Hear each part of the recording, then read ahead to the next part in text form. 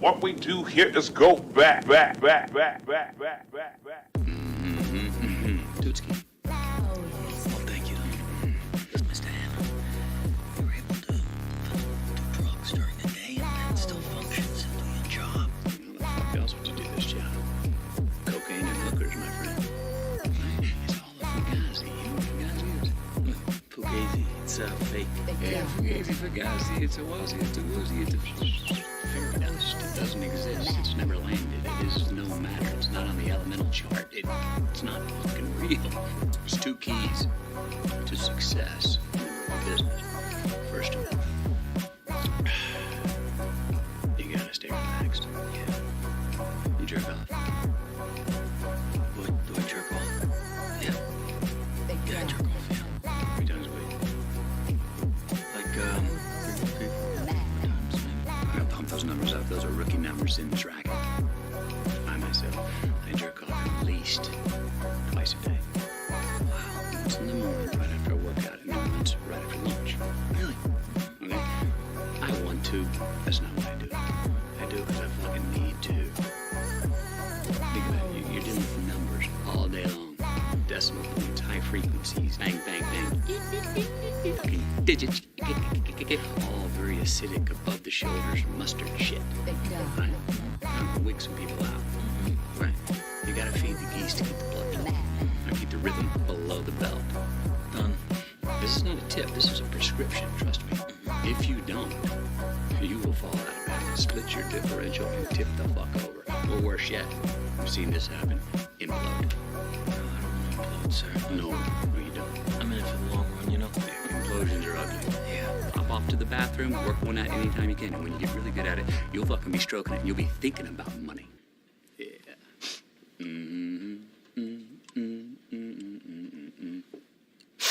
What we do here is go back.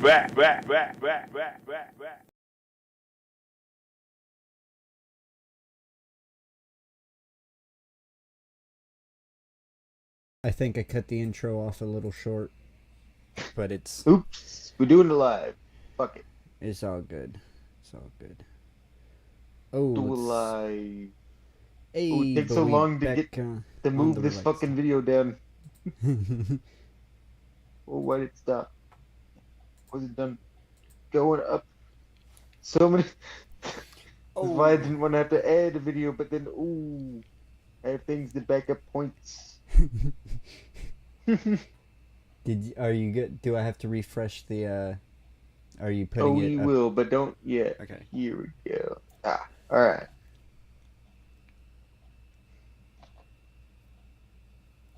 If you can, put it at the very tip top.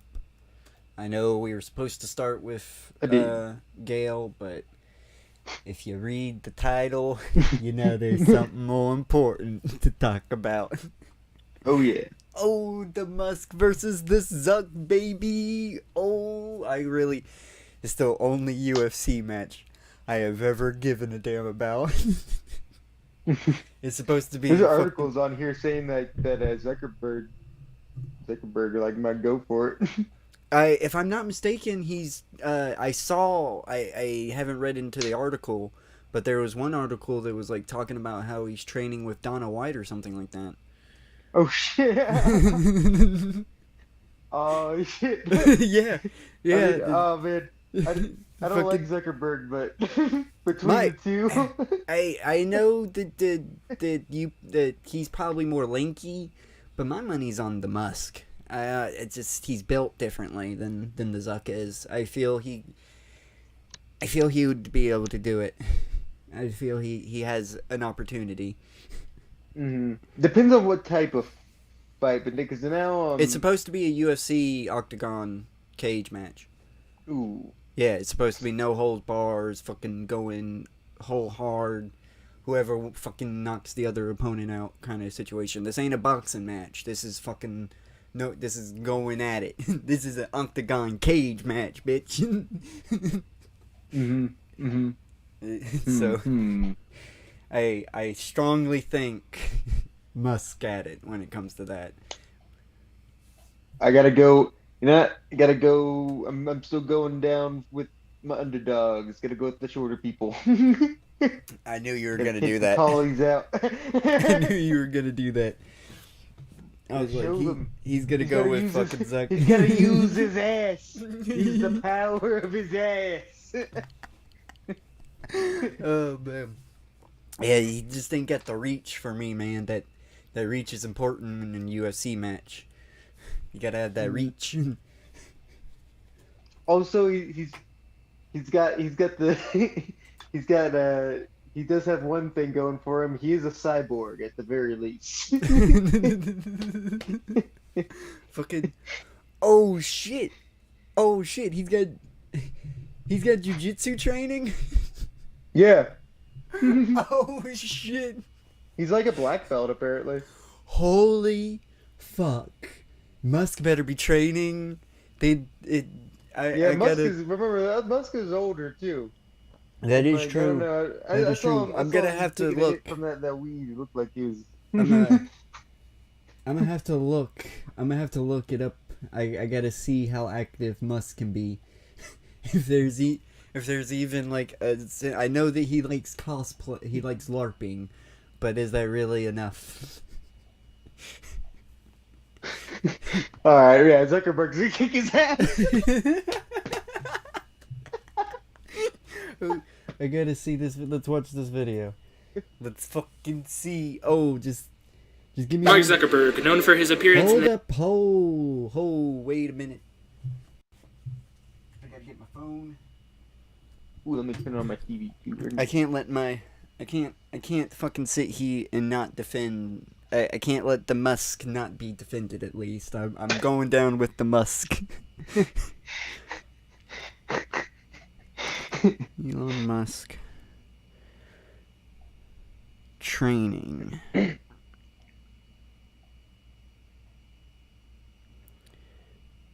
Why is it nothing but shorts? Oh, share the video too. Why can't there just be fucking... Why can't there fucking just be... Why is this all shorts? Why is it all shorts? Sure. Okay, so Musk is apparently Elon Musk is training with Joe Rogan.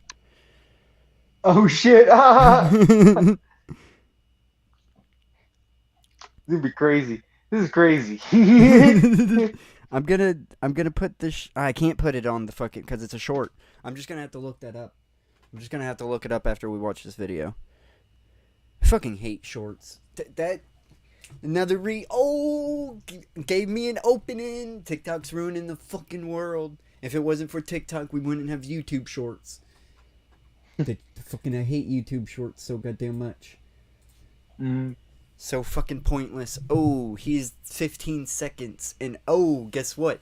For some reason, even if you have auto replay or the little replay feature fucking turned off, it constant replays the 15 seconds over and over and over and over and over again. It don't cycle to a new short. It just plays the same fucking short over and over and over again.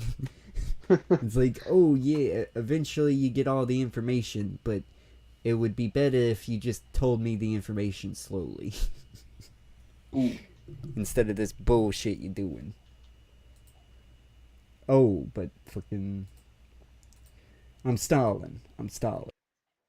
The hit miniseries iBook has recently switched his focus from simulating friendship to simulating murder. That's right, he's been dabbling in a little bit of the jujitsu falsely advertised as the gentle arts.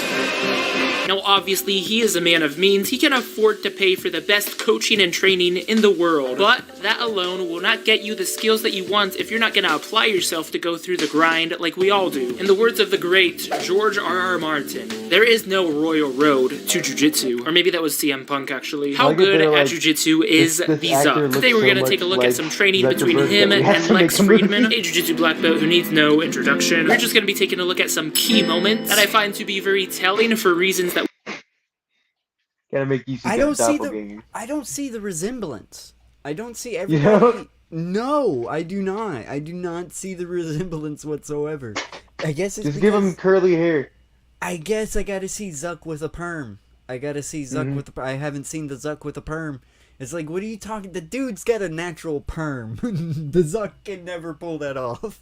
Wait a minute, does he play him in that? I never seen the movie. Does he play? Who plays? Mark's, He better the have played same- fucking Zuckerberg. The same dude that played in Zombieland, if I'm not mistaken. Yeah, It's okay. the same dude that plays in Zombieland with. So he does play him. He does play Zuckerberg in the movie, right? Yes, he does. Okay. I can't see it, I man. just- I gotta see again. Maybe because I gotta see Zuck with a perm, but I'm gonna just double check. Just gonna double check, make sure I am right on that. Yes, that is the guy that plays Mark Zuckerberg, for Nice. sure.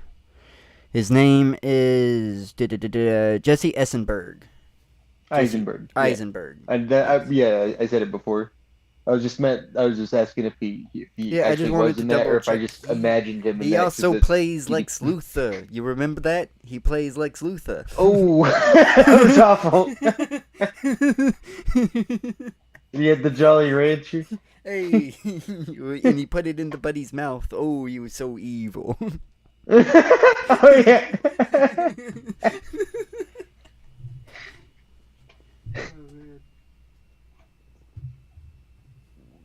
Maybe it was kind of on crack. Fucking, yeah, fucking he he played yeah. Fucking, I don't see the resemblance. Hey, but fucking Mark, the Zuck's looking pretty good. I will say that he's looking pretty good. I can't do half the shit he's doing now, so without fucking complaining about my back for the next 3 days. Mm-hmm. So I could give him that. See, it's because like We if he will fe- get if he into, fell if you on wanna his- watch the on his full- backbone, he's got all that pad. But you gotta think, all right? He's a millionaire, right? He's a millionaire that is paying for training. Most trainers, when they're training rich people, they take it easy on them because they don't want to hurt them. Because if you hurt them, then you don't get they get upset, and then they want a different trainer because you demasculated them, and you can't do that. So that's your paycheck gone. So I wonder how much of this is actual training and how much of this is somebody trying to make it look like he's training Zuckerberg, but at the same time he's like, oh, you're not gonna get hurt because I need that goddamn paycheck. that is a thing. True. Like those dudes that like fall down whenever people do like the quote unquote like key blasts. Yeah, fucking, or just like some rich fucker trains you to train their kid in martial arts. It's like, oh, I ain't gonna hurt you because your dad's gonna sue me. It's like he knows the fundamentals, but if he ever actually was put in a situation where they have to practice it, you're gonna notice the trainer went easy on him. Because he's gonna do the simple "Hi-ya, you don't have to," that pathetic, slapping you and slap your neck, and then he's gonna jump back expecting you to fall down, and you're gonna just be like, "The fuck was that, man?" Then he'll key blast you. Yeah. Go flying back through the goddamn wall. Yeah. Hey,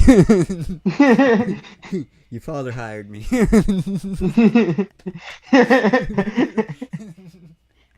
I needed that $20. training session in its entirety. I'm gonna link that down below. Go give it a watch. Make up your own minds. This breakdown is gonna be split into 3 different parts. The basics, i.e. the fundamentals and how well he executes on them. The roadmap, which is basically his overall understanding of the broader concepts. And finally, his standout moments, i.e. moves that he has a natural affinity towards. Natural affinity. What the hell am I saying? Moves that he's naturally good at. He seems alright. Now we all know that grip fighting. There's just such an awkwardness in how he moves. Because the trainer is not actually making him do it fully. He's just teaching him the steps to do it, but they're never they're never doing the one step where you implement the move over and over and over and over again as with all your force. The trainer can take that shit. That's what they're for. But they don't ever do it with the rich people, because the rich people they're gonna get hurt and they can't do that. So and if it's an actual like fucking like MMA like fucking match, like punches gonna be like thrown without like gloves too. So they're one gonna part have of gloves. the thing is like they will have gloves. They will have gloves. I mean they have those like short. They're kind of like they're not as like padded those like the. Yeah, it'll be very small gloves, but they'll still have gloves, or they could do the hand wrappings. That is, I think that is legitimately a thing you can do in UFC. But you got to have your hands covered. Got to. But other than that, it's gonna be no hold bar. I mean, he's learning grapples that will be good in UFC. You know, you try to get that submission victory in. But that submission victory is a lot harder than it is to get the TKO.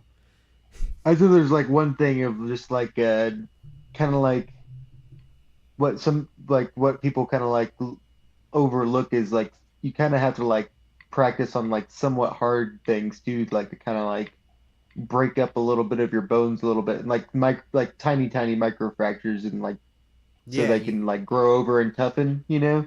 Oh yeah, there's all kind of shit you got to do to fucking. Because I feel like Zuckerberg is gonna be the type of guy who's gonna like actually throw that good punch, but then he's gonna hear like a crack in his fucking.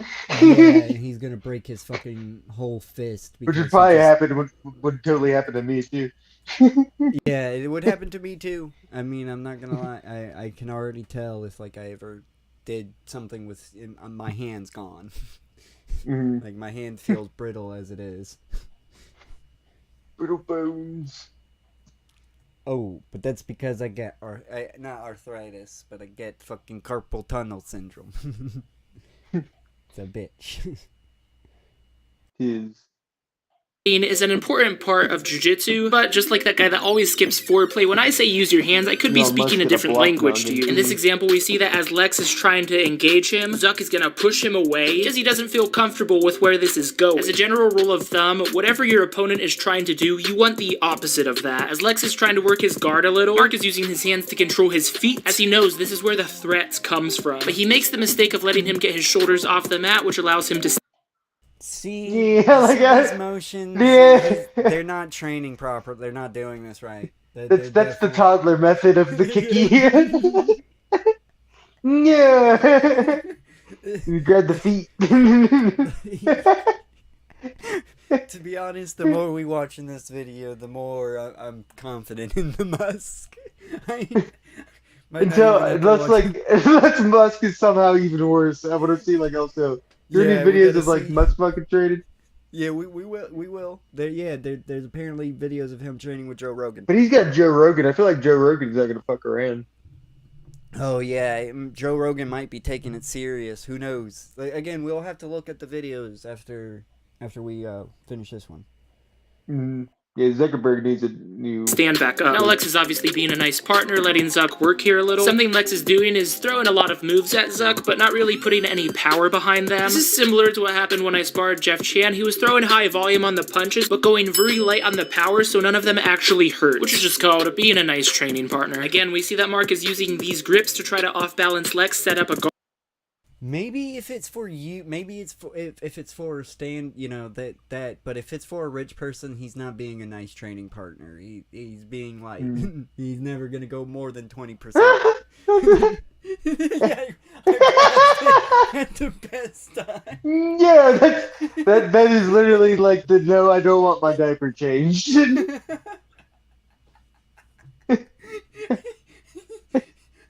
Zuck's Like, really. you're gonna get a rash. Hey, Zuck's gonna be trained in changing diapers at least.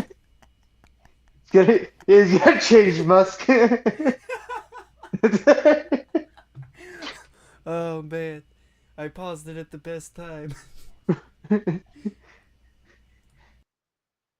Guard pass, but he's going to use the straight arm to get his back off the mat, and then start the dreaded butt scoot, which Mark is clearly not a fan of. Again, we see some good defensive grips here by Mark. He also knows to shoot his hips back, making it hard for Lex to go for a takedown or something, but he's fallen into Lex's head and sleeve grip, which he uses to go for a snap down into single leg. Clearly, Zuck knows he needs to go for a wizard here. He allows his leg to be pulled across Lex's body, which gives him an easy takedown. But Mark is going to use that same head and sleeve grip to set up his own single leg takedown. Now, he is making the mistake of looking down, which is compromising his posture. This would make it easy for Lex to go for something like a guillotine or just defend the takedown if he wanted to. He makes the same mistake here, looking at the ground, but then kind of fixes his posture. As Lex is dancing around a little, he converts it to a nice little double leg. And again is being proactive with his grip fighting, looking for a pass. Here, Mark has found himself in top quarter guard. Lex has a solid underhook here, which he can use to pop out the back door and start setting up an attack like so. Mark understands he needs to sprawl out, shooting his hips back. He is making the mistake of putting his knees on the ground. Y'all gotta change the names of this guy. This shit sounds so like gay porn right now that we're all. Oh, he's gonna pop out the back door. Oh, he's pulling the wizard. Yeah. It's like, oh, what the fuck, man? Oh, I thought he was making jokes. Those are actual fucking. Those are actual maneuver names. Y'all gotta fix that shit, man. Y'all gotta fix that shit. Here comes the nut tickle. Oh god. Oh man. Just taking the pressure off of Lex. But as Lex is sitting up with an arm drag, Mark knows he needs to break that off and get out of there. So what do I mean by roadmap? This is how you fit your moves together, essentially, to get from point A to point B. Basically, if you start in a given position, say side control, you understand the routes that you have to get out of there and start progressing your own game. In this example, we see Mark using his grips, looking for some sort of guard pass. As Lex sets up, he understands that he has a route to circle around and take his back. From here, he's looking to control the hands, probably trying to slide his... Unfortunately, people that do real wrestling have to admit it that they do just want to be close to another man. There's real wrestling. It is practical. Because I always see people who know how to wrestle always do like grapple someone down, and then everybody's like, "Whoa!" Yeah, that is true. All of a sudden, you got an ass in your face. Being able to grapple, but and you can't breathe. It was I just want to point this out. It was invented by the gayest fucking culture in our history. The goddamn like, it's not. All the evidence is against you. It's like most moves are about putting your opponent in your head's crotch. In your crotch. Well, let's face it. It's because of it's from one of the most the gayest like groups of mammals in all the animal kingdom, monkeys. That is true. Apes, primates. I want to point this out. The Greeks, when they wrestled, doing all those fancy moves where you if you definitely didn't have that leotard on and shit, your nuts and shit would be just flapping and just slathering all over each other, right? Mm-hmm. The Greeks did that shit. That's how they did it. Oh, yeah. They did it nude. Mm-hmm. So they was just making sure that they nuts and shit was in each other's faces and shit. It's I wonder if there's someone who just purposely didn't shower to get victories. Oh shit, hell yeah. Never oiled up. Oh fuck. The proper oils. He unfortunately put meat oil on himself. He unfortunately one day he gets the one dude that the Musk is what he's there for. So it just that opponent just had a major rager the whole time. That's all he could focus on. Because let's face it, it was the wrestling was just the Greeks' excuse to play grab ass. Let's face it. There's no going around it. There was no point in them doing it. I mean, it is practical.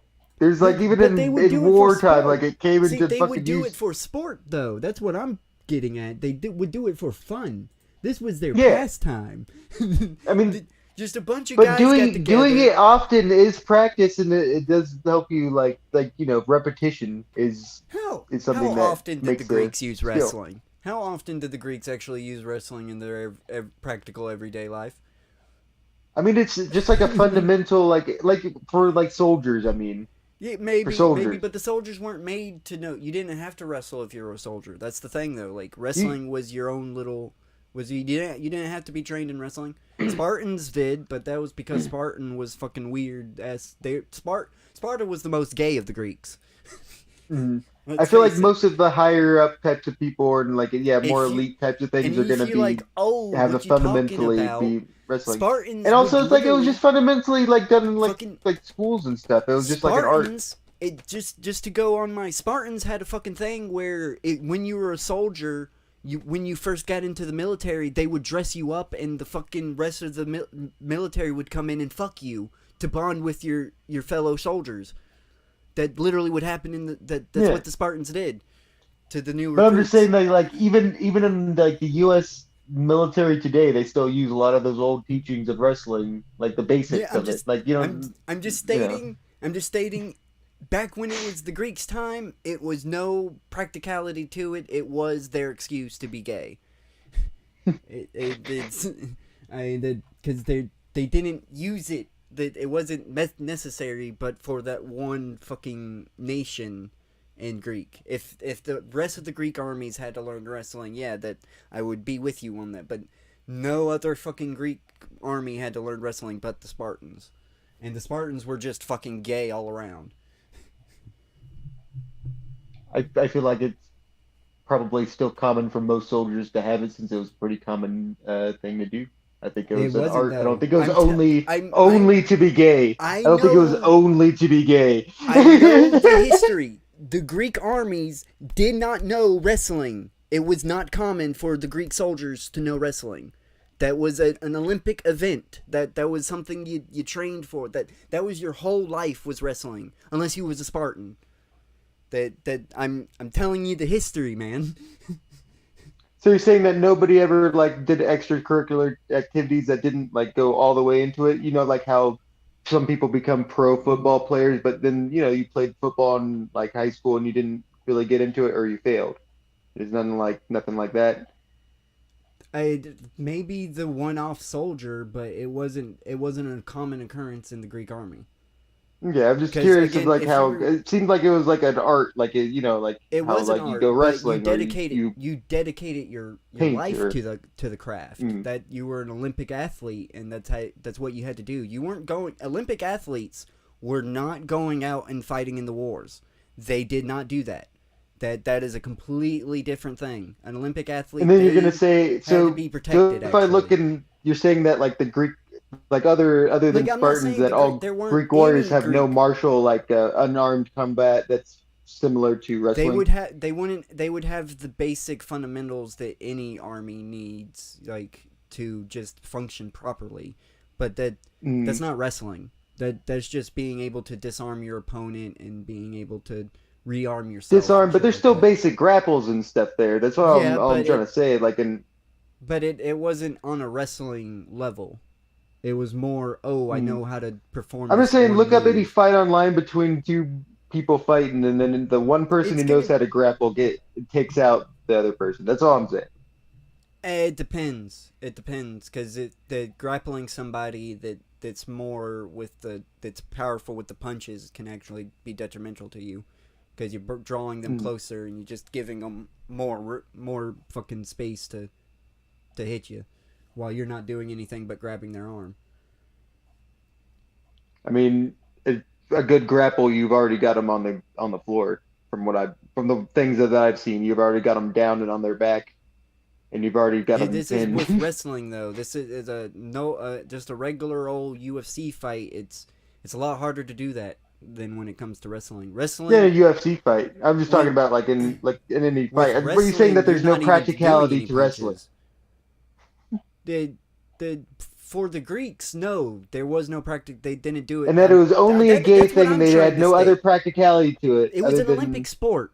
That's why it really that's what the excuse. But it was an excuse. It was just an excuse. Yes, it was just a fucking excuse because it wasn't okay to be gay back then. Still, just know that. Like, even though Spartans were literally fucking each other, that wasn't okay. Yeah, That was still taboo. Yeah. So it was just. It was a little bit more excuse. for the elite, yeah. And again, The elite could if do you're it an if everyone Olympic wants. athlete back in the Greek days, you did not fight as a soldier. No, you would never risk that. You got to fight in the Olympic Games. You got to be up. Okay. You got to fucking train. You got to be tip top. You can't go fucking fighting in wars and shit. I'm not saying there weren't any Olympic athletes that served in the Greek militaries, but it was just one Olympic athlete that was like, oh, Athens is being invaded. I'm gonna go fucking fight for Athens. It wasn't every single Olympic athlete was also a soldier. No, that was. I'm just making sure because I always thought the like case. the whole thing of wrestling was like the basis of like all like the basic mixed martial arts of like all military throughout time, basically. Are the ones that I've learned. I mean, you know. there's always the fundamental. Every single military does learn the fundamentals of disarming and shit like that. But some militaries, the Greeks were more about military formations and shit like that. Like they were a numbers people. They threw bodies at you, and make sure they had the right walls. formations and shit. Yeah, and then Huge the walls. Roman after the Greek Empire fell and the little pieces of Troy fucking found Rome, they just took those fundamentals and amplified them on a nth degree because they fucking were something made them warfaring. And if the Romans, they wrestled. You fucking couldn't deal. A Roman centurion could fucking wrestle you like a motherfucker. That I will completely agree with that. But when it comes to the Greeks, no, that was more of an Olympic athlete thing. Gotcha. And Olympic athletes, anybody that goes, oh, they were strong and they were hardy, it was like, yeah, but an Olympic athlete back then that did the running of the mile, that's all they did was run a mile. That's all they trained their life for, and that was their life, was to run that fucking mile. Okay. Because every time they ran that mile, even if they fucking lost, they would still have like admiration and shit from them. Because, oh, look at that burly naked man running. Look at him. He's all sweaty. Oh, and his thing's all flopping around. He deserves a reward.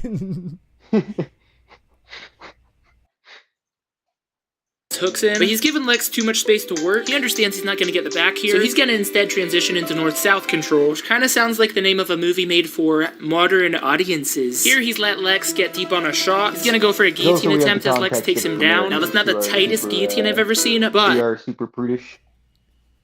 Yeah, fucking the American military. We teach our fucking armed forces martial arts that they will never be able to utilize in the field. Oh no, I meant us being prudish about like nudity and stuff. Like back then when you'd be like more desensitized to nudity, you'd be like, oh, it's a penis flopping around. That's just a penis flopping around. Prudish. If it was me, everybody would just be flopping around and shit. I don't give a fuck.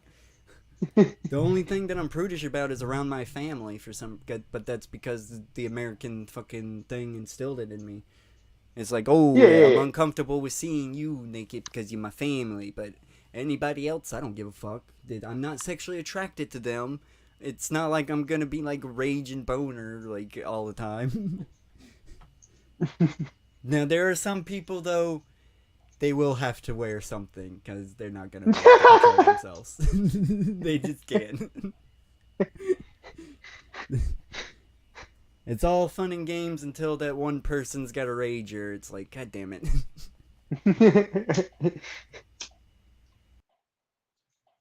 As he's controlling the head, he's gonna push off on the legs. This is gonna allow him to pull that bottom leg in, putting Lex in his closed guard, which is a good play by him, using the guillotine attempt to keep himself from being put in side control. In our last clip, he's gonna use these grips. Lex is gonna pop up to his side, and Mark's gonna circle to his back. This time, he's able to grip his hands together for a solid over-under control. He's gonna put his top hook in and then pull Lex off to the side, allowing him to do a little bit of finagling to put in his other hook. Here he knows he wants Lex off to his side instead of being on top of him. From the back, he's gonna go for a textbook finish, the rear naked choke. So overall, it seems he has a pretty good understanding of how to chop up something like point A to point B into a lot of smaller steps. Now, he is missing some of the finer details. Like we already said, his posture could be better, he could have better balance through places like this. But all that will come with time if he continues to put in the work. For somebody who has been doing jiu-jitsu for only 1 year now, I'd say his progress looks pretty good. I mean, he did win his first jiu-jitsu tournament ever, so, yeah, he's already done better than me there.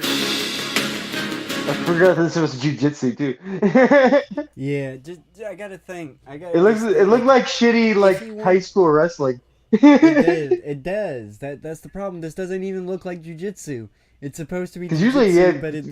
jiu-jitsu I've seen, man, people are getting slammed down. Yeah, this is definitely super pathetic and weak. Even That's why the high school jiu-jitsu, you're getting slammed down. Yeah, the tournament he won. Everybody must have went easy on. They were like, "Oh shit, we can't hurt the Zuck. We can't hurt Facebook guy." Oh, I've already said it, so I have to put my money down still on him. But it doesn't look good. You should have known when I was like, "I'm putting my money on the Musk." You should have known something. Doesn't Musk have really skinny legs? I'm hoping that I'm hoping that the middle image I have of him. Unfortunately, he's built like a 1950s wrestler, dude. The Zuck. No, he's a fucking fridge. Why did I think of him having a very thick top, but the very kind of old man skinny legs? Maybe because there's one awkward picture of him floating around on the internet. Maybe. But he is built like a fucking fridge, man. He looks like a 1950s wrestler. I focused too much on the ass. Yes, you did. You did. I was looking at I was actually paying attention while you was going, "Ooh, that's a nice ass." I'm just saying there's muscle there. It helps you with the grapples. Fucking... Is it you thinking of that weird ass Spider-Verse fucking animation that came out where it has the 2099 Spider-Man grab Miles Morales with his ass? Have you seen that? I don't think I've seen that. Oh, we're looking that up. Oh, that's how we get. That's how we get banned.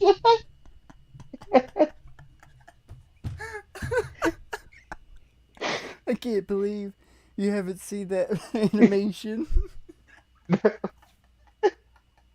I love the things that's oh, how can you have not seen this?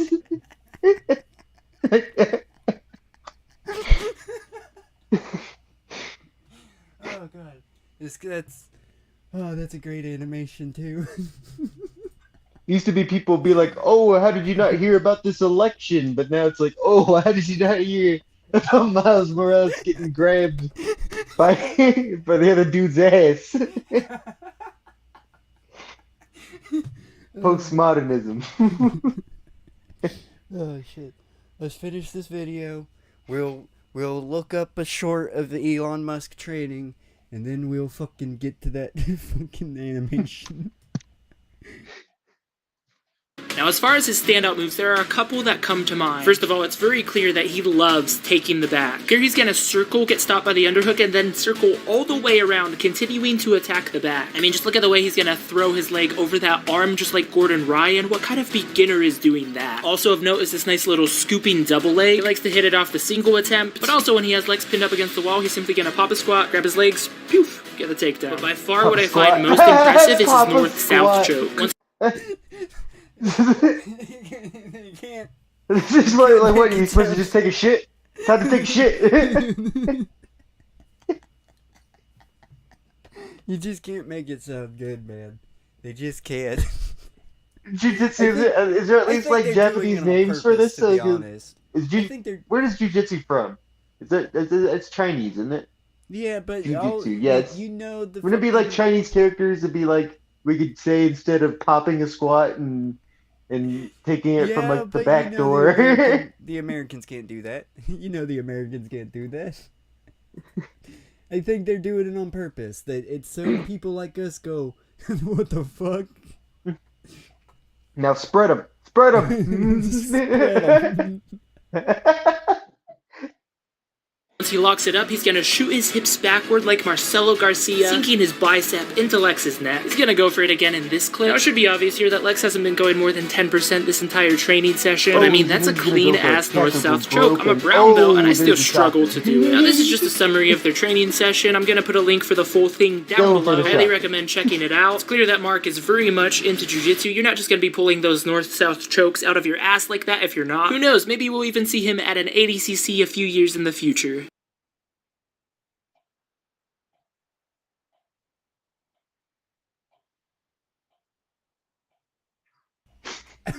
Oh no, Doesn't look good. Gale, not yet. Yeah, Not yet, Gale. Not yet. You jumping I the know, gun. I know you got something important to say, but we've got one more thing. we got two more things actually, but the Elon Musk training. Oh come on, what's with the G? I didn't even hit G. Musk. Okay, boy. Elon Musk. Hold up, Gail. I'm not telling you to shut up, but you need to be quiet. I'm not telling you to shut up, but I am telling you to be quiet. Okay. Now where's that goddamn short that I saw? Where's the fucking short? There was a fucking short of Elon Musk in the goddamn octagon with Joe Rogan. I saw them. I know that wasn't fake. Joe Krogan. Fucking, where the fuck is it?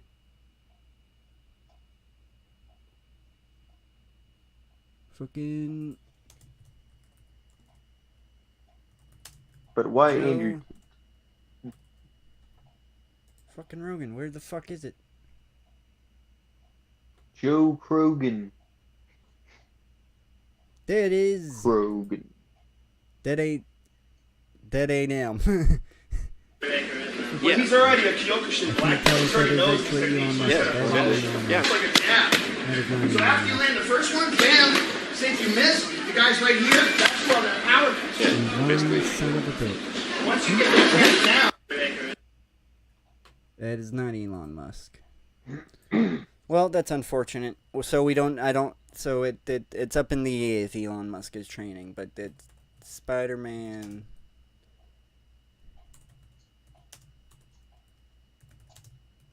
What the fuck would it be called?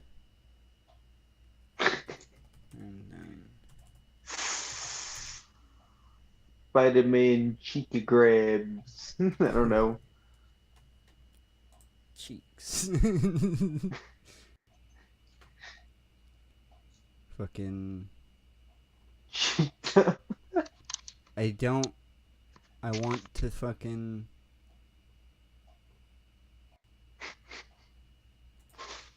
Oh, we're going down. No, this ain't it. I clicked on the wrong fucking video. God damn it. We're going down this part of YouTube, huh? For Spider-Man cheeks. Fucking...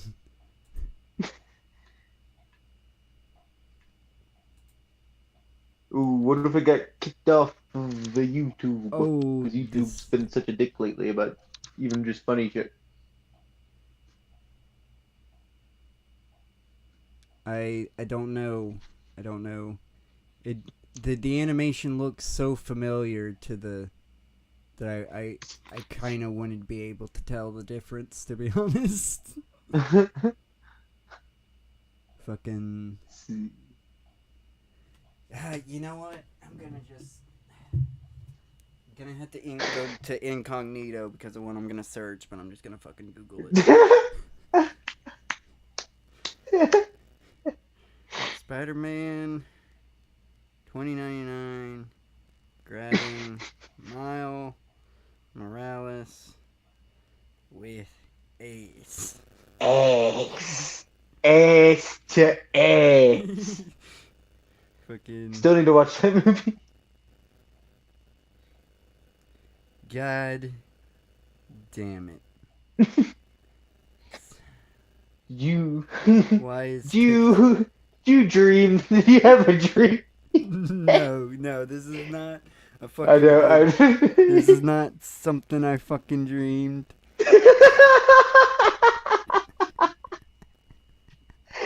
There'd be what a dream. What a thing to create. Fucking. Give me 1 second. I got it. I'm going to the website that I saw it on. iFunny. It's always got the. It's. I hate it, but it's always. Do they have got a the best history? shit. It's got a view. Yeah, it's got a view. It's got a view history. So it'll be. Ace to Ace. So it'll be somewhere. It'll be super recent too. I don't think I smiled at it. Did I smile at it? If I would. I really appreciate myself if I did. But it doesn't look like I did. You son of a bitch. Yeah, it doesn't seem. It's hard to Now tell look though. Now look what you wrought. It's hard to tell though because a bunch of memes that I did smile at are like super recent. So it's like, oh, I can't. I don't know. I don't know how far back it is, cause it. I should have reposted it. Oh, but I know it's on my viewed. Let me just fucking keep going. Oh, don't you just love iFunny? Never used it. You can't. It's not allowed on. Even though it's got the weird naming trope of it was a fuck you to the Apple people why they named it iFunny. It was like, oh, you naming all your apps whatever, iCamera, iStore, and shit like that. Well, iFunny's taken, bitch. Ooh.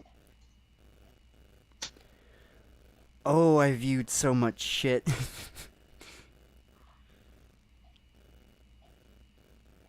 I mean, in the meantime, we could have Gail. Yeah, I'm fucking, hold on. 29.9. I'm sure she's got a lot of shit to say.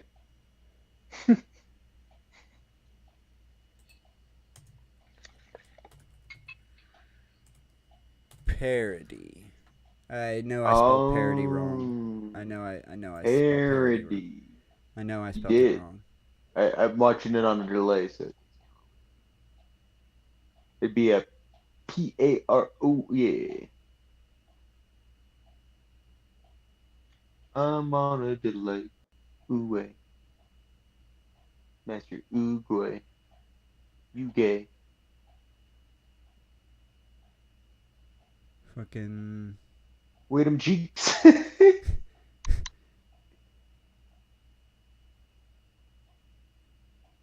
Where the fuck is it, man?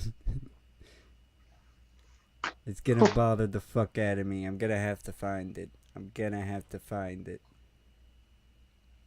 But I will go to the playlist and have Gail going while we do this. While I look for it. Ooh, because there's so many things we need to cover. Yeah. I'm just killing you precious time. You're killing it! Hold on.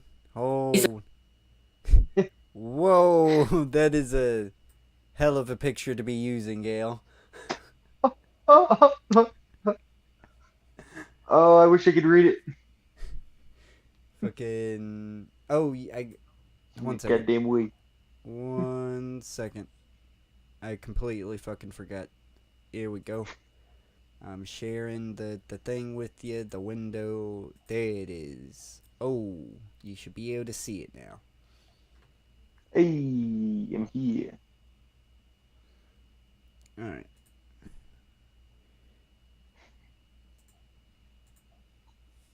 All right.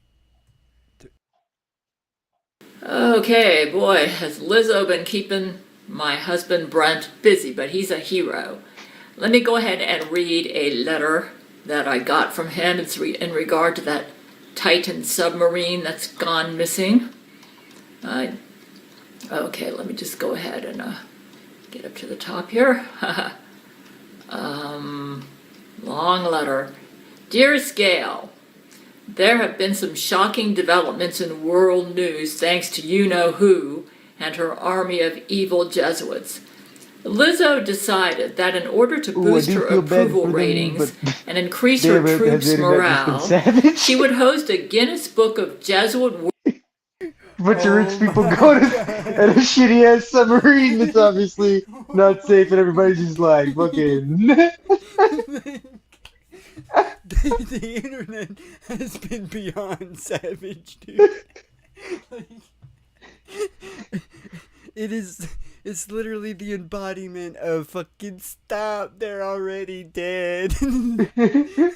Like, imagine if they like one of them did, like only one of them did survive and like come back, man, just to see. Just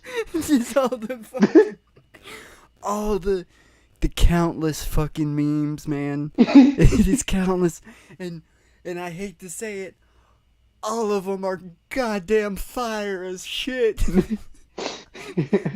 There hasn't been a single meme where I'm like, oh fuck, that's just tasteless. There, every single last one has been on fucking point. It's like, damn, dude. Oh. It's a bad situation, but what a way to get roasted. Mm-hmm. Just goes to fucking show you. This just goes to show, like, we really do just want to put. All the millionaires just need to start being gladiators for us. It's what we want. They have all that fucking money. They need to goddamn earn it the right. They need to keep it the right way. Oh yeah, it's like, oh yeah, you could be a super powerful billionaire and I could still like live in like just right above poverty, but you're gonna have to fight. You gotta fight. You gotta entertain us, entertain the masses. Unfortunately, the fights are kinda to the death, but it's okay. They're going in submarines anyway, so. Let's face it, the only reason why anybody doesn't like the idea of the gladiatorial battles is because it was mostly slaves doing it. If it was the rich people doing it, we all would be up there going, kill them! Fucking kill them! No. Didn't we have this Jesse Eisen? That's not Jesse Eisenberg. Goddammit! Fucking Zuckerberg and Musk fucking fight coming up. And I mean, they're not exactly the 1%, but there's some rich people fighting. Fucking Elon Musk and Zuckerberg, they're beyond the one. They're like the 0.01%. Are they billionaires? Fucking Elon Musk is the dude that's trying to go to Mars, man. Oh yeah, I guess he's a billionaire. I forget their net worths. And fucking Zuckerberg is pretty much up there. He's close enough. I will say that Zuckerberg is close enough. He's trying to create the metaverse, for crying out loud. He's literally trying to. I get what he's trying to do. He doesn't want to outright come out and say it because everybody would go, "You're a goddamn dumbass." But he's trying to create his own universe.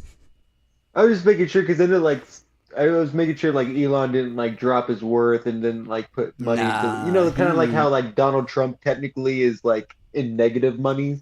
Oh no, Elon Musk will never be like that. Elon Musk is actually smart. He might do some wacky shit, but he's actually intelligent. Because sometimes when people are rich, they're like, oh, it's like technically they shouldn't have money. Like if you went by like all the the money they failed and all the money they owe and stuff, but it's like, oh, they were rich for this long. I'm gonna say this right they now: if you get a have bunch of tax. if you have $1 million in your bank account right now and you're waiting to bid on a fucking crystal, any kind of crystal, you are the dumbass that doesn't need money. Like you should not have gotten that money. Because the crystal's gonna be $3,000 and everybody's gonna be like, what? Well, what does it do?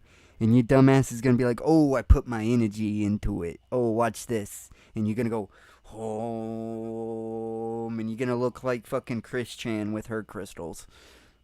When for $3,000 you probably could have got like those things that you could like start making your own fucking crystals and diamond things with the pressurized things. Then you could have had all of them. You could have as many crystals as you wanted. That ain't the same. That ain't the same. That would be artificial crystal. The crystal that I'm buying was natural. I mean, it's still the same process, and it's still the same chemical. Oh, Not well, exactly. it's not actually natural. They're being lied to, obviously. They're buying artificial. Most of the crystals you're buying online and shit, they're artificial. Like they're created like by somebody with the fucking hydraulic press shit. Yeah. Whatever it's called. It's not a hydraulic press, but it's something of that nature. Mm, yeah. Which I think it's still like the same looking type of thing. It causes a lot of pressure. Yeah. I know I haven't reached the end yet because the submarine memes aren't stopping. But let's continue. Event. All of the Jesuits voted on which world record they wanted to break. It was determined that the most highly requested world record achievement among Jesuits was most billionaires taken into the anus via submarine. Conveniently, there was a submarine departing from Canada full of billionaires. One ambitious Jesuit stepped forward for the task. Among his Jesuit comrades, he was known as the Submarine Jesuit. A cousin of the Malaysian Airlines Godzilla Jesuit, the Submarine Jesuit had studiously trained all of his life to compete for this daunting and important world record. Jesuit technology had been used to make him better adapted to the sea, and for his anal tissues to accept submarines. His day had finally come, and he was lubed up and ready to take a submarine full of billionaires up his muscular, hairy anus. Strapped into his brightly colored swimsuit leotard, the Submarine Jesuit stood at the edge of a Jesuit dock ready to dive. His bearded face was like steel. His curly black chest hairs peeked out of the top of his leotard and rustled in the ocean wind. Love to have a It was time to fulfill his life's purpose.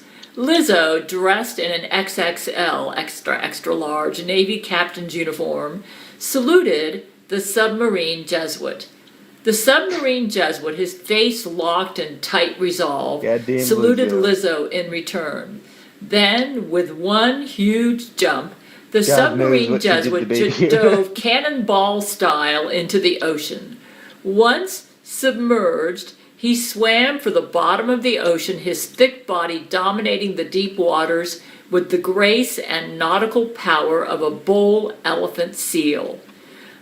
Meanwhile, aboard the Canadian submarine known as the Titan, a room full of billionaires toasted each other over glasses of champagne. I just heard a weird What a rare pleasure it will be to see the sunken Titanic, said one billionaire. The underwater views of such an industrial wreckage must be stunning. Oh, it's going to be marvelous, darling, agreed a billionaire's wife. We had so much excess money this year that we thought about just burning it in a trash fire or donating to children's cancer research. But when my husband and I heard about this once-in-a-lifetime opportunity, we just couldn't pass up the occasion.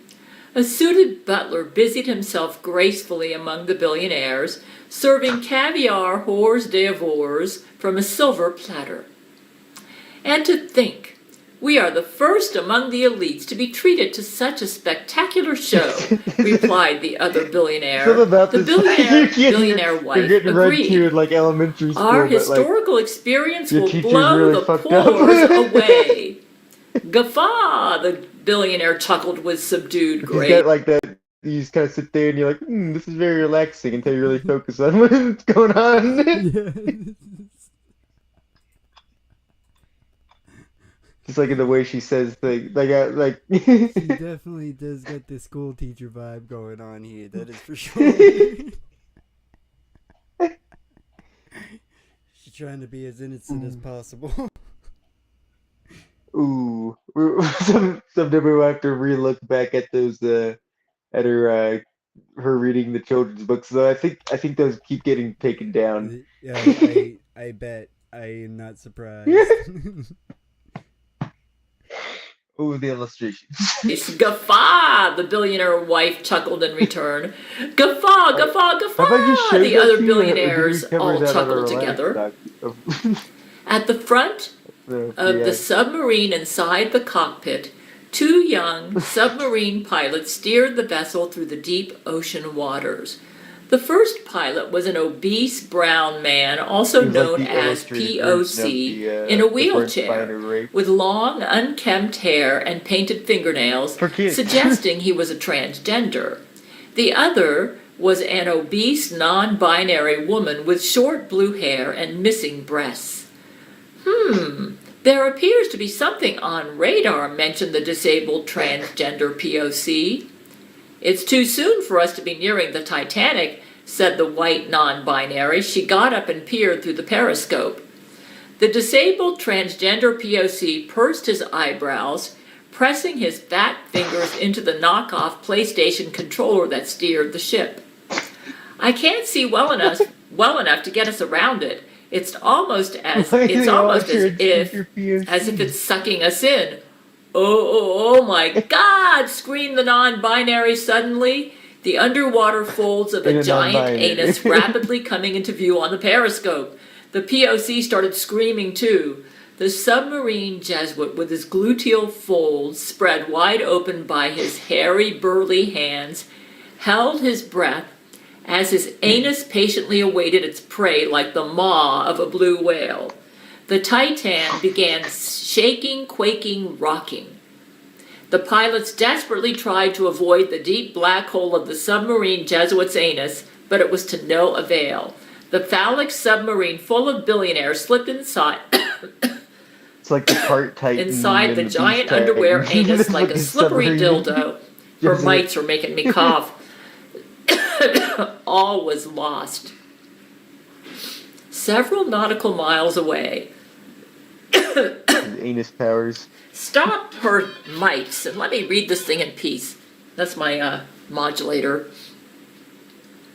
Several nautical miles away, one of our underwater shuttle pods was slowly circling the wreckage of the Titanic. Inside was Discord member Poundhouse, who was on a private mission to get inside the Titanic for himself. I just have to find the heart of the ocean necklace for Gail, he murmured. I know it's here somewhere. If I can retrieve it and send it via the P.O. box she uses for fan mail, which is P.O. Box 2204, Huntsville, Alabama 35804, she will love me. A deep boom was heard in the distance. What was that? Poundhouse questioned out loud. Loud banging could be heard on his shuttle pod sonar. This sounds like trouble. I need to contact Church of Gale right away. A high-pitched chirp sounded from my view screen inside Church of Gale. I pressed the button to receive the transmission. Brent, it's Poundhouse from Discord. I was at the Titanic trying to retrieve the heart of the ocean for Gale when I heard suspicious banging sounds on my sonar. I'm headed toward it right now. This could be Jesuit activity. You have to investigate. We're on it, I replied. What's your location? The view screen began to flash with static. Poundhouse responded, but his voice could barely be heard. Brent, he shouted, I'm at the... Apparently Gale was trying to save him. Goddamn. The only one who went out there to actually do something. Yeah, who didn't just judge them and was like, like, they may not deserve me as a hero, but ooh, I'm the hero they need. Yeah, I'm going for it. Hey, sometimes heroes don't wear capes. Oh, let's continue. Then they could give you the There appears to be anus, a submarine, fat Jesuit, anal submarine. I can't hear you. You're cutting out. The shuttle pod rocked violently, and Poundhouse screamed. In a few seconds, we all witnessed a flash of implosive force. That's her mites. Poundhouse's body and face rapidly caving in as the emergency shields failed, and the walls of the shuttle crashed him like a tin can. The view screen completely flashed to static. We just got to that fucking... It was episode 6, by the way. They were fucking nano droids. Fucking... Was that episode just so goddamn stupid. I like the super battle droid. I like when he was running. Hey. And I thought when I was so excited, I'm like, oh shit, are they actually gonna be like, because droids ascension, are they actually gonna be like uprising? Is there gonna be a rebellion? Little droid rebellion taken back? But oh no, some fucking bald separatist. So I like Christopher Lloyd, but it was Scooby Doo. We got Scooby Doo. Isn't that what you wanted? But you know what? I still had more fun with that episode because Lizzo was just so happy to have a baby Yoda.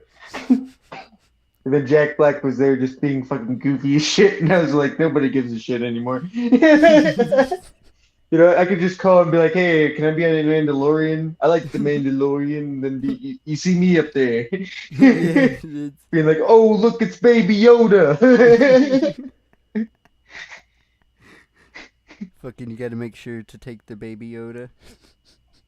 Oh, I'm taking the baby Yoda, and I'm leaving a salacious fucking B crumb, baby. That's how we take it over. Hell yeah. Your boy, it'll become the Salacious B Crumb Show. I mean, with a name like that, I usually not a main character. Hey, because everybody's like, who the fuck is that? The guy that goes, I know who he is, but anybody else is like, what the fuck?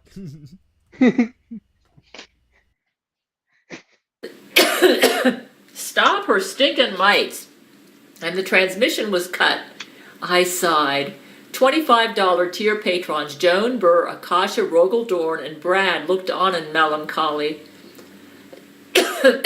I think he really did love Gale, remarked Rogel Dorn, shaking his head. The sea is unforgiving, and he didn't love her enough to become a $25 tier patron. Speaking of loving Gale, said Akasha, we need to figure out what's going on under the ocean so that we can protect her. It could be a Lizzo threat. You're spot on, Akasha. Let's get moving, I said. The team and I all piled into one of our underwater shuttle pods and submerged into the ocean near the approximate location of the Titanic. Although we didn't see anything out of the ordinary at first, soon our sonar readings began picking up on the loud banging sounds. We followed the sound of the banging toward what appeared to be a large, fleshy mass floating near the bottom of the ocean. What in the cosmic horror is that? Joan screamed. Oh my God, I exclaimed. We were staring straight into the anus of a massive hairy Jesuit with the shape of a submarine sticking out from the sides of his abdomen. Ooh, turtling. My God, the Jesuits have done it again, Brad murmured with disgust. I attempted to hail the Jesuits, apparent submarine they sitting can't inside the keep bowels of this getting Jesuit away. monstrosity. There was no response. This isn't good, said Rogaldorn. If the submarine stays inside this Jesuit monster's anus for too long, the whole crew inside will run out of air. We heard banging on sonar. That must be the people inside, voiced Akasha. That means that they're alive, so there's still hope. I couldn't imagine the kind of skills I would need when becoming a $25 tier patron, said Joan, but I definitely didn't anticipate extracting a submarine from a submarine Jesuit's anus as one of them. Okay, guys, declared Brad. I've been around long enough to know what we need to do next. He then pulled out his cell phone and pressed the speed dial for Bill Nye. Brad's phone began ringing. We all waited silently in anxious anticipation.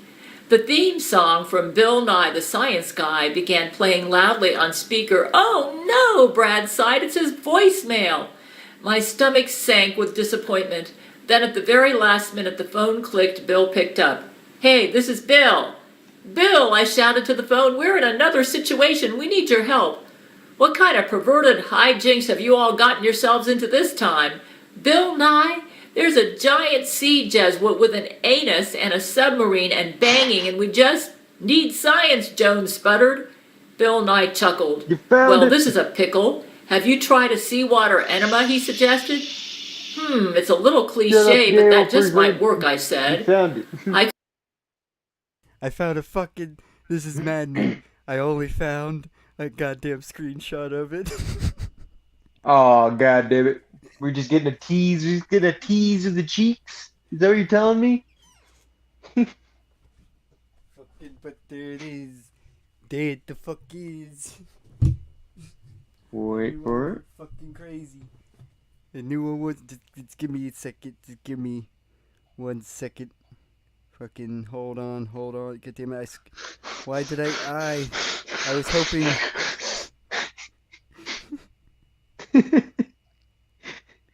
Fucking...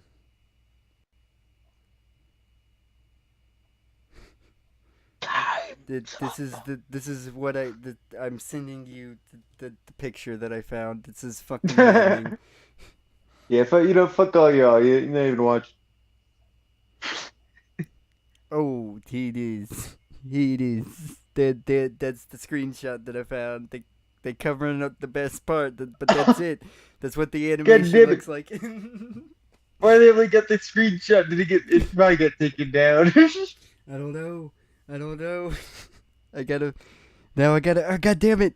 I gotta find that screenshot again. No! Please tell me. I viewed it. I just viewed it. Oh, it should, why didn't I smile at it? I should have smiled at it. Oh, but I'm on the right track. I didn't dream it. All right. I'm gonna keep looking. I'm on a mission. I could rig our laser cannons to shoot jet streams of water instead of lasers, Akasha offered. That should provide enough pressure to loosen the submarine from the submarine Jesuit's anus. Good idea, Rogaldorn complimented. I'll give you a hand. Let's do it. With the clock ticking and the ill-fated submarine quickly running out of air, our team got to work. Soon we had our cannons modified and aimed toward the bulging sphincter of this submarine Jesuit. On the count of 3, Brad counted 3, 2, 1, blow! Our underwater shuttle pod rocked and shifted backwards as a payload of salty seawater was blasted into the anus of the submarine Jesuit. The submarine Jesuit winced, his eyes closed, and groaned, his anus and bowels shuddering. Tensions rose both inside our shuttle pod and inside the submarine Jesuit's gay intestines. We watched, waited, when suddenly, slurp, blue, boom! The lights in our shuttle pod shut down. Our radar went dark, and all fell silent. We found ourselves submerged in darkness. Were we doomed? Was our fate under the ocean now hopelessly intertwined with the doomed crew of the submarine inside the Jesuit monster's gaping anus? Moments later, the lights inside our shuttle faded back on. Akasha looked through the periscope. "I can't see anything," she reported. "It all just went milky white.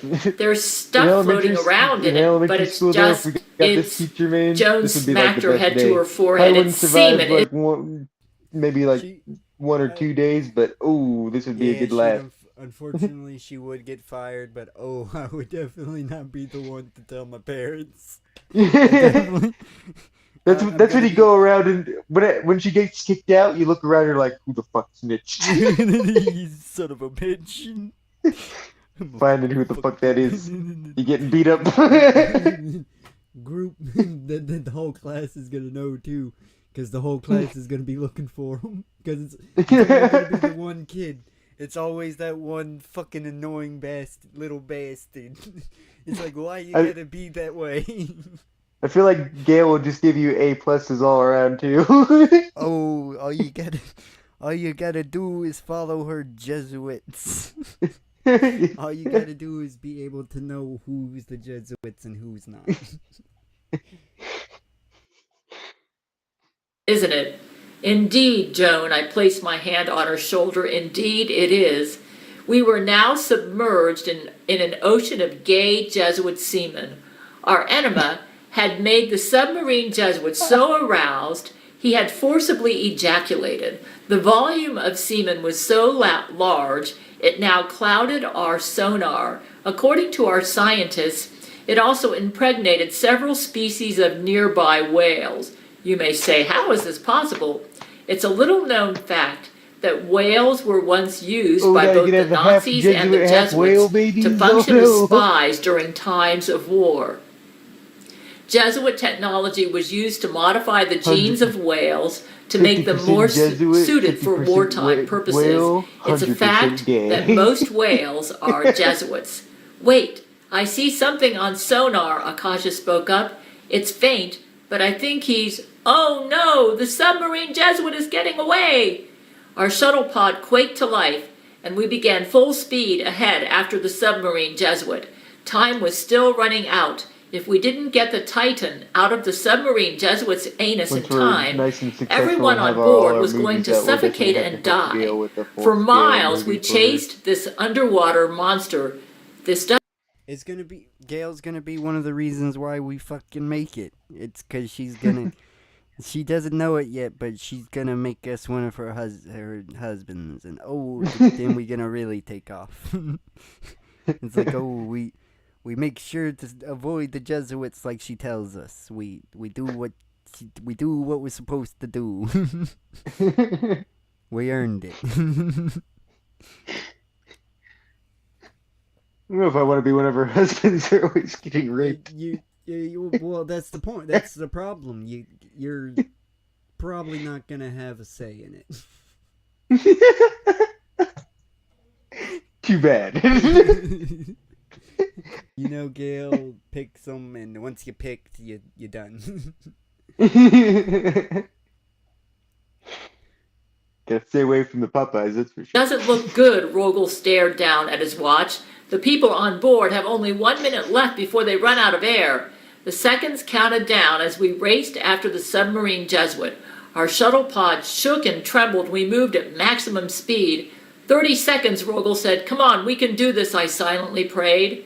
20 seconds, our hearts raced. Our engines roared. 10 seconds, we had to save them. 5 seconds, we were so close. 3 seconds, was it too late? 1 second, my heart dropped. Just then, the submarine Jesuit breached the surface of the water like a marine mammal coming up for air. His gigantic round rear broke the water with a splash. His gay anus like a blow.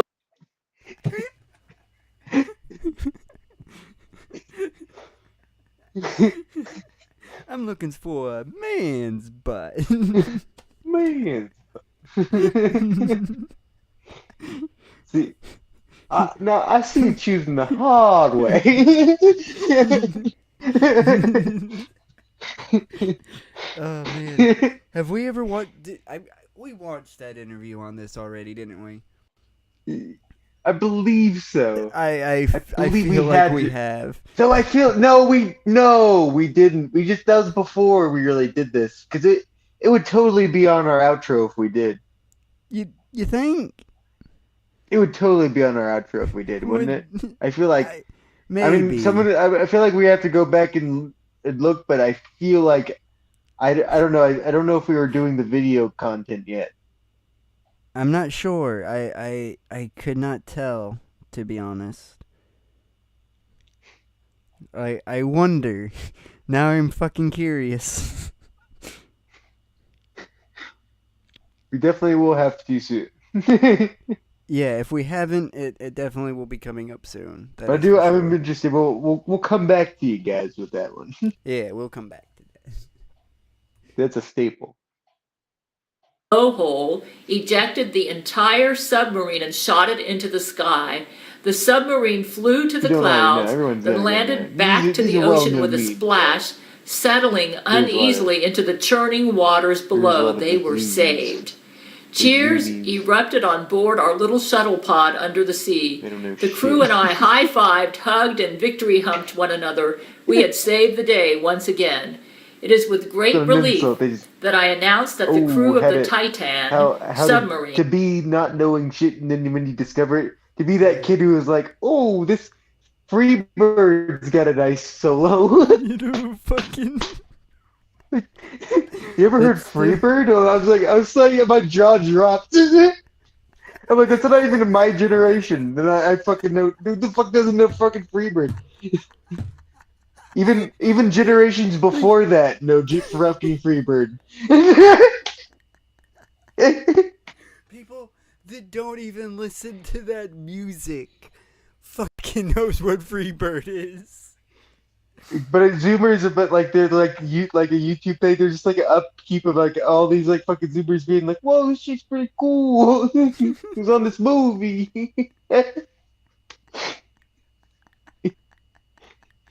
Which is awesome that you can like since something that would be so overplayed and I don't have like an emotional connection at all to anymore. Maybe since like I feel like I probably did like the first time I heard it when I was like fucking like 4 years old or like 3 years old or some shit, but but oh, you can the things they can experience. You got all this new shit and then you got all the old shit and you have access to it all. And all the old shit is better than the new shit. That is Yeah, for then sure. so you start off with all like the new shit and you're like, oh yeah, this is kind of cool, and then you like look up some old shit and you're like, oh shit. Oh, but then there's that one kid.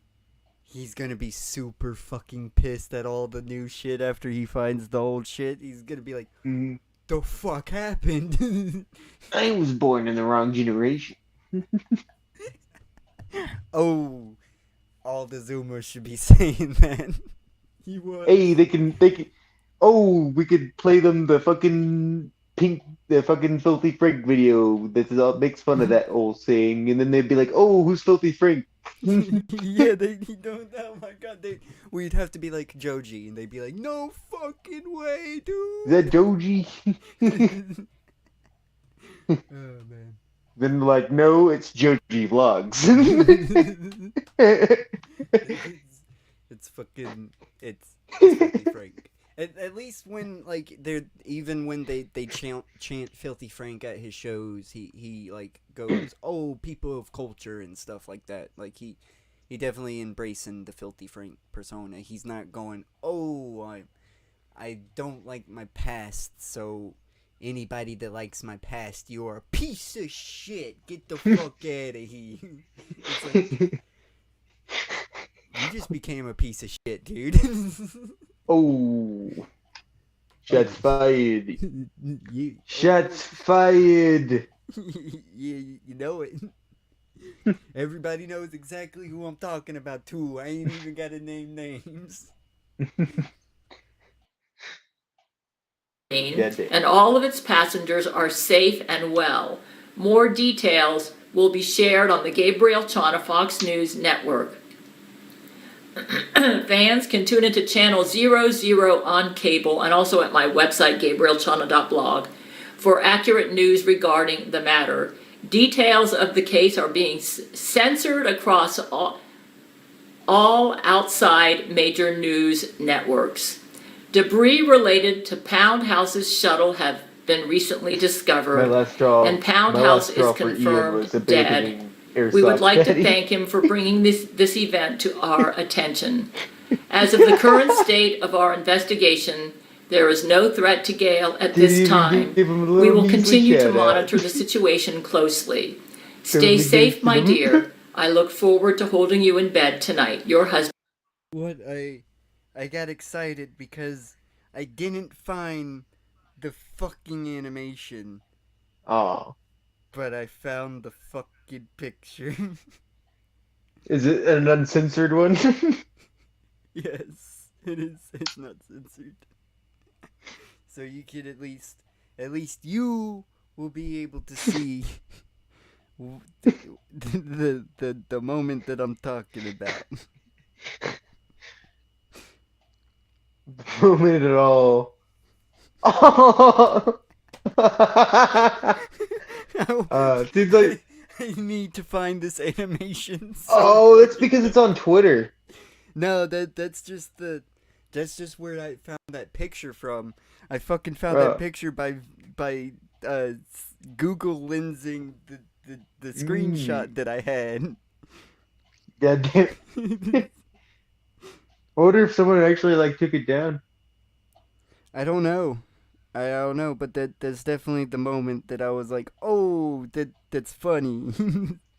Because why can't art be preserved? It's the moment where he choke slam Miles Morales down on the train and across the Spider-Verse, but instead of him choke slamming him, he just turns around and grabs him with his ass cheeks.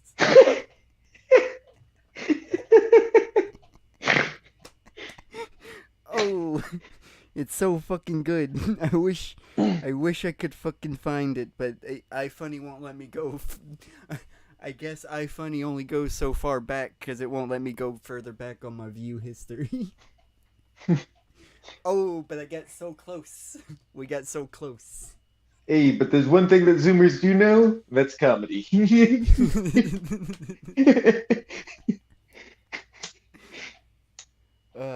That's such a good fucking... I wish I could find that animation. I will. I will continue to look for it. I'm not gonna give up. You know how I am. Mm-hmm. Husband Brent Spiner. I recommended that everybody in that shuttle pod get a Medal of Honor, and also Brent get one for saving Jesus' life back in March 2022. Something, Brent. When did Jesus get in trouble? When was that? Back in 2022. Jesus was in trouble back in 2022, and Brett Spiner had. He had to rape him. Gonna rewind, and we're gonna. Investigation. You get, a DUI? There is no threat to Gail at this time. We will continue to monitor the situation closely. Stay safe, my dear. I look forward to holding you in bed tonight. Your husband, Brent Spiner. I recommended that everybody in that shuttle pod get a Medal of Honor, and also Brent get one for saving Jesus' life back in March 2022. The submarine Jesuit, it appears, has escaped. So just go ahead and listen to 00 on cable, see if we get You any can't more. blame me because I don't know. It still seems like it's still in line with the Gale. He saved fucking... He saved... When was that? I don't remember that happening. I don't remember her ever talking about that. That's why I'm confused. You bringing up gotta lore. know. You're bringing up lore you haven't explained yet, Gail. I mean, Come on now. You had to be there. Or information. The drawing was done by Pound House that you're seeing on the video. He was able to draw it really quick before he died. Okay, did Pound House actually create that artwork? Do you know who actually originally created that artwork? Because I know that art style is someone specific. I just don't know who it is. I mean, anyone can replicate that style. Yeah, but It's like kind of like a meme style. I just want to know if Pound House is taking credit for that style or not. I just wanted to know.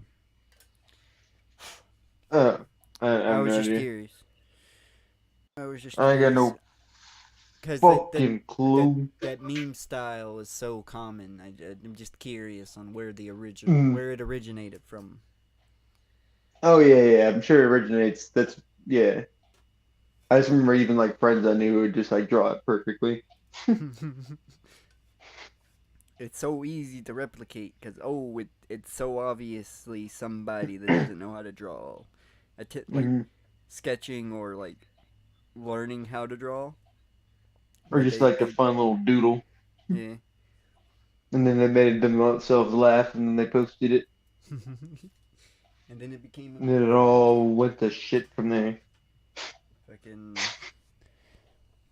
Oh, you remember when memes was literally just like stick figures with weird faces? Yeah. Oh, those were the times. That was like 2011, 2012 shit, man. Meme base. That is old ass shit. What they? Oh, and before. Can I has cheeseburger? Yeah, right before that, it was literally just like a screenshot of something with that weird colored background of the. Oh yes. And it was. Yes. There's fucking. They're so fucking stupid too. There's fucking like fucking. I like Red Kips and shit like that. The dinosaur, the pondering dinosaur one. Bachelor frog, and it would say things like discussing things bachelors would do, and it just have like a frog, and you're like, what the fuck is this? Yeah. Oh shit. You know, it's Bachelor Frog. Oh man, fucking. To go back in time and just be able to experience the evolution of memes again. Oh, it's like it shouldn't be nostalgic, but holy shit, like has it gone from like being ironic to being just downright sad?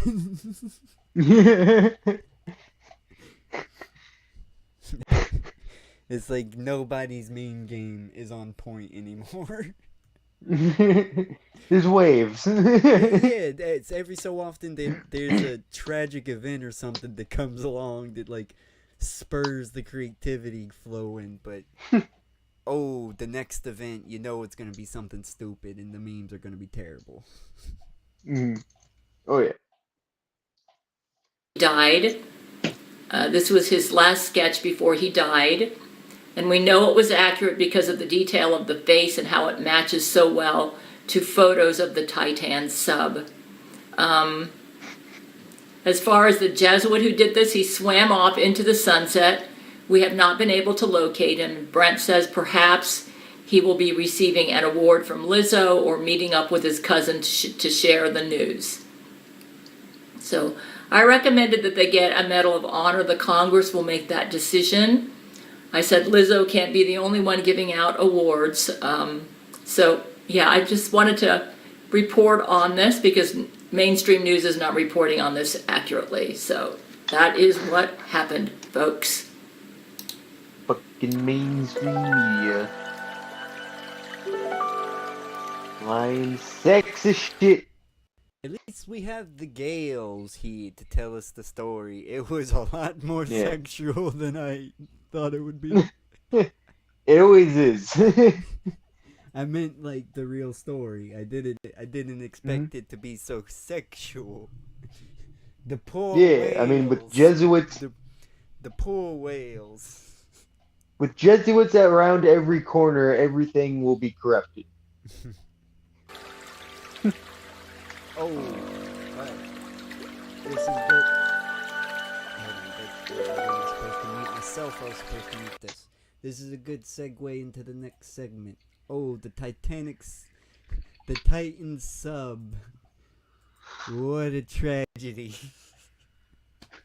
What a fucking tragedy. You mean that national tragedy?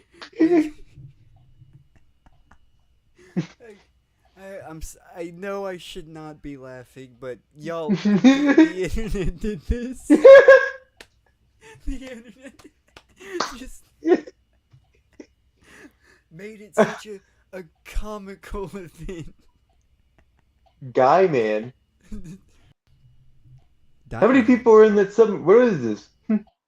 Oh, I thought I'm confused. I thought you said something transition, and I looked up, and it was sad music, and I forgot Gail's weird. Yeah, there was I forgot Gail's weird little outro thing. So I thought we were looking at like an actual memorial of like people in the submarine. And I was like, why are there so many people? And who's Guy man?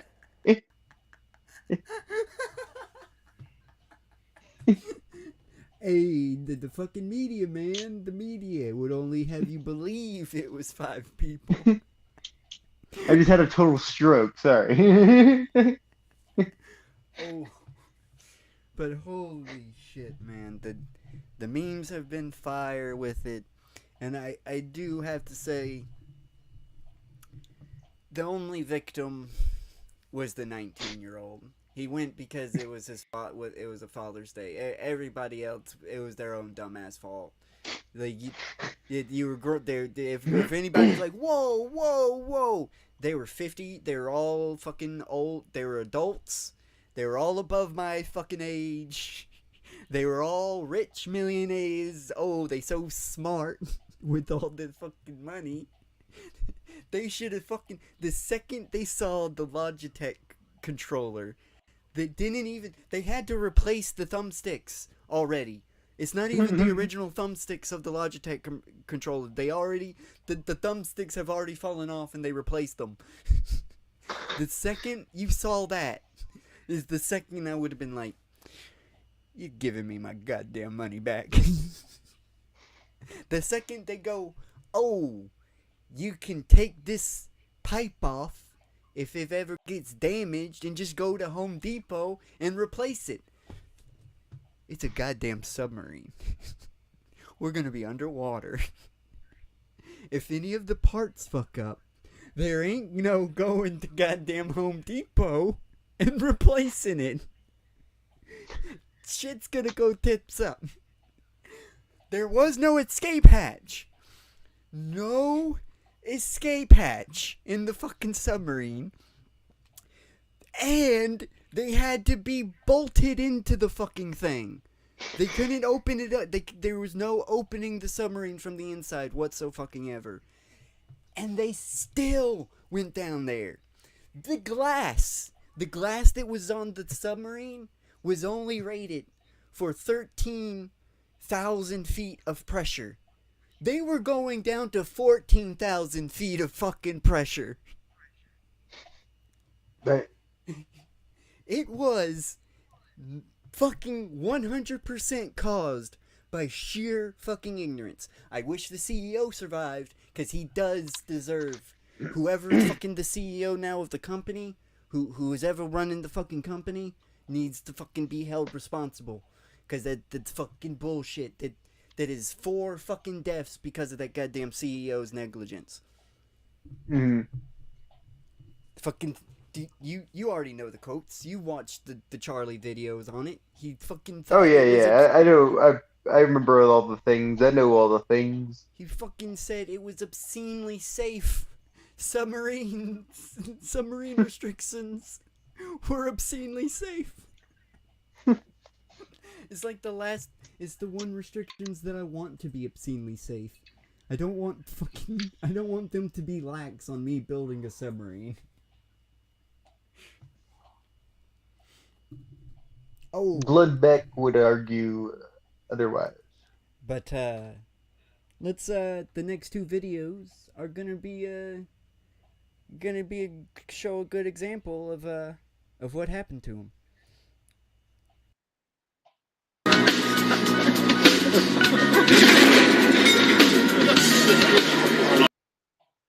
And it would have been faster than that in the ocean. Huh. It would have been much faster than that. That is an example for you. That's how fast. Not even 5 seconds. Not even. Look. It's like literally a second. Oh, 2 seconds. Holy shit! It wasn't even a fucking. It wasn't even a second. It wasn't. It was still on 2 seconds when the implosion started happening. It was still on fucking 2 seconds. See, I'm on 2 seconds right now, and the implosion is happening. Like it's so goddamn fast. To actually see what is even happening, you would need like one of those super like low, like the ones that We can do this. We the can. slow motion cameras. Hold on. You know? We can do no, not that. We can do this. We can lower it to 0.25 speed. Let's see what happens when we do that. Oh, it's going. We're on the 1 second. Here's the 2 second. Oh. Yeah. Even Okay. Yeah. See. And that is without. Now put it on 2 times speed. Fucking yeah, because it would be double this. It would be double the speed under the ocean. Because you got to think the atmospheric pressure. Now here's what happened in the ocean. The atmospheric pressure is much faster in the ocean. It would squeeze you a lot faster. There's a lot more dense. It's a lot more denser in the ocean. Oh! Can't even fucking. Can't even process it. It can't even play it at the speed.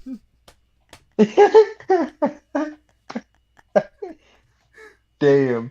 Yeah, alright. I don't think any of them were even conscious for a second then. No. I'll give you that one. Yeah, no, that is the only. I was thinking that maybe like someone in the corner could be like twisted up for a second, but that would be terrible. No, but it was legitly just like being in a hydraulic press squishing down on you. Mm-hmm. Like you did there was no pain. Well, then at least with that's better than some other things. But if everybody's like, oh, they're chum now though, like they're definitely being munched on. Yeah, I mean, what's wrong with that? I feel like that's the humility. I mean, but they should be buried and covered in chemicals until the chemicals finally go away, and then they could be chum up here. Hey. But Who the fuck cares? That is scary. The same worms that eat me will someday. Oh, but eat he's another you implosion. too. I haven't seen this one. I had two because I wanted examples.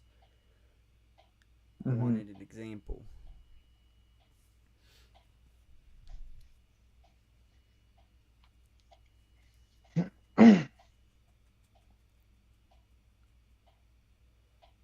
But oh God, Lee, just to cause an implosion, so much duct tape.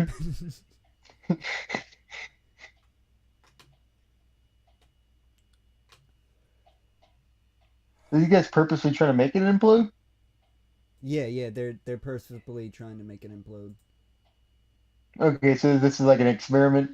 Yeah, this is definitely an experiment. Like otherwise, how would it be like? Ooh, you gotta sometimes you gotta implode them. Implosions are extremely rare. Like natural implosions are not impossible, of course, but it's damn near impossible because you gotta know the science between the difference between an implosion and explosion. An implosion. An implosion is when I'm not 100% on how the science works all together, but an implosion is when a pocket of space becomes empty. That can't be possible because that if a pocket of space becomes empty, that's warranted for a black hole, and then that's a big issue if that ever happens. So what usually happens, the space fills itself in, sucks in real fast, and whatever is surrounding it, the gravity is gonna suck it in with you. So it's going to be like a mini black hole, but it's going to be a black hole that sucks itself in. It's going to seal itself. It should. That there is a possibility of implosion, like ripping itself apart even more, like if it has enough force. And that would cause a black hole. An explosion is literally just a massive amount of energy being released from one dense, like it's being condensed down to one singular point, to the point where it can't be contained anymore, and then it just expands out into a violent, very violent wave of destructive energy. Mm-hmm. Yeah. And that is the difference between an implosion and an explosion. Explosion is just energy, when an implosion is literally space itself sucking in. Mm-hmm. I wonder if there's like, you know how like with people with the spontaneous combustion, I wonder if there's just like spontaneous implosions in areas. Like I don't know, that people that can't explain, like all of a We sudden like wouldn't a even car be just able like to tell. Like we wouldn't even be able to tell. Like it would happen so fast. It would seem like that person vanished. But when, I mean, if it was like in a car, it wouldn't just like crush. Are you saying just like It would matter crush the completely car. goes Like away? like if and I always think I was going like, because spontaneous combustion usually happens with inside you first. It happens inside the human body, and then you But fucking it's still gonna be something. gore, you Yeah, know. yeah, but again, it would be like you just disappeared, and it would be more like a wet blood splatter than a actual, like, you won't be picking you won't be picking bits of human, like the implosion should liquefy you. Like a implosion will liquefy a human. So it would be Yeah. more like you'll get super wet. You'll get super wet from an implosion happening. And of course, if like you're in a car or something, yeah, the car will crunch in on itself as well. Yeah, that's what I was saying. I just wonder if there's ever like a sighting of like a car crunching or something. I don't know, just like a high strangeness thing. Yeah, yeah, there are. There's several shit like that. We can actually look them up. We will look that up. It would be spontaneous implosions. That's all we have to look up. Spontaneous implosion. I was like thought of us. I just thought of that word and wanted to know if that was like a thing. I believe it is, but it's like extremely fucking rare. Like an outside force did cause it, but the outside force can be caused naturally. Is what I'm trying to say. Fucking alien force, you mean?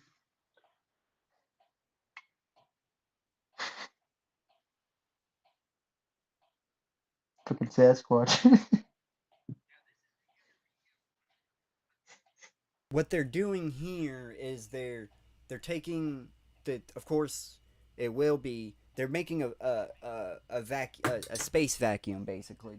They're taking out the atmosphere into the out of the tanker, and that is going to be the right conditions for an implosion. That there's going to be a bunch of empty space in that tanker now, because there's literally there's going to be no matter. Once you suck all the air out of it, you're getting all the matter out of it. All the air is matter. Fucking once you do that, you got to fill that matter up somehow, so it's going to just squeeze in on each other, on itself. Mm-hmm. And then once it Yeah. boasts, it's going to boast open, and it's going to fill all the holes, and that's what prevents the implosion from, like, making it a small, super fucking dense cube, is because the air gets in as soon as the implosion happens, I mean. Gotcha.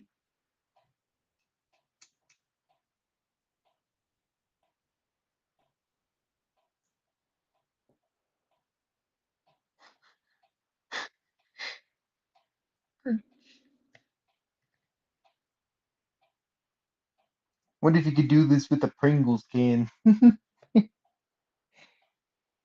You can do it with your hand with a Pringles can. People do. You Let's do just that all crush the it. time. You crush the Pringles can. Oh, hold on. That's Hold not on. imploding, is it?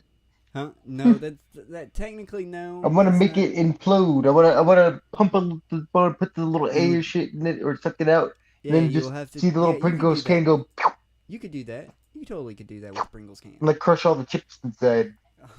Oh. And then It would. then you get the liquefied chips. It would more crush them, but yeah. Get them, yeah.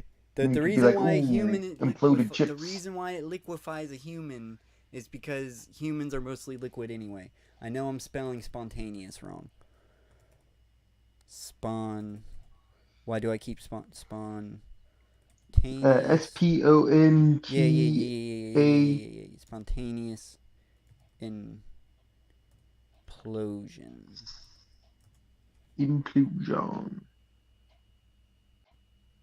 Nuclear fusion. I mean, I wouldn't expect.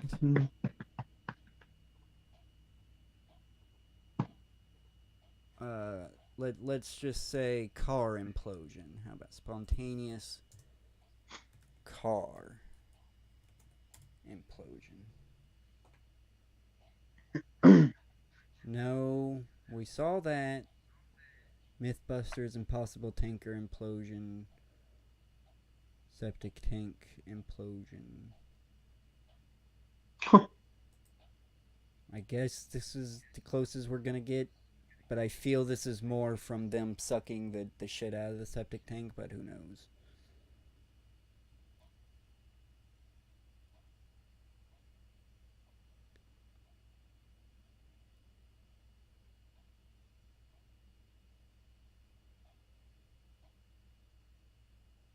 Ooh. Till they get you. That is dangerous. That is dangerous. Ain't expensive. Now you get all these little bent. That's all bent. Oh man, that's got to be a pain in the ass to fix. I mean, you just gotta get that replaced. It's done. Well, even if you're replacing the tanks, you still got to fix the shit that connects to the truck and everything, because that shit's obviously damaged.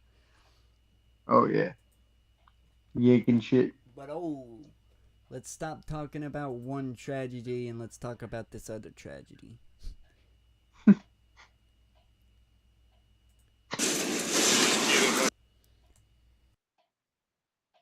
Oh.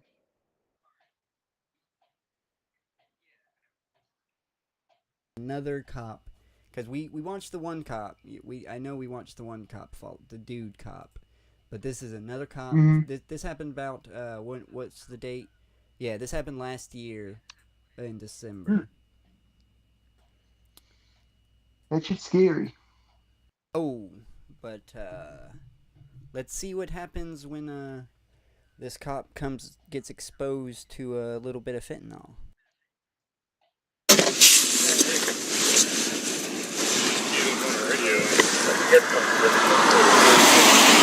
Test 23 just launched. It sounded weird. 10-4, 114 nurse.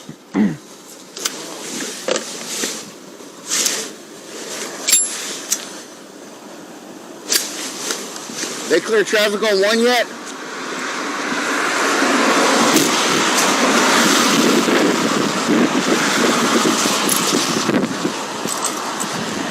Or something like that. Send me an email.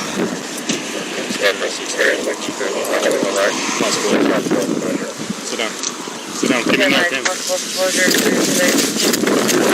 Yeah.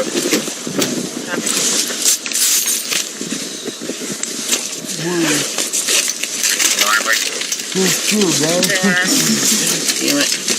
Notified you have a few extra official info.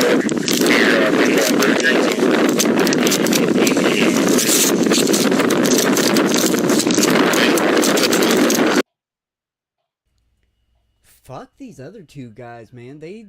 They're literally just standing there hugging and shit while this guy goes and fucking gets the shit to actually save her. Like, this guy knew exactly what to fucking do. While the other people are like, I don't know what's going on. Just sit down. It's like, the fuck? you weren't trained to recognize what's going on? Where you, pussy?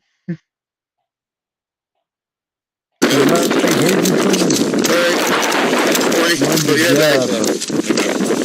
get it once?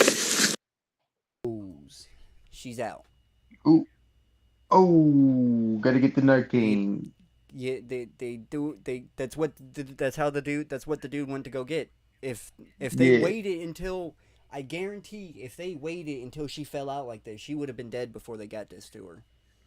Oh yeah, definitely. Like Buddy definitely saved her jumping into action like he did, unlike the other fucking two assholes.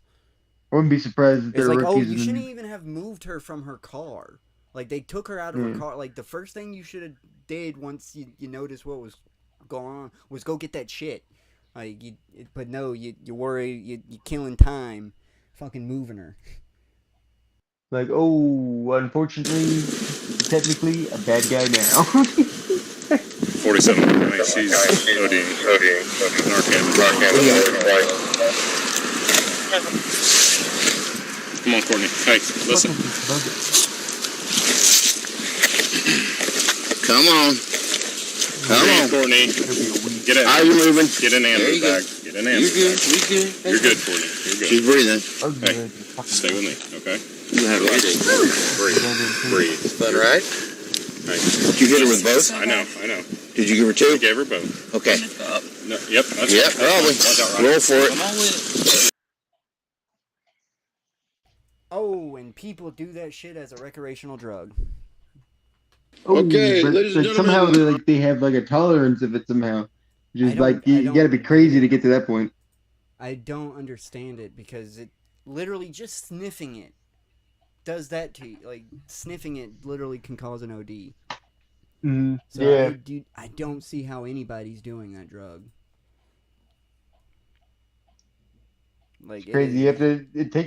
It takes years and years of being a heavy heroin addict, and then like you got to actually somehow successfully have like not killed yourself but when you people get will that shit. fucking lace it Xanax and shit with it as well. Like, it's Yeah. not even people. It's not even heroin addicts that. Well, that's probably the problem. It's the non-heroin addicts that get a hold of it and the Xanax and shit, and they take too many Xanax, and then that's what happens. They don't have that tolerance built up yet. I'm just killing that. I like the look of you. Cause speaking of crazy, this video has been on here. This is videos, to be honest, that's been on the playlist for a minute. That I was like, oh, let's get these the fuck off of here. I don't know why I added them, but I added them. Okay, ladies and gentlemen. Hey, bro. I gotta bounce out, man. Oh, I gotta you? leave. Oh, okay. Yeah. All right, I'm I'll gonna see have the you. robot fill in. Sure. Yeah, that's cool. Cool. All I'll right. see you. Yeah. Hey, Ro, let's see you. Later, man. I'm Hannibal. Ladies and gentlemen, you know him from Breaking Bad. Please welcome Raymond Cruz. Hey, what's going on, my friend? My question is, how are they able to keep this show still a secret within the inner Hollywood community? Like, this. I think from what I've seen of like the newest season, I think it was like a lot harder, but he pretty much I think relies on being secret for the pranks, the outside pranks, and that's why he changes his appearance a lot. Gotcha. Because I feel like he is too big now. You and not only that, but you think after so many interviews, the stars would start talking about him, you know, going, oh, I went on this one interview show and it fucking smelled like they had fish under the goddamn stage, because they literally have fish under the stage. There's a lot of people that talked about him and stuff. Yeah, I know there's some pretty. But they still can get fucking. There's some artists I'm like, oh, they definitely are gonna know what's it about. But then they get on here, they act all surprised. It's like, how? What's funny is like sometimes even when they do, because I remember one of the first ones that was obvious, like he knew what he was getting into, but also didn't, you know. He immediately was like, "Oh, you're actually like I could take this." Was like Seth Rogen was in it, but then you could obviously he was just like, "Oh no, like I've taken." This is too much. Fucking Too much like it's you. Fucking the girl from the that reality TV show, The Fucking Hills, Lauren Conrad, I think her name was, took it better than Seth Rogen. Like, the only reason why she had to leave the stage is because fucking Eric Andre ended up throwing up in front of her. And the oatmeal, yeah. And the way she goes, Eric, it's like she's a fucking friend. Like, she fucking knew. I forget that. I know there's two different people that he dated after too. After I don't having think them he as guests. dated her, but fucking.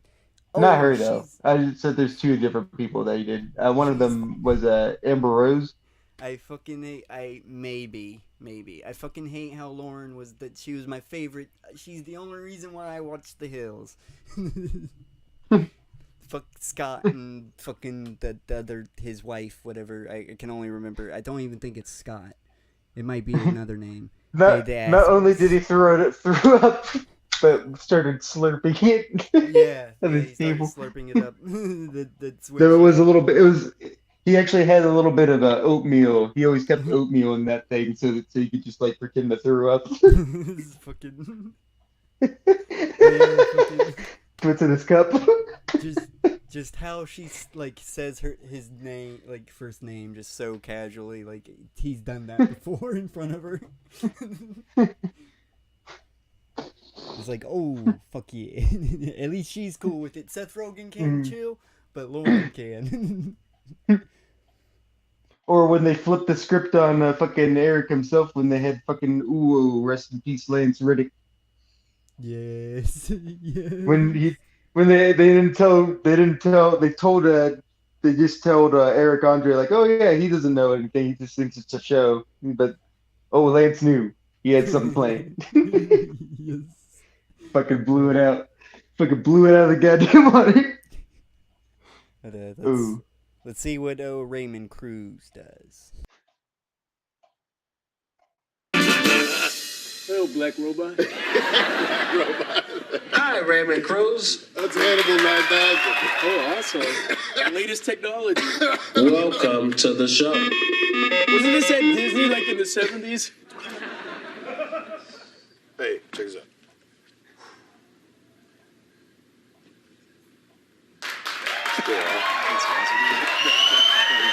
I heard that you passed on Breaking Bad. I did. I passed on Breaking Bad Why? 3 times. Oh yeah, so this is they say, season 3, which is the because when I first read unshowered it, season. I knew exactly what I wanted to do with it, and I didn't think they would let me do it. You played a character named Tuco Salamanca. I'm mistaken. This is my favorite season of Eric Andre. He really pushed the limits. Yes. To quote Went for a lot of hugs. Man Rushdie, I think India's A long pretty cool. hugs.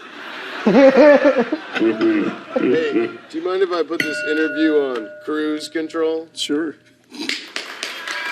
Malfunction. Just a moment. You talking or the robot? Touch my body, please. Malfunction. Processing. Hey, I'm tired. The robot's going crazy, man. That's a Hannibal 9000. Touch my body, please.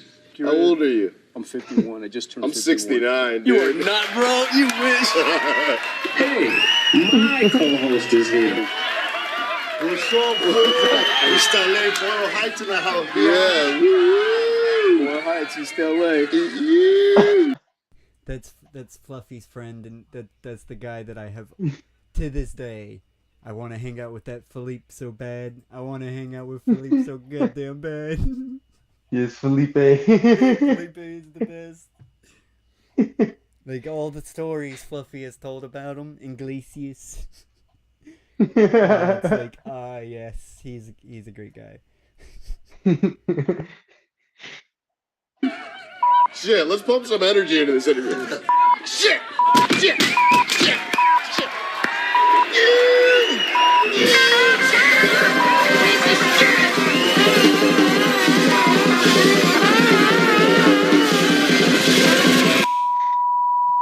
Oh, it's the chaos of the show.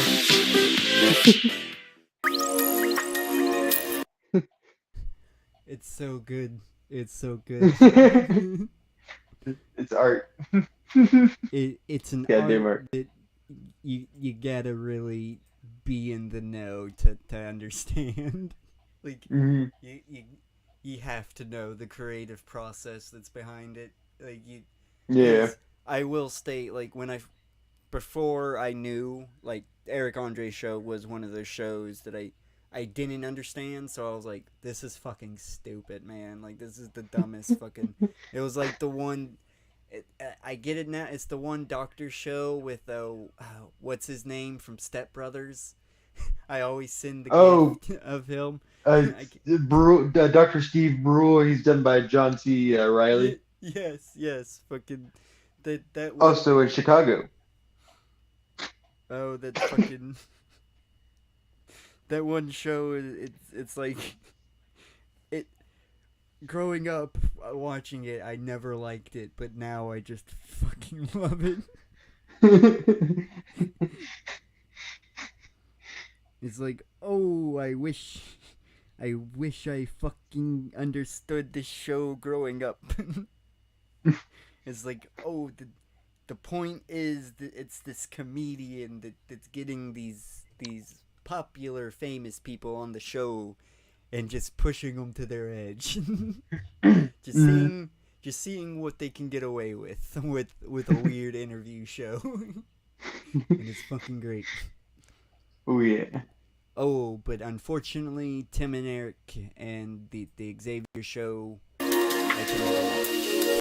it's with Xavier, I was always sick when I would see it, and with Tim and Eric, I wasn't always sick, but it always made me sick watching it for some reason. Like it wasn't even like, it wasn't even the gross skits or anything, just like the visuals, like the video quality that they were using. Something. Hold on, Johnny Elbow. Yeah, it's an uncanny valley type of thing they go for. Yeah, I can't explain it because nothing was gross about it. It's just actually just watching it would just for some reason just make me completely sick to my stomach. It's like I don't know what's wrong. Like this is funny. I can acknowledge that it's hilarious, but something about it was just like I can't watch this. I'm gonna go throw up if I do. Like I understand. Like that's maddening now because it still affects me to this day. I thought like growing up I would eventually grow out of that, but it's still to this day. I've attempted to watch it. It. It's like, oh, I wanna be able to watch this, but every time, even thinking about it, kind of makes me like nauseous a little bit. I wonder what it is. It's got to be some kind of filter they use that makes my brain just at unease, or something they use. It's got to be some visual effect that they use that my brain is just like, oh no, some sickening. Does get gross sometimes, too. Yeah, but that's the problem. Like it's it wouldn't the sickness wouldn't increase when it got gross.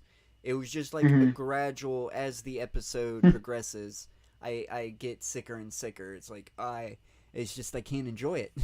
It's like, oh, I'm laughing, but every time I start laughing, it's like, oh no.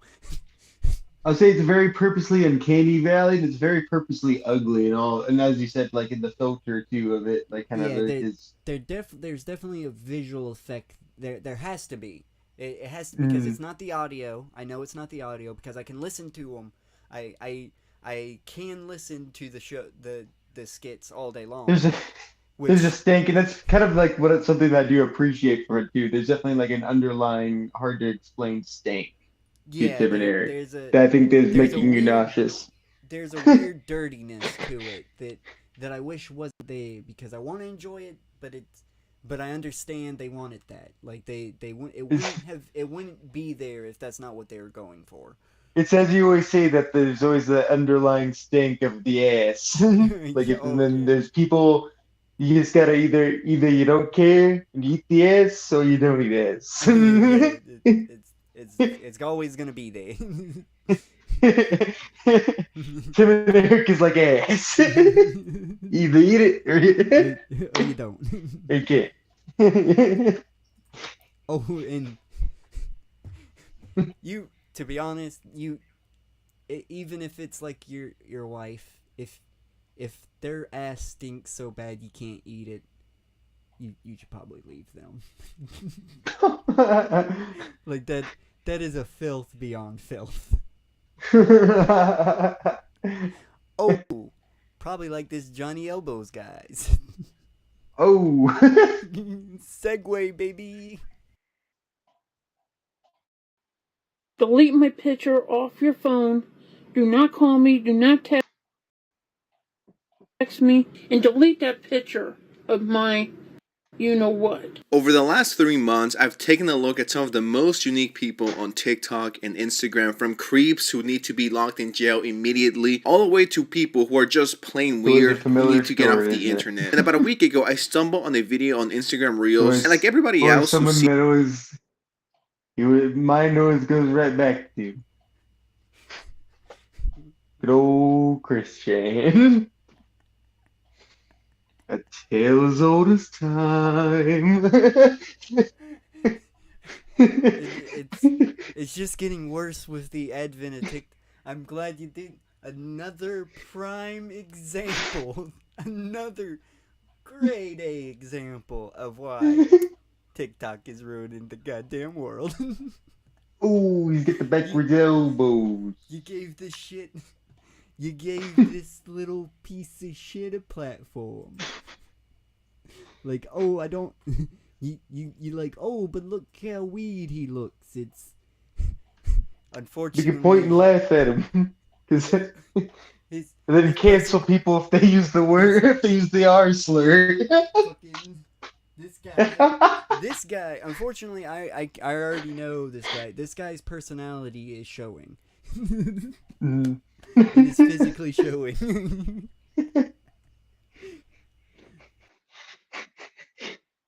He's a weirdly built, out of shape guy twerking. I laughed about it for a while. I started reading the comments and found a few that were calling him out for being creepy. Not to judge, but just looking at this dude, you can tell that he might be on some EDP 445 type behavior. We might have a new cupcake lover. Not too much is known about Johnny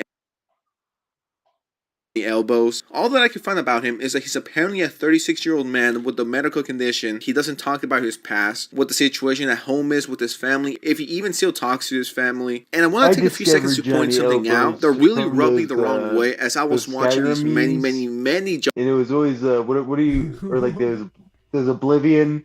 You know, I forget what this Oblivion race of like slug people were. They kept like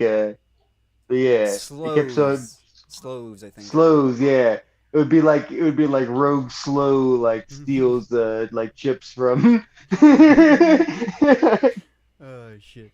And that might be Morrowind. That might be from Morrowind, actually. Oh yeah. I can't remember, but yeah, fucking. That's how I discovered this guy, and then I found this video way later. I was like, oh, looks like you got kids. Hey, it happens. It always happens, especially on TikTok. That you're giving creeps a platform. TikTok should just be renamed to Creepville. Mm-hmm.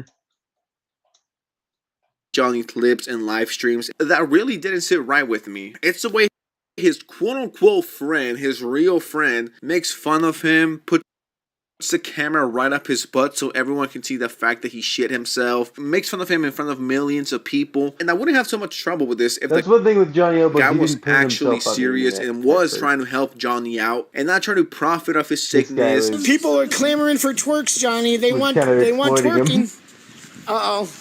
Here it is.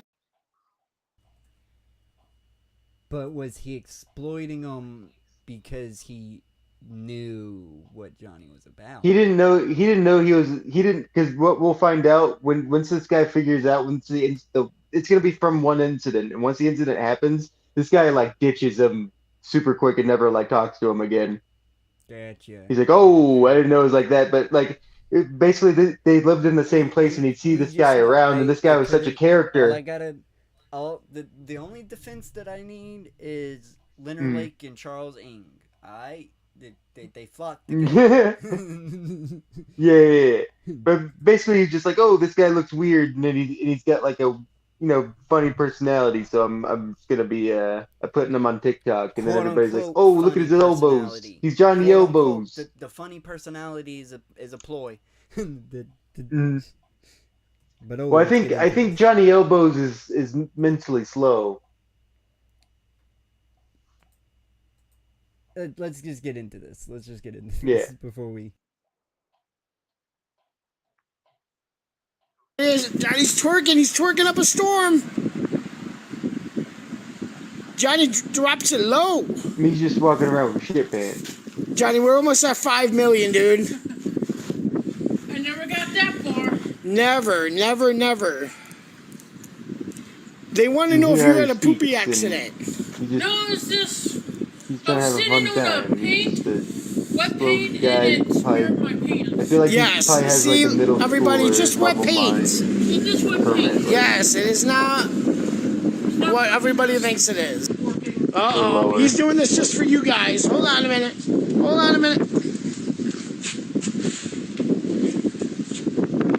Yo! Get it, Johnny. There's Dude, not how gonna do be you an drop it excuse low for so anything good? that he's gonna be doing. To put the camera right up his stinky fucking ass and show the whole world, hey, look at this guy, he shit himself, so who gets the money? And this guy seems like the type of guy to hang around in middle schools and high schools, selling cigarettes illegally. See, this guy even calls him out on this guy. This guy called him out. Like, he just looks like that kind. He just looks like. Which honestly, and I'm gonna give you guys one thing too. That's not an excuse for anything. Most of the time, those are the types of guys that do that. They're not always the super like attractive Matthew McConaughey you get in fucking Daisy Confused. Most of the time, they're they're the sad dude that just doesn't want to let go of his childhood. That's yeah, the sad thing they about can't. it is they're not even. They can't doing adapt it. to anything else. Most of them aren't doing it in any predatorial sense. It's just like, oh, this was my prime. This was when I was in my prime. I don't want to ever leave it. I don't want to leave my prime, but you're making me leave my prime. Like Matthew McConaughey. And I'm sure I feel like because this guy actually is like on disability too, so this guy doesn't have a job. He's just fucking, wandering around. Yeah, I mean that is one good thing about the internet, that disabled people can do something. You can do. That's something. why, like this guy needs a handler. That's all I'm saying. You saying Johnny Elbow needs a handler, or this guy? Johnny Elbows needs a handler. He needs someone to watch it. Yeah. Well, for his safety and other people's safety as well. Gotcha. To little kids for $10, but we're here to talk about the park incident, the incident of May 18th of 2023. On May 18th, Johnny and his friend Underfaker were walking. They were trying to find a place to sit, to chill, to just relax for a second. And before they sat down at the world famous park where the incident went down, a group of kids were harassing Johnny. Oh, look, dude, they're over here too. Look. Put him with the Johnny Elbows. Hey, but from what I haven't looked too deep into it, but from what I've heard, it's actually been very, very beneficial for Christian to be around those. Like they're actually helping them. They're being the parently figure that they needed this whole time. From what I'm hearing, from what I've looked into, I will have to look more into detail into that. But I kind of been waiting for Gino Samuel to cover it because we're getting so. Just saying close. when one of those ladies gets Alzheimer's dementia, they better watch out. Hey, if there's always the Christian notices you missing There's your keys a little bit more often than usual. I just want to put this out there. There's always the 1% chance of a redemption arc. There's always the probability is super low, but it's they. True, but you still never forget. Christian, yeah, never forget. It's not about forgetting. It's just like, oh, you finally did it. That's what I want. You know, I want. Christian has been through so. You finally did it. It took fucking your own mother. But hey. You learn. The lesson the internet has been trying to brutally teach you for the last fucking 20 years almost. You finally fucking learned it. Turned into some like weird fucking foreign like super edgy film that'd be like, oh, you don't want to watch this film. Of like, but oh, it's got a huge lesson about oh, like then the world just make you fuck your mother. Like, that's the sad fucking part about it is Christian was drove to do it. He was driven to do it by outside forces. Literally like a horror movie. Like, Christian is literally a Black Mirror episode. Yeah, fuck yeah. A legit Black Mirror episode is just like a whole season. That was not even a whole series. A whole fucking series. It's Black Mirror Christian edition. With fucking. It's so much ups and downs. There's so many ups and downs and lull periods, but it's always even spin-offs. Yeah, even fucking spin-offs. And fucking parodies. Like, holy shit. There's so much. Knockoffs. There's properties that aren't even supposed to be connected, but they end up getting connected down the line. It's like, what the fuck? It's like, oh, this person's not even supposed to be involved, but this person that was involved with this person got them involved somehow. But oh, why you trying to? I'm trying to get Christian and this guy together so we can have more content. Oh, Christian needs a break, damn it. Christian has been producing content for us literally every day since 2007. Christian needs a fucking vacation.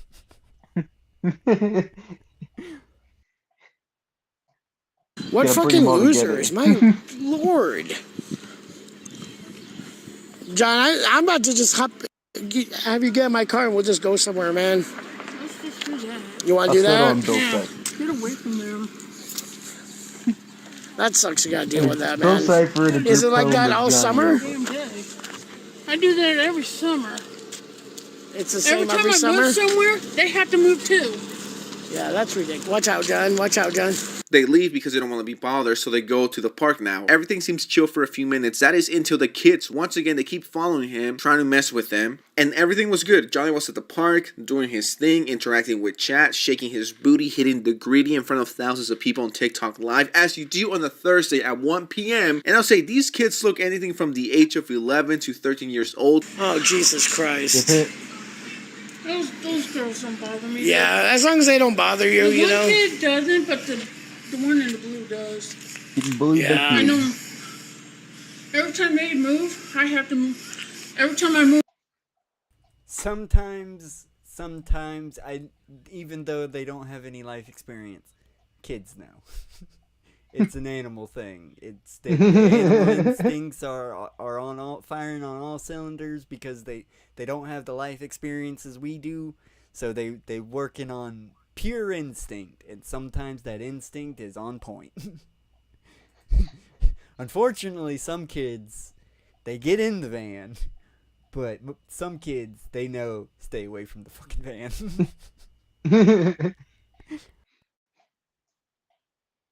Move here, they have to move here too. Annoying me even more. Yeah, that's ridiculous, dude. I'm sorry you gotta deal with that. Leave him alone, dude. He doesn't have Snapchat. Come on, dude. Get real. I don't have Snapchat. I don't even go on there. I just want to be friends. We are friends, but... Alright, they're leaving you. I'm sorry. I apologize about this, everybody. Especially that girl in the shorts. She keeps looking at me. Leave them alone, John. Don't pay them no attention, man. If you don't give them any attention, they won't bother you. You know what I mean? Cute butt, though. No, John. What? No, dude. No, dude. Yeah. No, not her butt. Damn it. Shorts. No, dude. No, I like man. the shorts of hers. No, dude. That's what it all went down. That simple sentence. It all went to hell.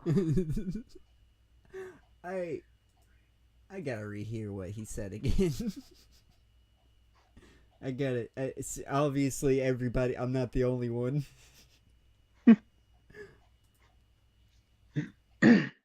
Snapchat. Come on, dude. Get real. I don't have Snapchat. I don't even go on there. I just want to be friends. We are friends, but...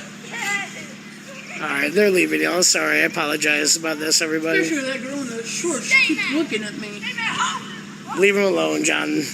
Don't pay them no attention, man. If you don't give them any attention, they won't bother you. You know what I mean? She does have a cute butt, though. No, John. What? Yep.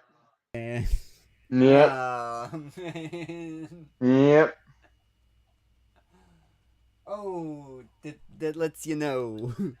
That lets you know. It's like, hey, come on, man. What the fuck? Why you got it? We were just I was just defending you. What are you doing?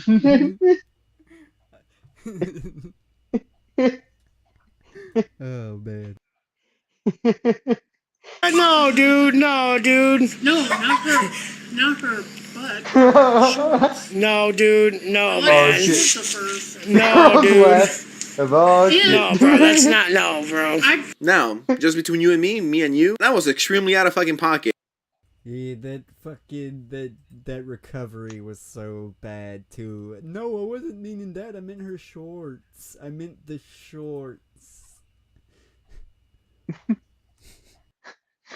This is some EDP type shit right here. I wouldn't have a problem if Johnny cussed them out because they were being little pricks to him. They were being annoying, obnoxious. That would have been completely fine. As a matter of fact, I welcome it. When you're arguing with people, you don't say, oh yeah, well, you have a nice looking butt. I mean, shorts. When they're like 11, 12, 13 years old. That is fucking crazy to tell anyone. But for the first thing to pop into your head like, yeah, that girl got a nice ass. Yeah, she's kind of thick. Johnny, they're kids. What the fuck? They're preteens. And to the people who will say, well, he has a condition, he's sick, he's not all there, is that really an excuse not to call him out on his disgusting comments made towards a literal child? Because then you can make any excuse about anyone. Oh, R. Kelly, when he married that young girl when he was like 29, 30-ish, and the girl was like 14, 15, 16. Oh, he was just in a dark place. Like, there's no excuse for saying this, okay? You should have called him a bastard. It would have been the end of it, right? But for you to mention that she has a nice ass, like, I don't know, it's really fucking weird. And just a few days later, Johnny dropped his official apology. I take all back what I said to that girl.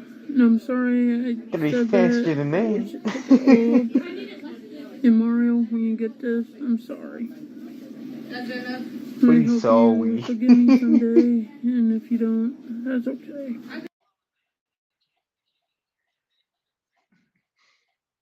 He's talking way too low. I'm trying to hear him. Give me a second. Can dig it. Weird. And just a few days later, Johnny dropped his official apology. I take it all back what I said to that girl. And I'm sorry I said that. I wish I'd take it all back. And Mario, when you get this, I'm sorry. Yeah, you sound real genuine there, Johnny. Oh, Johnny boy. Oh, Johnny boy.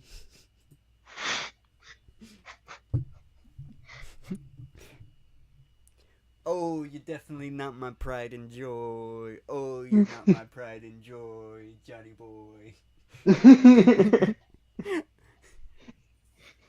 We don't need you now. Oh, or his elbows. It's actually that's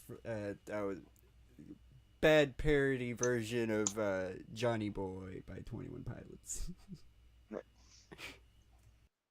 Nice. I hope you forgive me someday, and if you don't, that's green okay. screen that is living. And I'm sorry what I said. Shortly after all of this went down, the Undertaker guy cut ties with Johnny. It has deleted quite a few videos that they made together, and he has apologized.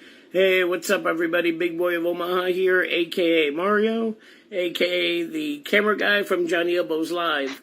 Y'all, I am so sorry for what he said today. That shit's fucking disgusting. I do not condone it. I'm fucking sickened. Really, like, been nauseous since that shit happened. Just absolutely appalled. I lost all respect for that dude. I don't give a fuck about his condition. There's no... Hey, I mean, let's face it, though. You didn't have respect for him before. True. Didn't have respect for before. But I just want to point this out. This guy sounds way more genuine in his apology than John does. Yes, this dude was genuinely surprised. I mean, from his reaction too, of just like, oh, I'm just like, he's a harmless locale, and then, oh, I'm not ready for this kind of locale. Yeah, that's a locale you don't want to be interacting with. excuse for what he said. He thought he was a lovable goof. And then his explanation, I'm like, Johnny, why did you say that? And he said, because I was being ornery. Fuck that. No, I have a child. That shit's not cool. Even if I didn't have a kid, no fucking way. And I could guarantee you, once he heard those words coming out of Johnny's mouth, he saw his piggy bank shatter in front of his eyes in slow motion. He knew this was over and could no longer milk him for views, money. As for Johnny, he's been off the grid ever since he apologized. And the question on everyone's mind, where do we go from here? I think it's pretty safe to say that Johnny is completely done. It's over for him. He was only popular for a month or two, and now with the infamous park video, I think we can all say it's over for him and anyone else involved. On top of that, I just hope Johnny got some money that was made off of him. It's hard for me to feel bad for someone who said, yeah, this 11-year-old got a thick little ass. The Undertaker guy looks like a complete douchebag. Looks like he just used him, took advantage of him. On camera, he always pretends to care about Johnny. What does Johnny need? What does Johnny need? I think we could all tell he was just there to milk him and take advantage of him and leech onto him for as much as he could before everything went to shit. Now that he has, I'm cutting ties with him. With that said, if you enjoyed this video, please subscribe. We're trying to end the year with 500,000 subscribers, and I would really appreciate it. And if you have any video suggestions or freaks that I should look into, please let me know, and I'd gladly take a look at it. Like, share, subscribe, and I'll see you next time, guys, alright? Peace.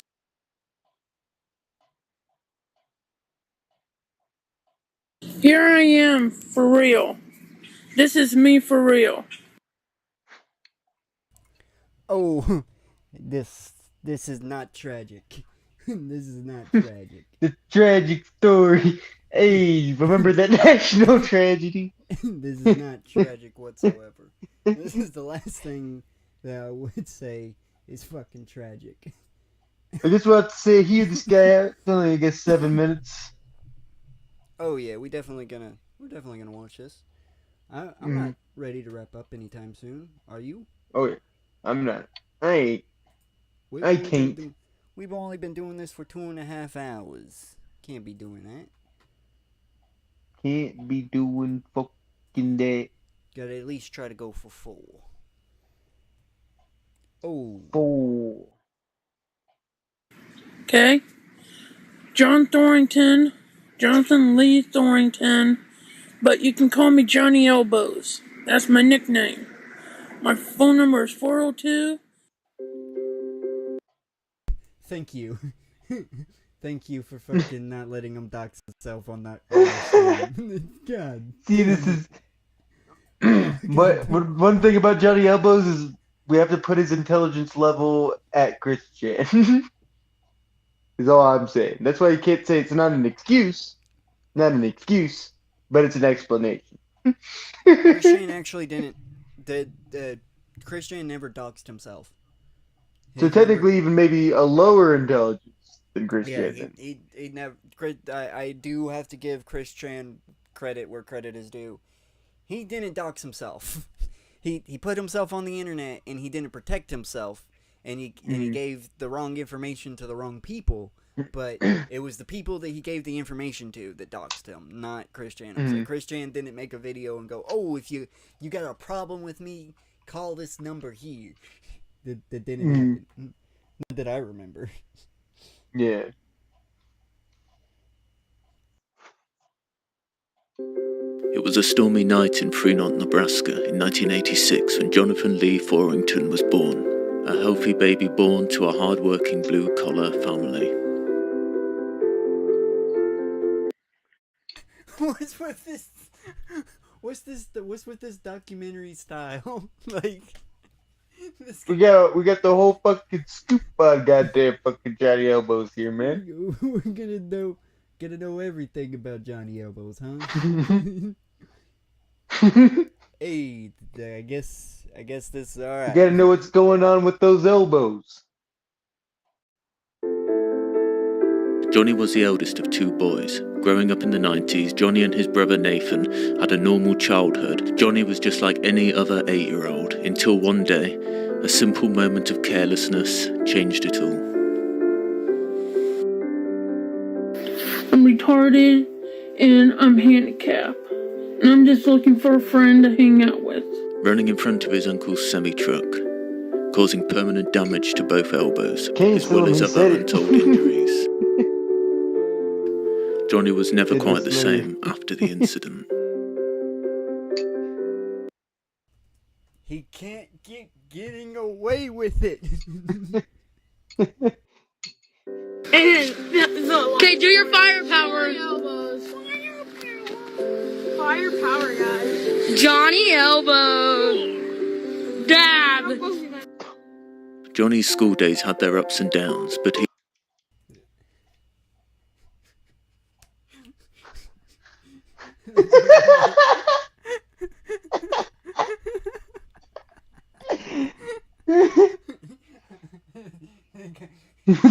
I like how this is almost like ooh, he was pushed. He was pushed. They called him a clown.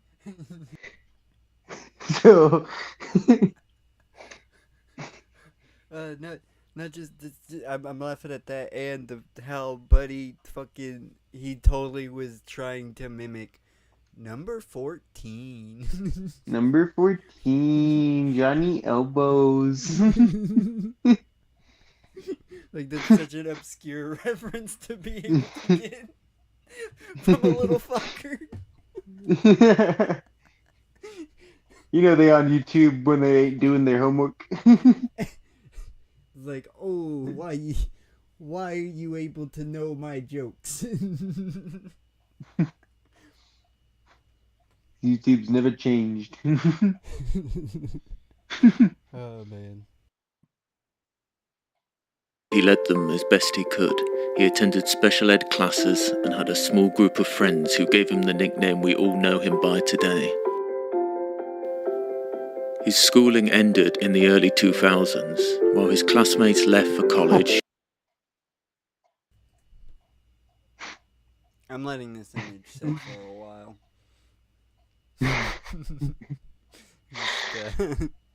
Just take it in, ladies and gentlemen. Just take it in. Oh, I'm glad I never did the green hair. So glad I never did the green hair. I wouldn't mind green tips. But yeah. Ooh, and then the fucking the hoodie.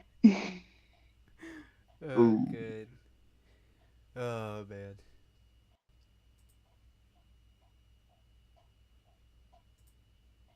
And the Christmas tree is a nice touch. Oh, shit. What if he's down with that juggalo lifestyle?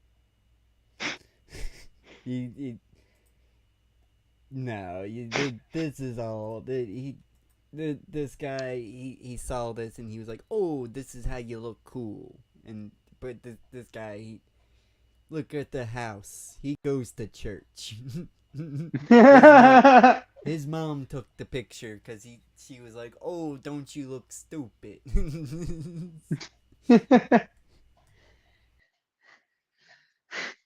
Or got jobs, Johnny retreated into a world of his own.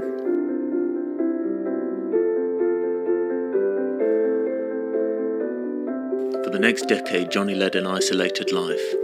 Johnny's life consisted of playing video games, wandering around town, watching movies. I wouldn't call that isolated. Isolation is when you don't walk around town. Walking around town is actually very healthy for somebody. If you don't have any friends or anything and you need something to do, but you ain't got something to do, walk around your town. Why not? Like, what's the? I understand you might not have sidewalks. That shit sucks.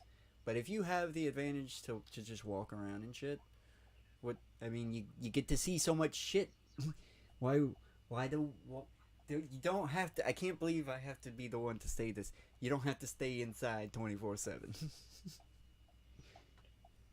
Oh, it's been a long time since I just like walked in a direction. I remember there's like it was so satisfying of like when like the little like those large power lines, how they always go into like the like almost vast wilderness and you're like, oh, it's like a large path into like a bunch of like tall grass. I wonder where this leads, and it just goes endlessly and endlessly and endlessly and endlessly.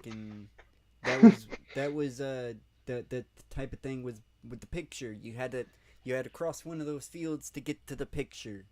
Oh, in high school. Ooh. Yeah, that fucking was cool. Yeah, see, fucking, and who knows? While you're wandering around, someone might interact with you. They might go, "Oh, what you doing?" You know, because people, if you're walking around and you see someone else walking around, most likely they didn't have anything else to do. So that is warranted. That's your opening right there. Oh, you both had nothing to do but walking. Let interact with each other. Ooh, but they also might try to rape you. Break the social barrier. I hate you're making me the one that says you gotta take risks. You gotta look for the red flags too. You gotta learn to look for the red flags. You need to know the red flags, but you also gotta take risks. If you don't, I ain't taking risks. If I see somebody out there, I'm avoiding. Yeah, well, yeah, I know that some people approaching a random ass stranger is like the most aggravating shit in the real world. Like I have problems with doing it. That's why for some reason like I've learned I don't even need the internet. If like I can just for some reason get You can probably lure me in with a joint though. If I can get to text messaging with Oh no! You've what?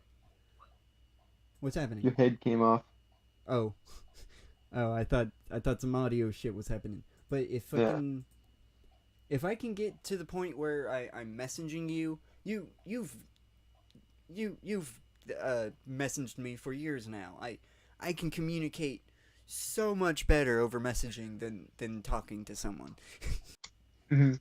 It's just something about it. It is just it's just a lot more helpful. And also there is the added thing of Oh wait, not for me actually. It's harder for me to actually read your text than it is for me to. As we established, I can understand you better than other people. Well, there's the added bonus of when you're texting someone and you send a risque message, like a sarcastic. You can be like, "Oh no, I'm just being sarcastic. Oh, that's just a joke." Like text messaging, you have if you get a reply that isn't "go fuck yourself, never text me again" type situation, there's always a way to save the moment. Because you're learning the person, you're learning that person's sensibilities, because you know me, I don't have a fucking filter. I will make a very, very fucking uncouth joke about Joseph Callinger out of fucking nowhere. That's like, oh, you shouldn't be saying that joke, but it's like, oh, it's hilarious if you know what I'm talking about.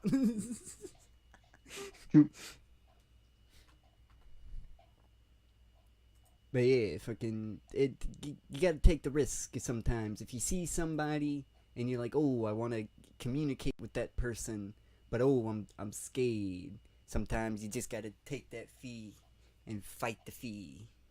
Who knows? You might find somebody, or you might just find a cool friend. Who knows? Or you might find Johnny Elbows. You might find Johnny Elbows. And hanging around at the park. You should be fine as long as you're not a child. until one day he met Mario.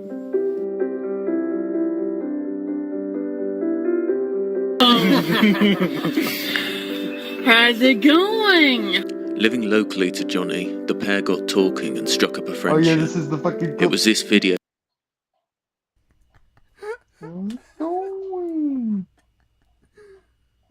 It snatches the goddamn chips, and he goes, "Should have been faster than that."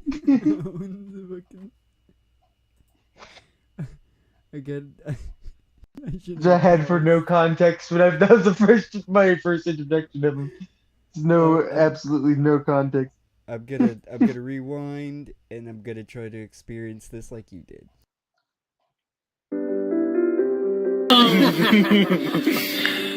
How's it going? Living locally to Johnny, the pair got talking and struck up a friendship. It was this video filmed by Mario which introduced the world to Johnny Elbows. Hey! You gotta be quicker than that, buddy. Yeah, boy.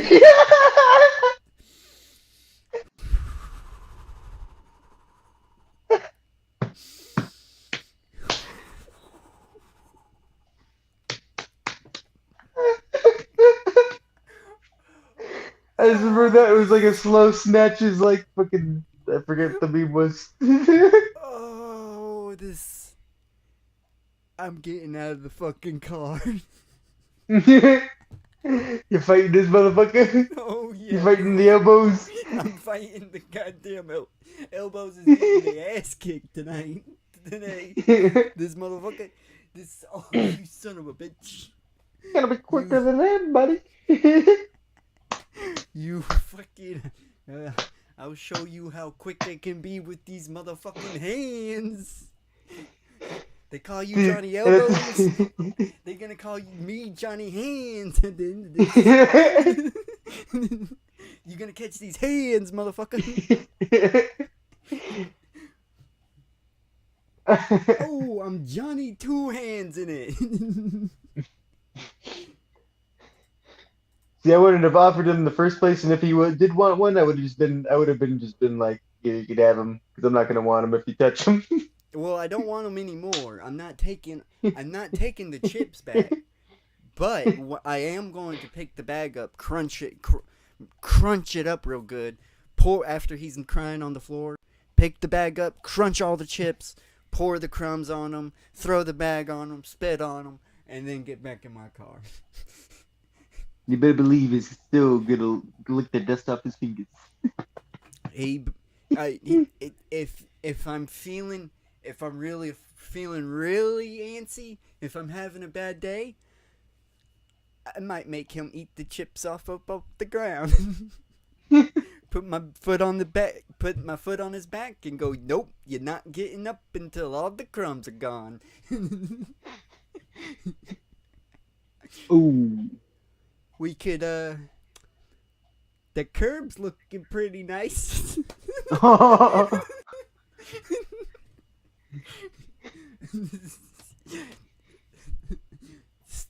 Wrong bag of chips, motherfucker. Gonna give us this cul-de-sac a new paint job.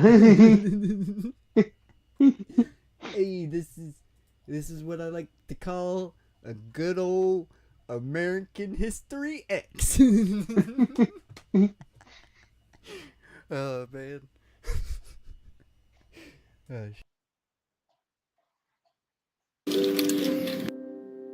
Mario then encouraged Johnny onto TikTok, where we got the long saga of Candy and Sandy.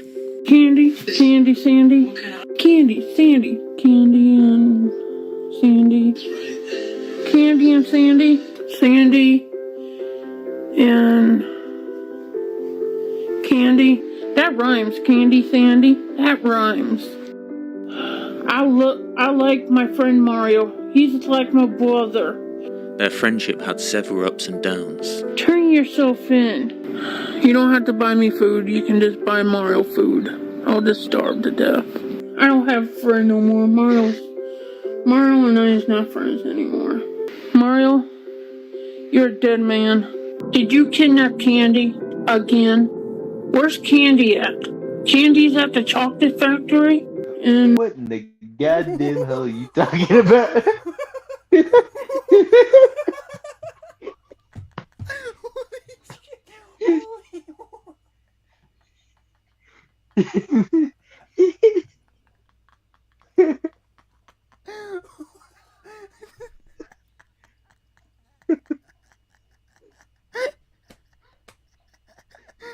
Holy shit, dude.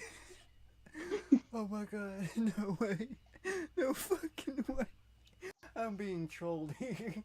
I'm being trolled. This is a setup. This is a goddamn setup.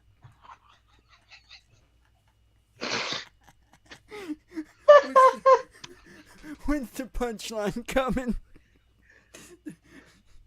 There's no punchline. The punchline is you get your fucking chip snatched from you.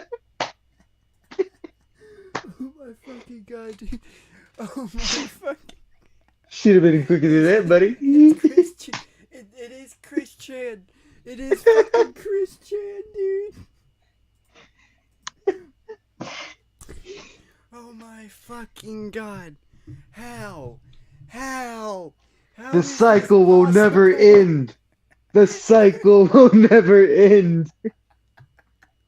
How the fuck is that possible? This is the evolution of society. Alright, you know what? I'm fucking calling it here. Christian needs to be fucking taught starting from elementary to goddamn high school. You need to learn the goddamn history of goddamn Christian. You teach every little fuck. Just like Nazi Germany, so it doesn't happen again. Yes, it's important. Holy shit. This is honestly an epidemic. This is, oh my god.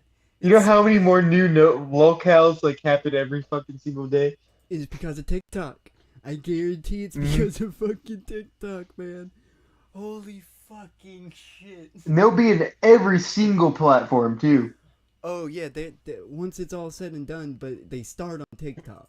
It's always they start on TikTok and then it spreads like a fucking disease. I think TikTok like is like it's faster because of how fast the content is. I think it goes faster in TikTok. Yeah, it did, but then that's a year in that's TikTok why... is like 10 years of you know. Yeah, of YouTube. It's like, yeah. Holy shit, how do you go through so much drama? Yeah. Like, it took us fucking years to fucking get all the predators we had to fucking shame. Mm-hmm. It's because it's simpler. It's a simpler, much more dangerous. It's like single-celled organisms, how they can evolve a lot faster than us. It's a travesty, man. This shit is scary. The internet is our undoing. Like, whoa. Except the AI gods. My question is, why does the internet have to be completely and utterly malicious? because that's human psyche is naturally fucking malicious. It's just a reflection. Yeah, I guess so. It's the raw nature of humanity, I guess. It's a bunch of different cultures, a bunch of different people, different backgrounds, and different levels of sanities and fucking shit, throwing it all out there at once. Oh man, it is not good, man. It is not good at all. If he sees me down to the swimming pool, he can kill me. You and I is not friends no more. Mario. Big boy pants. Due to the popularity of the lives Neva could stay we were but simple hunter-gatherers. He called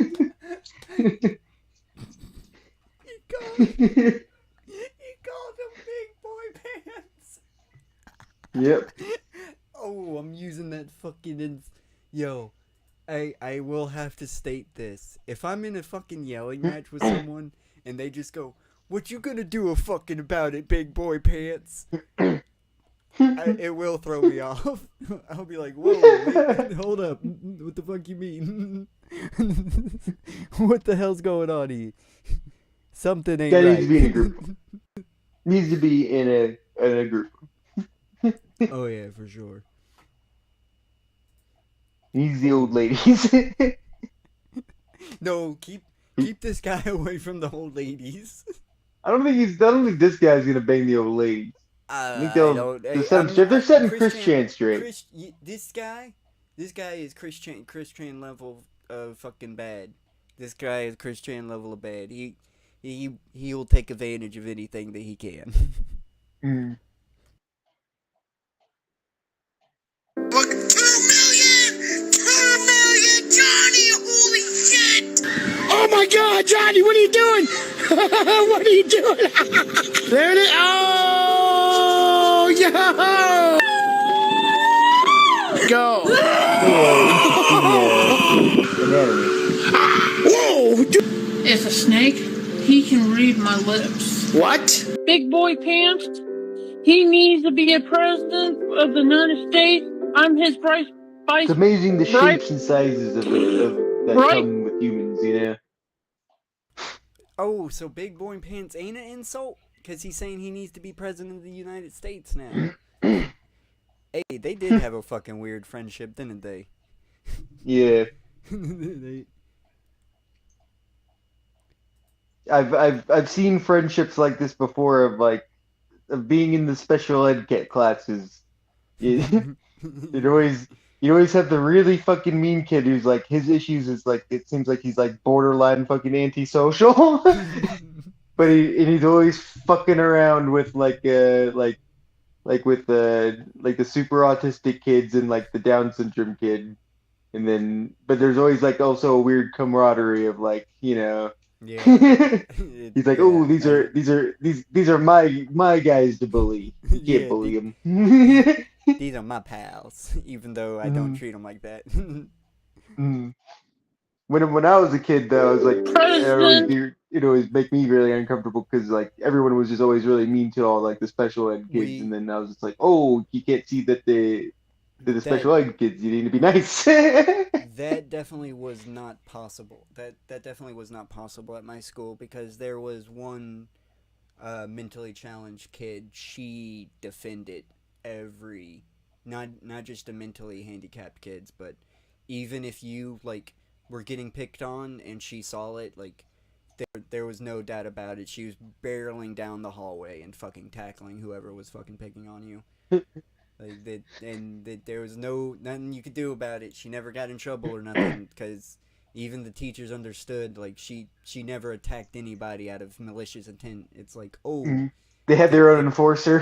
Yeah, basically, because fucking she saw this one dude pick another kid up by his throat, and fucking she fucking cocked him in the nuts. It was good. It was a good day.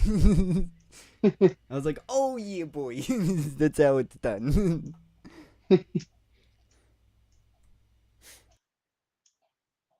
So, Mr.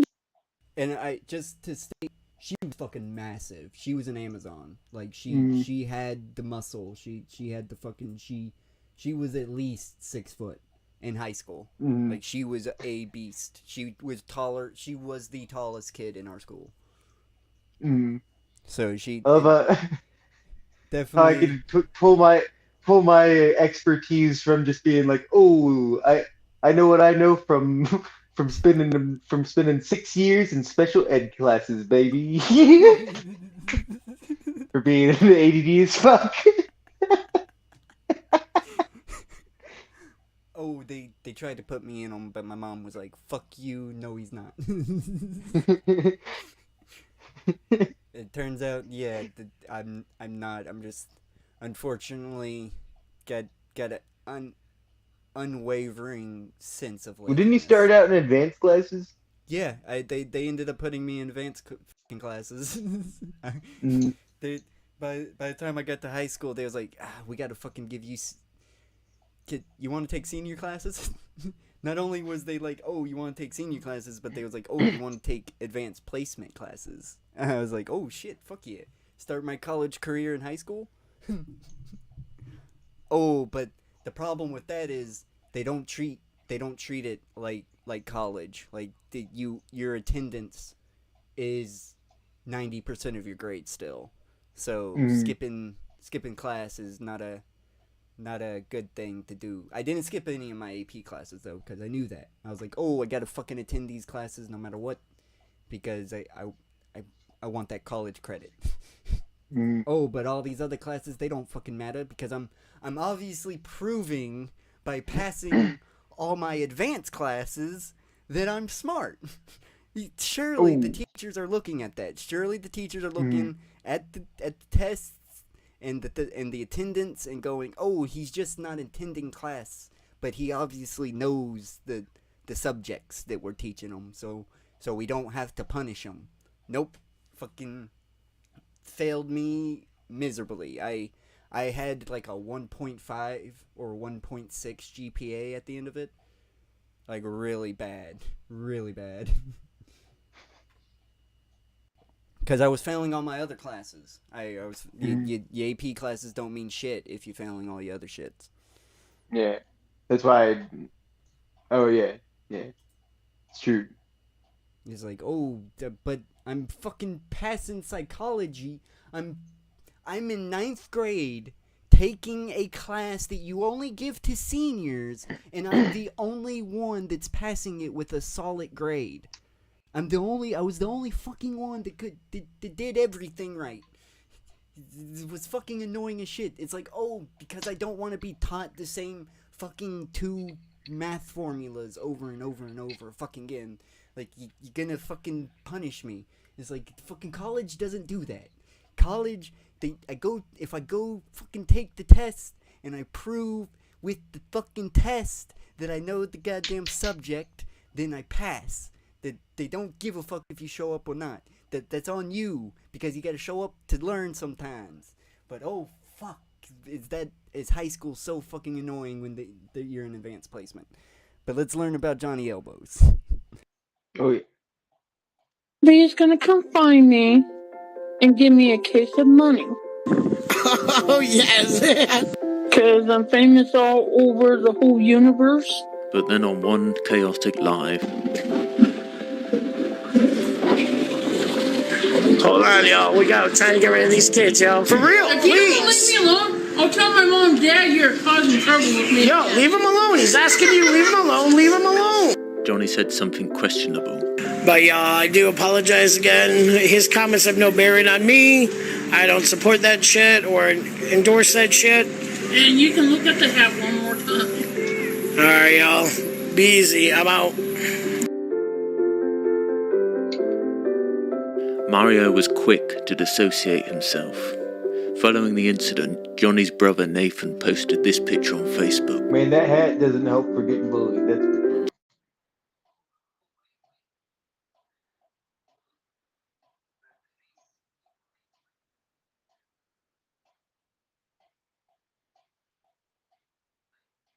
What? His brother Go back a little bit. His brother posted that apparently. Yeah. I do apologize again. His comments have no bearing on me. I don't support that shit or endorse that shit. And you can look at the hat one more time. All right, y'all. Be easy. I'm out.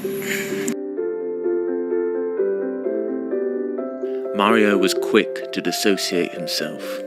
Following the incident, Johnny's brother Nathan posted this picture on Facebook. The face people make when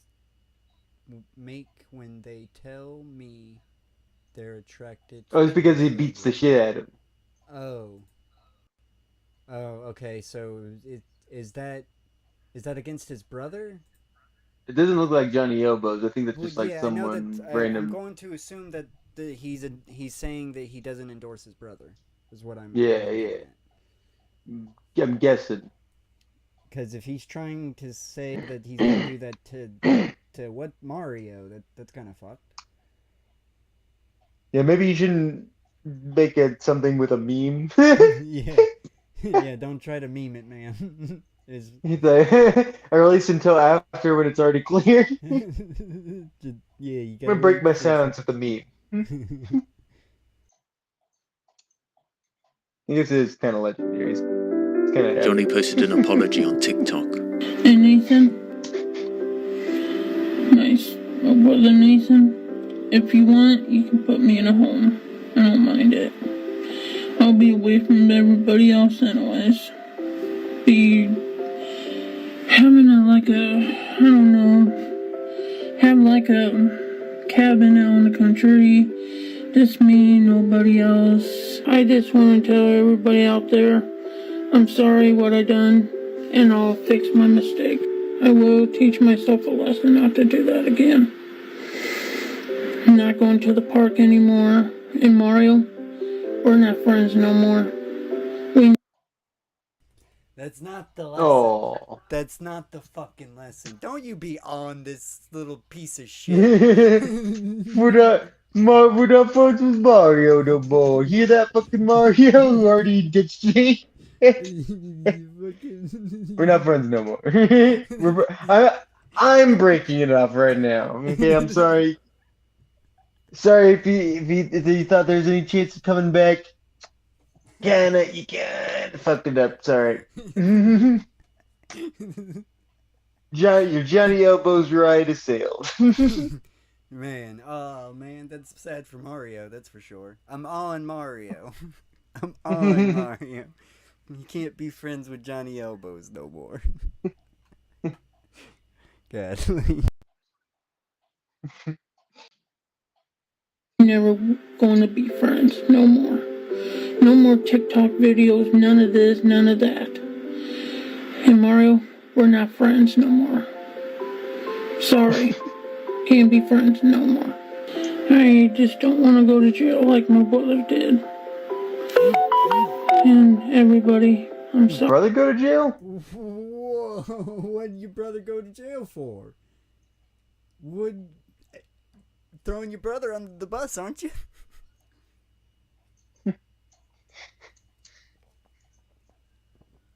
Is this a family thing? Is this genetic? I wonder if his brother knows the same colorful terminology that I do. Because I was talking about Johnny Elbows. I wonder if Johnny Elbows knows the same colorful terminology that I do. I wonder if he picked anything up from his brother.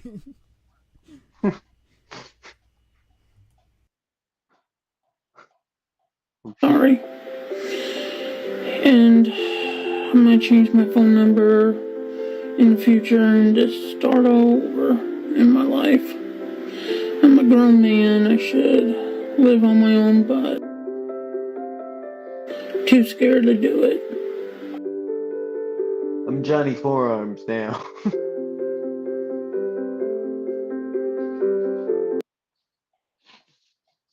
It's no longer elbows. It's penis neck. Johnny Penis Neck. Penis neck. Yeah, he's got a penis neck. Penis neck. Okay, I think you said Peter Smeck. No, fucking penis neck. Fucking penis neck. I thought you mispronounced Peter Schmeck. Peter Schmeck? Peter Schmeck.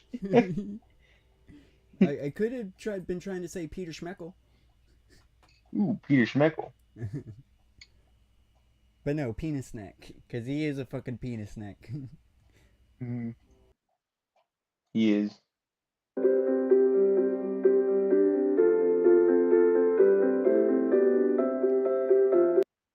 I'll be able to show you in the next episode because we watching the next we definitely watching the next video.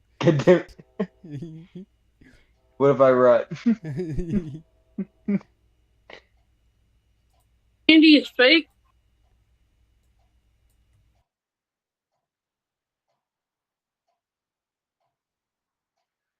Are we gonna learn about candy? Are we gonna fucking Learn about can. Oh, Candy got the dick. See if it If only it ended here. Hopefully that we're gonna have to learn more before I can say Chat is anything. disabled for this premiere. What the fuck? I guess this was a premiere? Premiere? Yeah, sorry, this confused me right here. We're still streaming, right? Yeah, we are. We're It's still like, streaming. yeah, yeah. I was just wondering what that was about. Oh, gotcha. Oh, but yeah, let's learn about Candy. Sandy and Candy is fake? No. They're real because they gave me their picture one time. One looked like a man. One looked like a woman. One looked like a man because she had the dick.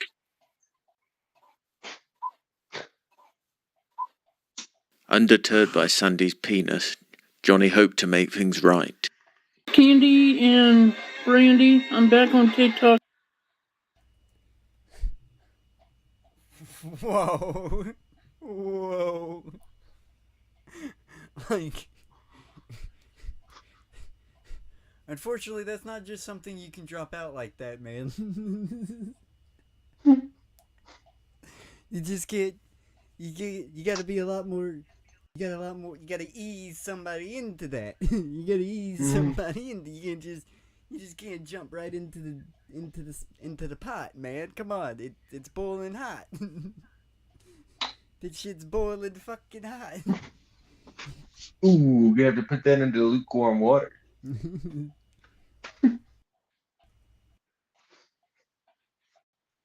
Again, I just want to tell you, just find my video one more time and call me on my phone. Brandy and Candy, call me on my cell phone. I'm back at home right now. Somehow I can't talk to you girls because you girls, I think you girls are mad at me. After once again breaking up with Candy and Sandy, Johnny had to regroup before going back out onto the dating scene. So what? I just need time for myself. No ladies right now. Until the summer, I'll find a girl around my age. It's time for sewing. Take a chill pill. Yes, and a girl keep. What? So he didn't want to be dating because he needs time for his sewing. For himself, I think. I think. Oh, self. Okay. I thought he was like busting out fucking. Hold like on, sewing his. We're going back. We're making sure. I think I'm in the wrong here. Until the summer, I'll find a girl around my age. Just what? I just need time for myself. No ladies right now. Yeah. Until the summer, I'll find a girl around my age. Just take a chill pill. Yes, and a girl keep mentioning me on damn TikTok, and I'm trying to be myself, but they don't want to leave me alone. He's soon smitten with a new woman called Brittany. Brittany, because she's only one woman for me. She was trying to find a guy like me, and she found me. She don't have a deep voice. She has a girl voice. Oh, it's never real.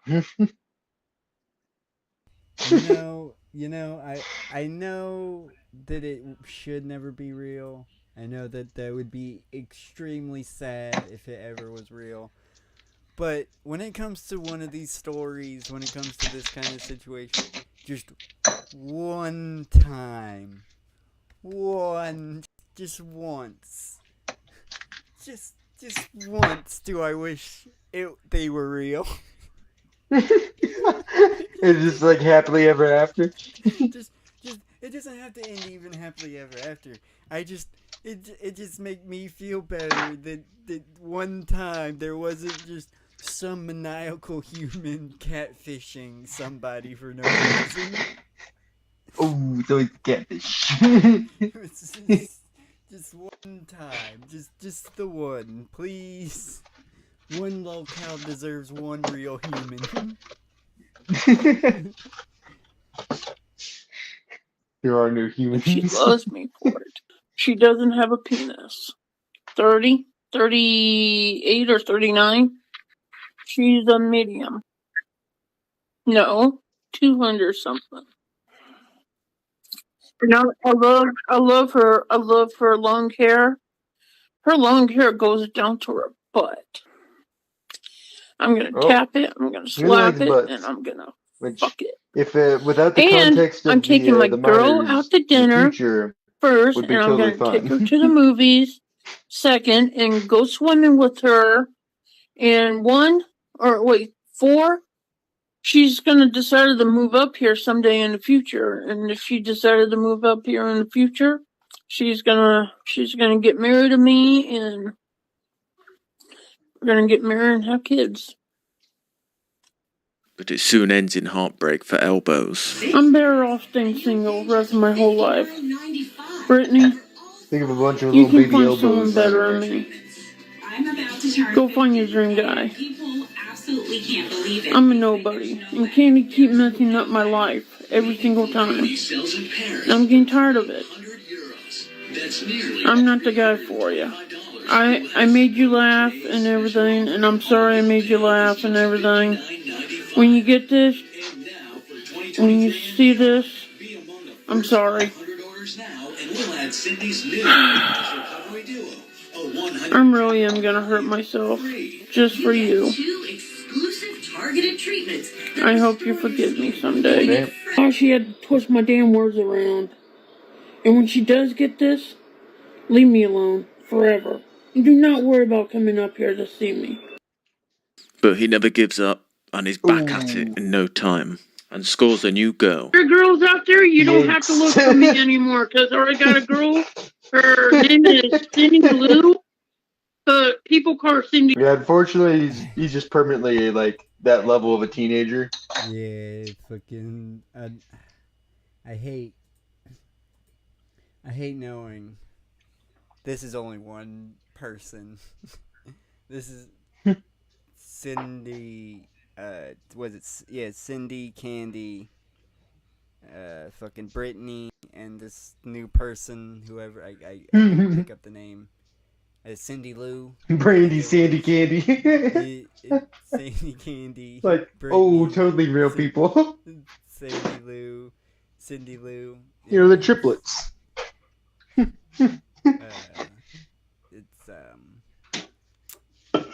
It's hard to not fucking just laugh.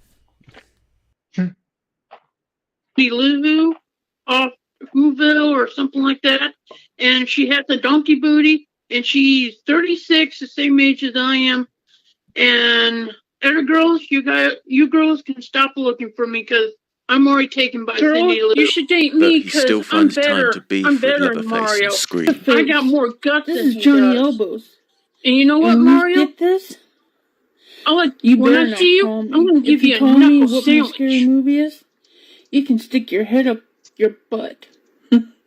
Cindy will kick your ass again in the movie. I like to see if she can kick your ass again. And Scream, you don't know where I'm at. And when you do find me, I'll be ready. I'm going to use my Nerf gun on you. And when I use my Nerf gun on you... Uses what? We got a badass over here. He's gonna get out the Nerf gun. He's gonna get out the Nerf gat. Oh, he's gonna toot this motherfucker with the Nerf gun. Oh, what if it hits my eye? Oh, he's gonna use the Nerf gun. Oh, not the Nerf gun. Not the 9. Not the 9 shooter. The Glock.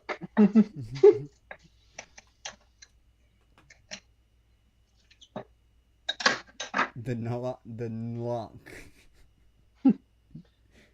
Ooh, I remember I had a Nerf gun, but I only had the little one that You're done. was only a single shot one. You had to pull it back each time. I remember going, oh, those look cool to have if we had more money, but I gotta buy my Power Rangers. and video games.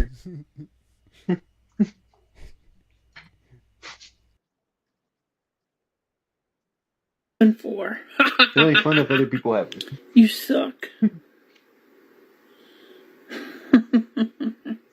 You do suck. You know why you suck? Because you're not good at anything. At all. You're not good at anything at all, Scream. You're a fake. You're always gonna be a fake. This is Johnny Obos. And Scream. Imagine there is one person out there. Johnny Elbows would be tearing them asunder right now. If he was talking to the right individual, there'd be one person that's like, "Oh no, I'm scared. I'm scared." The more that I hear him talking, the more I might just hit him with my fucking car. Just might hit him when he snatches the chips from you. I might just back up and just floor it. Oh, dude, I'm just imagining that, like, through the lens of that video of just, like, him being like, gotta be faster than that, and just being like, okay. It's like reversing real fast, and then that's charging, you know? And then, after that, I'll fucking turn around, pull up to the driver's side when he's on the fucking ground, roll the window down. Gotta be faster than that. Fucking turn. Buddy. And peel off. Oh, man. Peel up and go, oh, now I'm going to jail. All right. Hey, it was, to be honest, all I gotta do is show the cops these 3 videos. All I need is 20 minutes of your time, officer. Just 20 minutes. Oh, we can do this while we going down to the station, but I'm just telling you, you're wasting gas because as soon as we finish these 3 videos, you're turning this shit around. You can look it up on your laptop right there. Turns back around, the cop just goes to where his body is and shoots, puts a couple more bullets. Before he even did that, like there was a boom in the fucking car. You're like, what the fuck was that? Oh, that was nothing. Gets out. Just gotta put a dog out of his misery now.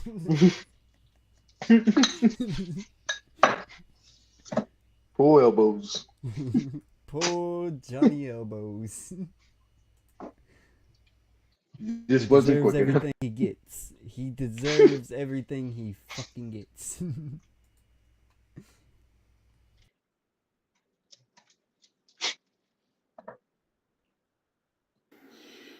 I live in Fremont, Nebraska, out in the country. You gotta find out what country I live in.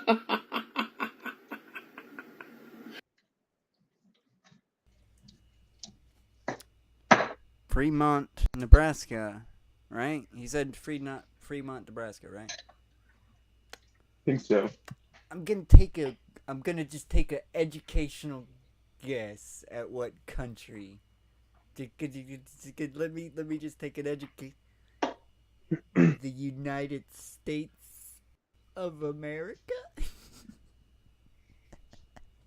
I think you're right.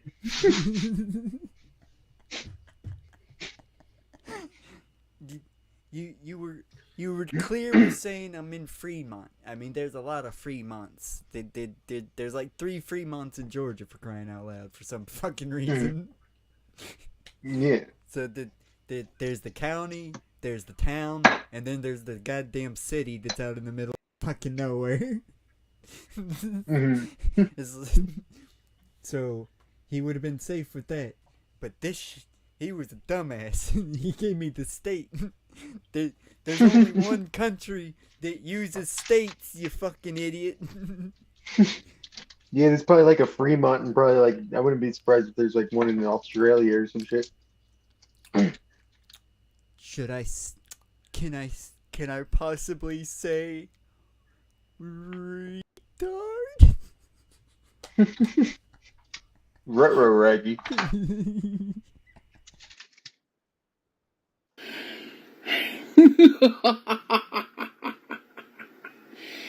Hey, you're not allowed to say that. You're only allowed to point and laugh. You gotta be quicker than that. Elbows is once again single. Remember? I don't need a girlfriend.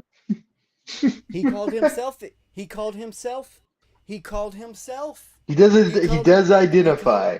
He called himself. He does identify. He called himself. Retarded. You are respecting the way that he does identify. That is true. So you know, if anybody's trying to cancel me, you're gonna get canceled because you're trying to cancel a woke person. Get the fuck out of here. Mm-hmm. I'm so woke. I'm against woke. Fuck all of you motherfuckers. you all are assholes.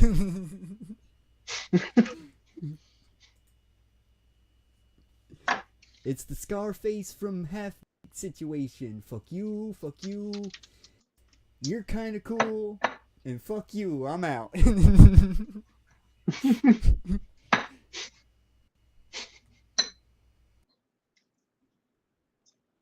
Right now, I really don't need a girlfriend right now. Got a piece of hair on my face. I think I need to use the bathroom. I'll be right back.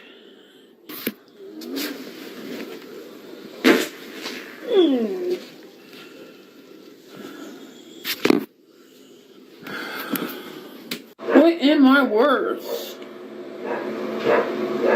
55,000.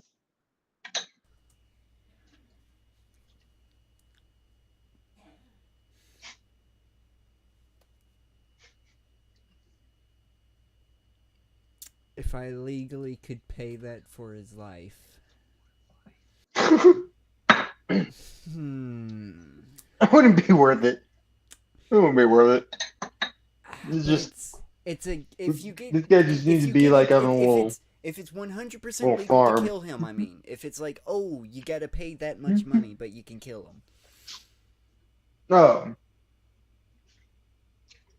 I don't know. Jared Genesis exists, remember, and there's.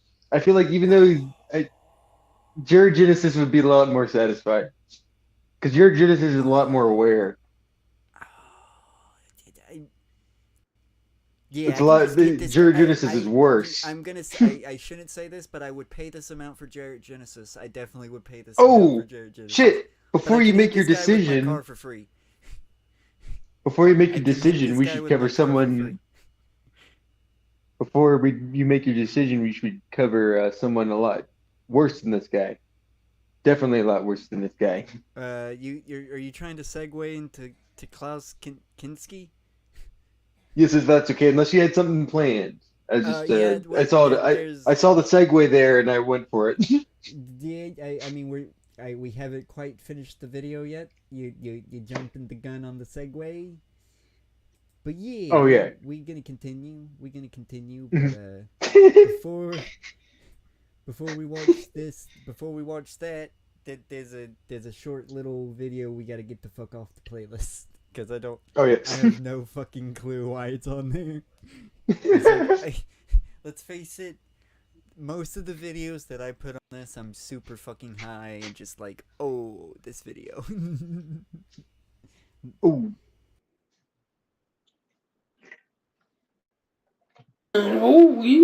Summer is coming, and Johnny is single and ready to mingle.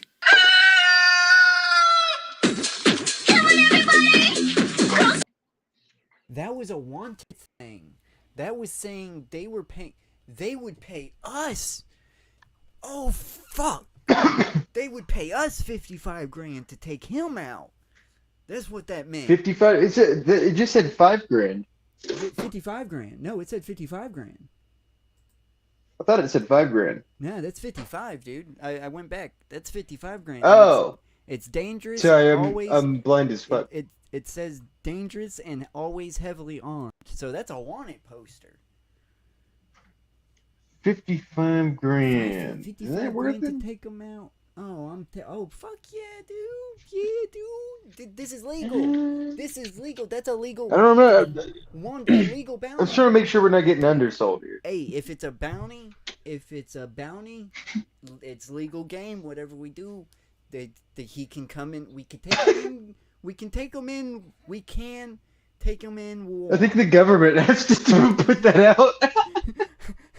We can take him in warm. But I mean, do you honestly want to? Come on, you know you want. I feel like we could. Okay, I think we'll accept it, but we'll demand more because what we have one bonus is that we're the one people that aren't cops. Yeah, boy. Because everyone else is just a cop that's just gonna arrest whoever. Yeah, fucking, they're just gonna arrest them. They're not gonna go with the. Nobody go. It's always wanted dead or it's always wanted alive or dead, and nobody wants to go for the dead. Cause I think you do take a pay cut from the bounty. That was a thing if you did bring them in dead. Like that was the incentive to bring them in alive. Was at the very least 55 each for us is what we could demand. Oh yeah, but you best believe if that was a real bounty, we would end this stream right now. We have his address. 55,000. Holy crap. Summer is coming, and Johnny is single and ready to mingle.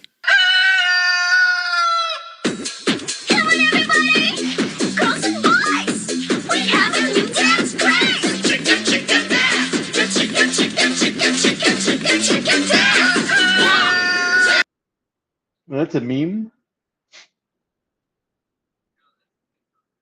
Oh.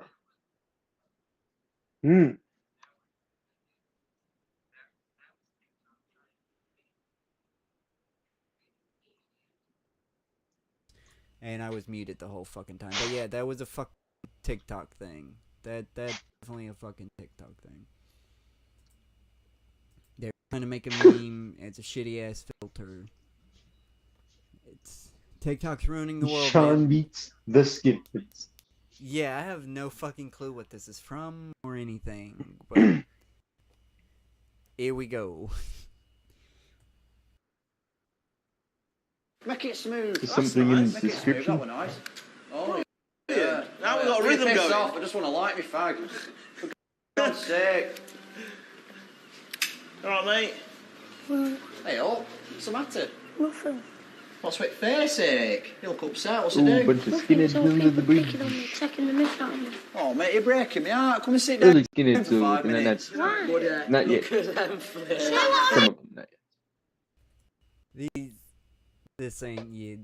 These are British skinheads. These Yeah. They don't. They're not American skinheads, at least. There's a difference. I want to. Yeah. There's a distinct fucking difference. But I believe what I remembered from, because I remember I went a little bit down the rabbit hole like a long time ago with this scene of just like, what the fuck does this keep going up in my recommended, and like what movie is this?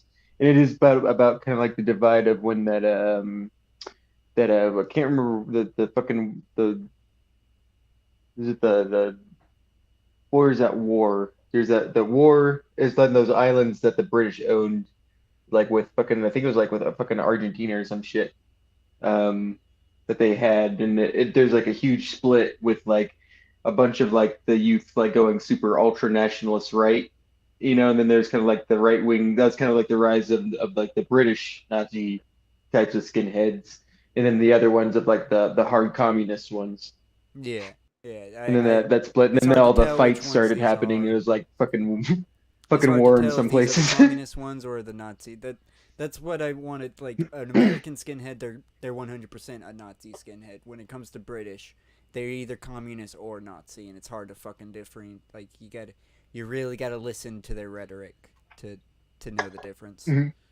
Which is unfortunate that you gotta actually fucking listen to these guys. Because it sucks. They're still almost always assholes. They're always assholes, but these skinheads, they're gonna know what the fuck they're talking about. Like they're gonna have an actual educated fucking point to their views. Unlike the American skinhead, it's just like, I just fucking hate everybody because I'm different, and I hate that everybody else is different than me. Mm-hmm. Do we get communist skinheads? Hey, that's what I fucking mean now. Where's your deal? You can see he's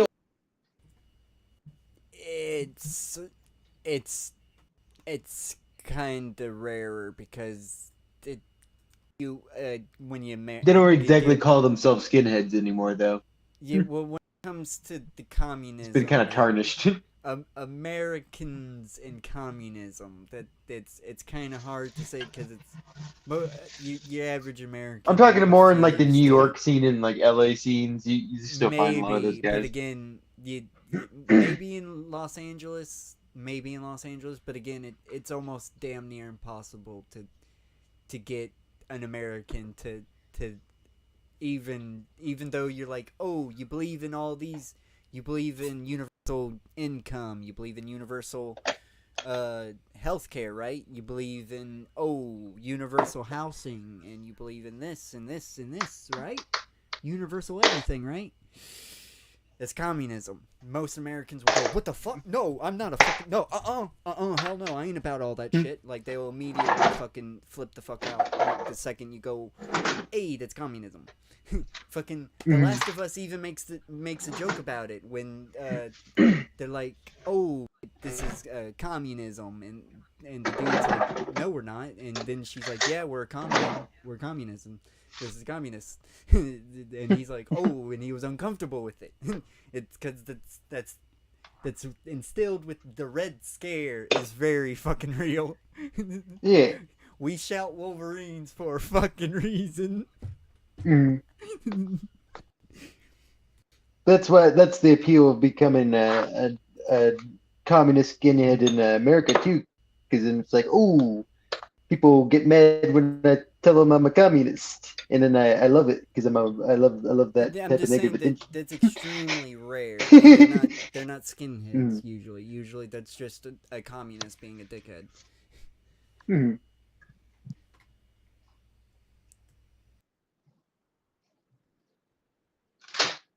Upset? Will you behave with a flare comment? Just come on, 5 minutes. Just come and have a sit down, mate. But Come on. you'll all just pick on me. Everyone does. Oh, come and sit down, mate. I feel bloody sorry for you. Just come and sit down 5 minutes. Just give me 5 minutes to make you feel better. Come on, mate. Bloody hell. It can't be that bad, eh? So what's this? Who's picking on you, lad? Some lad at school. What's his name? Harvey. Harvey? So the bloody girl's name is Harvey. Hello, I'm Harvey. I've come to give you gin. I've got one of these for you, Sonny Jim.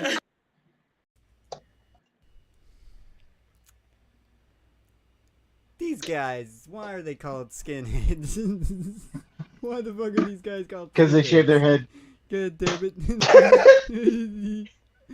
That's literally it. That doesn't I mean, fucking count. wasn't it? And what's funny is that these guys aren't even the original skinheads. The original skinheads are fucking Jamaican, and we're black. Yeah, it's fucking. Oh, this is aggravating. It's like these guys are just cool. These are bridge kids. These are fucking bridge kids, you assholes. They're hanging under a bridge. I'm attacked. I feel attacked. And if you were in England at this time and you went under a bridge, you would have been finding skinheads. Fuck yeah, but I definitely wouldn't be shaving my head because it's fucking stupid. But still. Oh, and then it'd be like, oh, who's the hippie?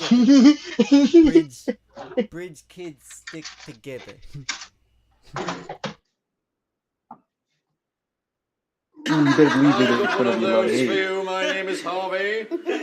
You're drawing a fine line. till I fucking bust out the weed, then I get the fucking name, the nickname, unless it's straight edge.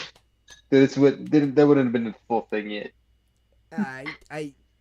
No fucking straight edge fuckers are actually tough enough. That was to more of a fucking New hang York out under a thing. bridge.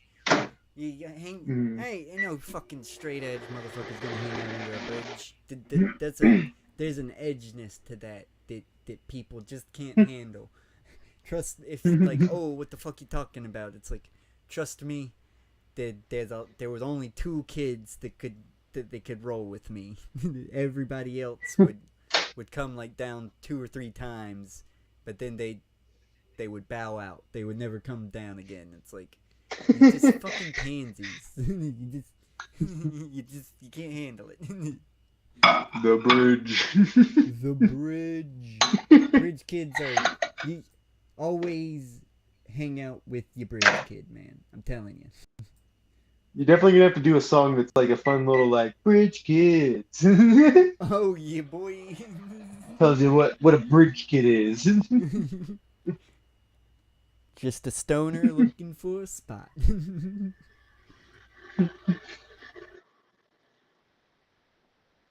You're drawing a fine line, hey? Bloody hell. Where the frig have you been? Bloody Eager. Give me a freaking Took me an hour to get someone to go in for me. You had to wait a bloody hour for that pie. Give me that shit. God's sake. Who the fuck's it? Oh, they're drinking beer. They ain't straight edge. Hell yeah, these fucking they definitely would be hanging out with me because they'd be like, oh yeah, I don't really care for that, but I got this. Oh, this is a nice bridge. Even though I don't like this bridge, actually, this is a pretty shit bridge to hang out under.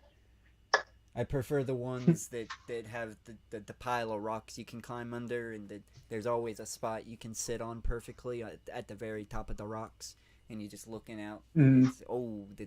So good. So good. Such a great smoking spot. Baby, just working class fucking Joes. Oh, got nothing to do. Once you can find, if you find a fucking bridge like that with a river that also goes past it somehow, that is the fucking most choice thing to just sitting there getting blitzed off the ass just watching the river. Yeah. That's the best. Oh, and I had my fucking, it was the day, the cell phone was just getting YouTube. So, if I needed music or if I wanted to do anything, to just watch YouTube on my fucking cell phone, baby. It was still. I remember.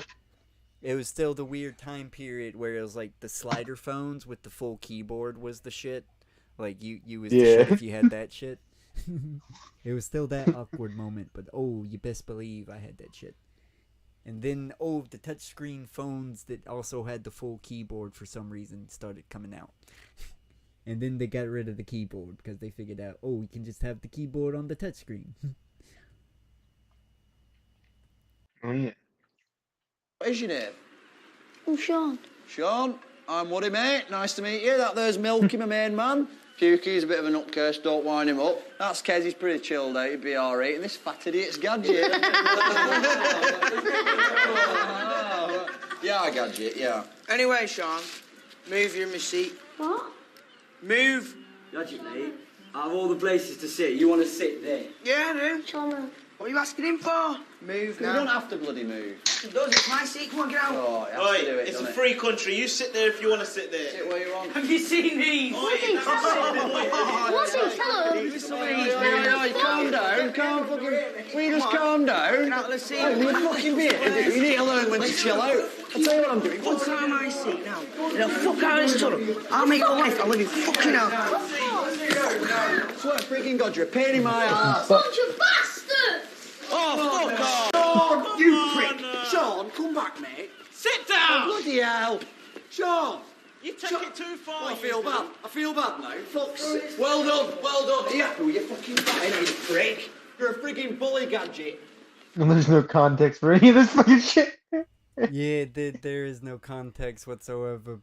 Oh, the guy is as far as I'm concerned, the guy is cool in my book. Hey, maybe I'll have to review this movie someday. Hey, yeah, you know they're gonna fucking copyright strike us. You know we're gonna fucking review it. Hey, what the fuck do you mean you're not getting enough video? You're getting plenty of video to stream. I know you are because I see it on my TV, you son of a bitch. I'm looking at my TV and I see you lying. And it's actually been pretty seamless here lately. Like, I'm actually Oh yeah, super surprised. tis. Oh, but let's It's actually more seamless than it is shared. let's learn about a real piece of shit. Ooh.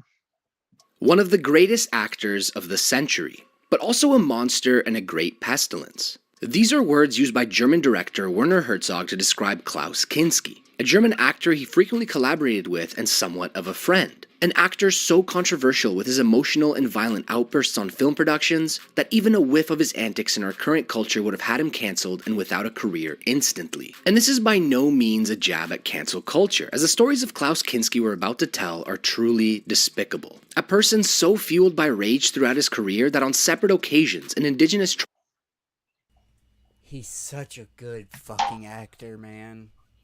He is such a good fucking actor. Like, it's such a shame. Like, I didn't know this before he did. I didn't know any. I knew him about him, and he was actually pretty. Oh, hype this is day and this is one of gonna my be a favorites. wild goddamn ride, and it's definitely gonna push our boundaries of how we take art, how we review art on here, and it's gonna bring up a good conversation. Yeah, oh, I bet, because this, before we even get into it, my heart's already broken. That there's even any kind of controversy with this guy whatsoever. You basically, it's not the level of Nicolas Cage, but it's almost to that point, because he's pretty good. Like I said, he's a damn good actor. Sometimes tribe offered to kill him for I don't know, Herzog, there's a something with the producer art community, contemplated man. having him killed for insurance money, and even Herzog himself threatened to kill him when Kinski went too far. I want to say, I'm gonna have to rewind just a little bit there to get the full brunt of what he just said, but I want to say that the industry is kind of the issue itself. Like, something about the industry just makes sick individual people. Like, it's apparently a very taxing job that people don't want. It's like, oh, it's fucking. And I think it does attract a lot of narcissistic people. Yeah, there is a bit of a narcissist, not just, but you gotta also have narcissists. They don't. The problem with being a narcissist is you might not have the drive to actually, like, do anything to prove that you're better than anybody, but it's also sociopathic drive that people have in this industry, that you have to fucking work just to work the hours that some of these actors work. You have to be fucking insane. It's like, holy shit. And it's just to act one scene, just to say the same lines over and over and over again, just so one director can finally go, I fucking have it. It's like, goddamn. Oh, the fucking person that made The Shining. He's the prime example that I'm talking about. Like, oh yeah. It's a very unhealthy. Stanley Kubrick. Yeah, Stanley Kubrick. He is definitely he is a fucking amazing filmmaker. I will give him that. But I do have to say how he treated I can't remember her name right now on the filming of The Shining, just to make sure she gets the performance that he wanted out of her, was too far for me. It's like, you're a fucking piece of shit. Oh yeah.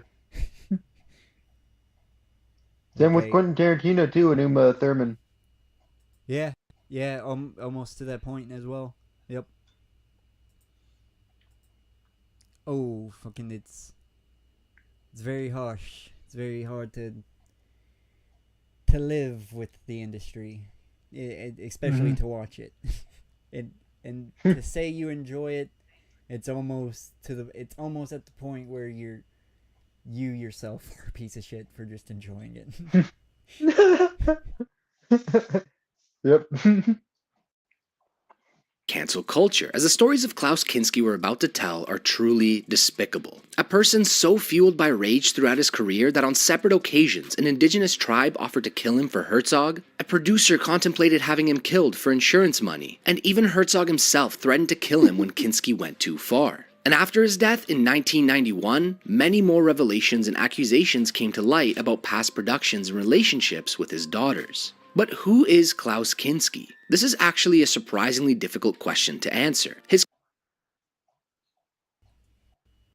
What?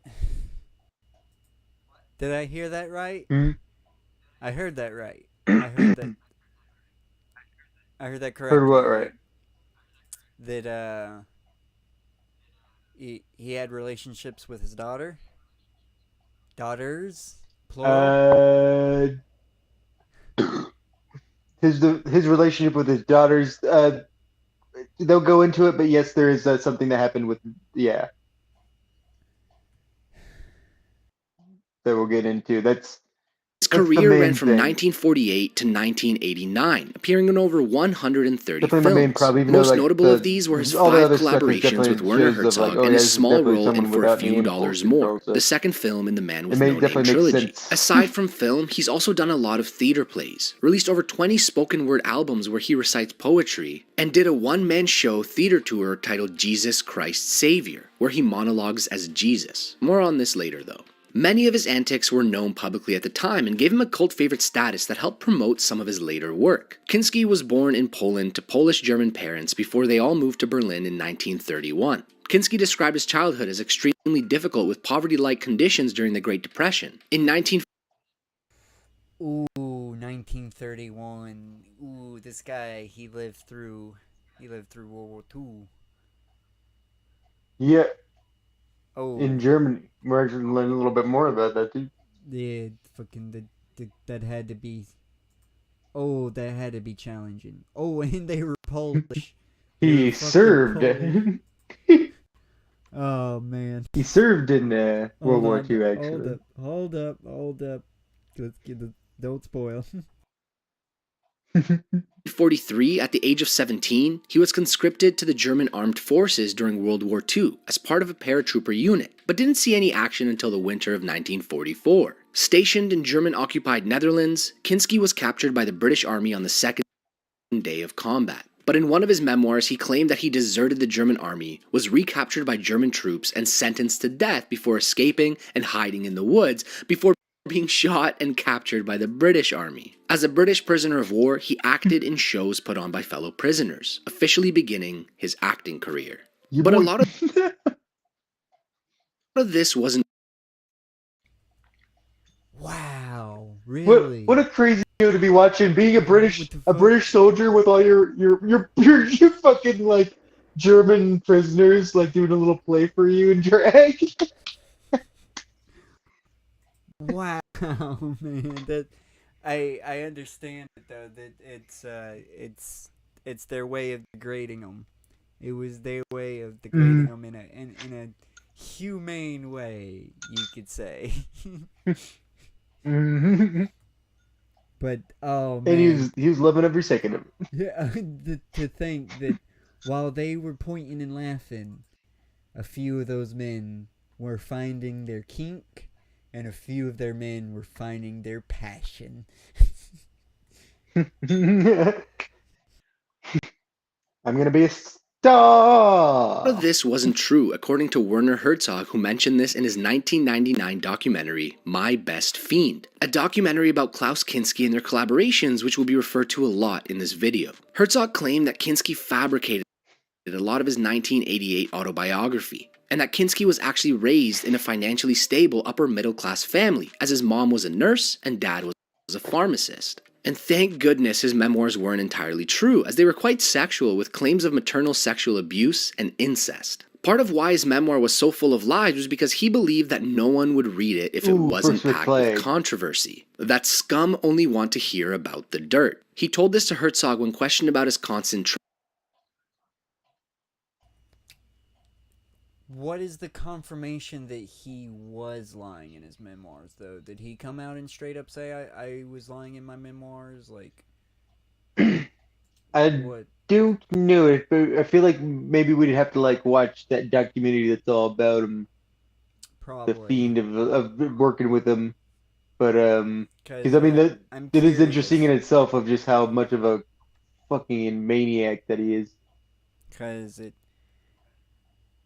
it'll be very unfortunate that if he was such a creative fucking writer to Oh yeah, I think they're squander. gonna get into it. I think he's gonna say that he admitted, but at least it was. I think it's word of mouth from Herzog though, but I believe he's about to say that like he actually told Herzog that he was just trying to get. Okay, I'm gonna rewind just a little bit to make sure I didn't miss it.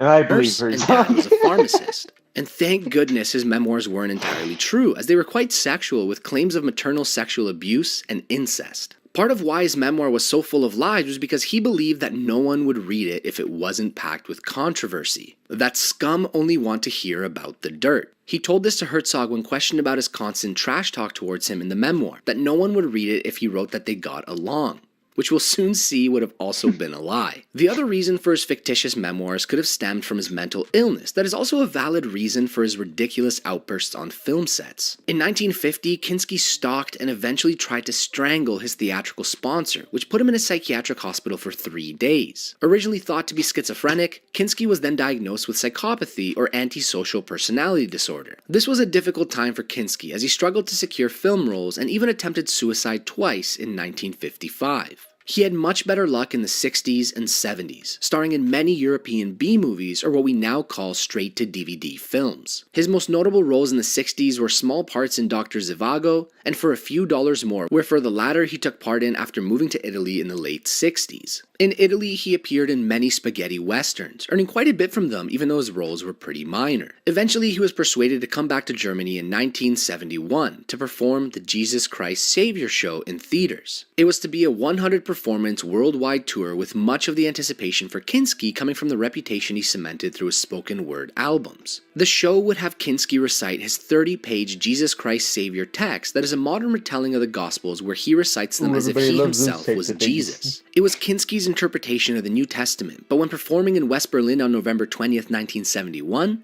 things got out of hand quickly.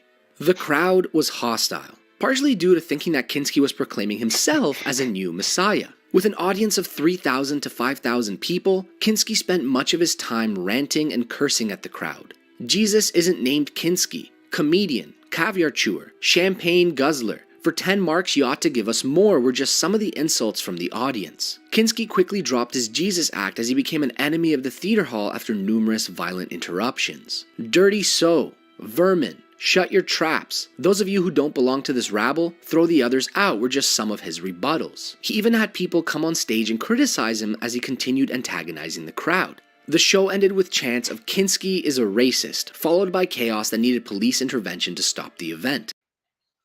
It's almost like they crucified him. Fascist, not racist. They called him a fascist, not a racist. Yeah, they called him a fascist because he was German. Said racist, but he did say racist. They weren't chanting racist. They were chanting fascist.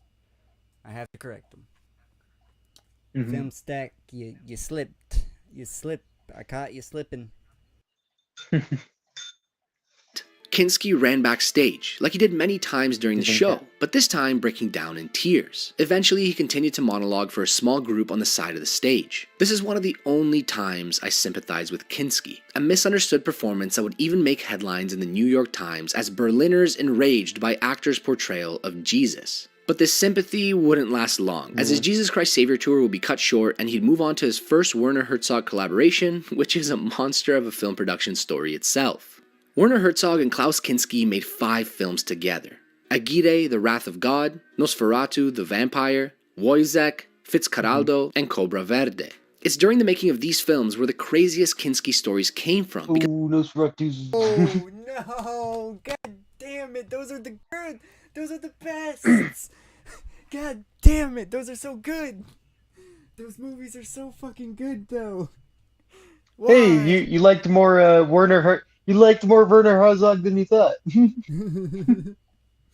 Did a lot of, including that the other one, the fucking Bad Lieutenant, New Orleans, Port New Orleans. I fucking love that movie, man. That's with Nicolas Cage. So at the very least, we still have Herzog. Okay, yeah, your boy. Even though he's solely responsible for the boiling and dying of the rats. God damn it! Why you doing this to me? Why you doing this to me? We don't know. There's no one that he's never been accused of molesting anybody though. So there you go. That's because all of I can how really well they were hope for. documented in Herzog's My Best Fiend documentary. Their relationship dates all the way back to when Herzog was 14 and Kinski was either 29 or 30. Herzog's family was living in one room of a boarding house that Kinski also lived in. They were together in that house for 3 months. Apparently, Kinski filled his room with leaves up to his knees and had constant rampages. When the owner of the house ironed his shirts wrong, he went on one of these rampages, ripping doors off hinges and destroying furniture even though he was being fed there for free. One memory Herzog remembers vividly was when during one of these tantrums, Kinski locked himself in the bathroom for 2 days and destroyed all of the porcelain into pieces so small that Herzog claims you can sift through them with a tennis racket. Another of Herzog's memories was when a critic who saw Kinski in a small role of a play was over for dinner. The critic praised the actor for his performance, saying that he was outstanding and extraordinary. So Kinski thanked him for those kind words. Is what he would have done if he was normal. Instead, he threw 2 potatoes and whatever cutlery he had at the critic and exclaimed, "I was not excellent, I was not extraordinary, I was monumental, I was epochal." With stories like these, it makes you wonder what went through Herzog's head. Hey, I kind of. He's the most like fucking like movie like full of himself type of actor, like so ridiculous to that ridiculous level. Though I can fucking completely understand what's going on here. I hate when people give. I know that they're trying to be, sometimes that they're being genuine, but positive criticism, I fucking hate it. I hate it with a fucking I do hate it too. It's like, yeah, dude. I don't know what to do when I'm given like a compliment. Give me notes. It can't be perfect.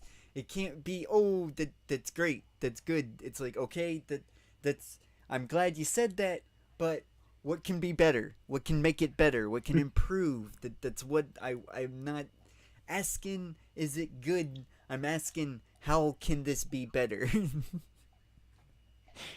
And it's like, oh yeah, it's good. It's like, no. Head to want to work with Kinski at all. But it all comes down to talent. Something that we can't deny Kinski had. When Herzog was 15, he saw Kinski in the war film Children, Mothers, and a General, and was so impressed by the way Kinski acts in a scene where his character wakes up. This scene stuck with him and was the catalyst for casting Kinski in the first place. We'd then go on to get 5 crazy film productions with the 2 of them, some more infamous than others. Everyone who worked on these productions hated Kinski and would almost form a mutiny whenever they heard Kinski was on board for another. It would get to the point where actors took a lot of pleasure in harming Kinski whenever it was called for in a scene. But okay, enough pretext to these productions. We begin with the first film, Aguirre, The Wrath of God, released in 1972. Aguirre, The Wrath of God was an epic historical drama with Kinski in the lead role. He played a Spanish soldier in the 16th century who led a group of conquistadores down the Amazon River in search of El Dorado, a legendary city of gold. Filming took place in the Peruvian rainforest in Machu Picchu and on the Amazon River. It would be a difficult 5 weeks of filming for the cast and crew, and it wasn't because of the environment. but because of Kinski. Kinski calling Herzog to accept the role after receiving the hardcore screenplay was the first time the two of environment. them had talked since living together. And this call consisted of over an hour of inarticulate screaming before Herzog even realized who it was. Kinski just came off the Jesus Christ Savior tour and was acting like Jesus during filming, answering as a misunderstood Jesus. This misunderstood Jesus quickly turned into a fueled by rage Jesus when things didn't go his way. Right from the opening scene, Kinski already had a problem with not being the center of attention, as Herzog had in mind a very distant shot of them walking into the intro. The two of them also argued about how Aguirre, Kinski's character, should be portrayed with I'm getting less and less on that antisocial personality. He might just be a narcissistic bipolar person. Yeah. You just got. There's definitely the heavy narcissism. Oh yeah, he's definitely got narcissism. That is for sure. I don't know about the antisocial personality though, because it's very hard for an antisocial person to be an actor. Like usually you don't get antisocial personality actors. Like it's very hard for them to function in that kind of environment, you know. Like that. Like if he was if he was stabbing people maybe, but he's like not doing things like that. You know, if like he was yeah, he's kind of not, like getting like actively, weirdly violent like that. Yeah, he's not actively like. It's more of a bratty violence, you know, like more of like a. He's not really being delusional. He's just fucking. He's just acting out because he's not getting his way. And people can be like, Joanna was a good. Joanna Dennehy was a good example of antisocial. Yeah, but anybody's like, oh, but he thinks he's Jesus. It's like, no, I bet you for a fact he didn't actually believe he was Jesus, and that was the shtick that he was doing to upset people. Because I'm upset right now. I'm randomly mad for a period of time for no reason whatsoever because my moods are unstable. Nobody gets my genius. And I'm gonna force it onto them no matter what. And that's the narcissism. Oh.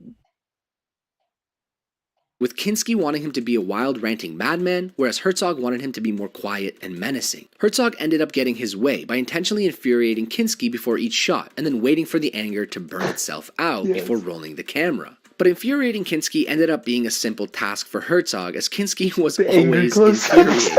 There were times when Kinski forgot his lines and looked around for a victim to blame, like a cameraman smiling so he could start it. And you're not gonna say anything, and you're doing exactly what I want.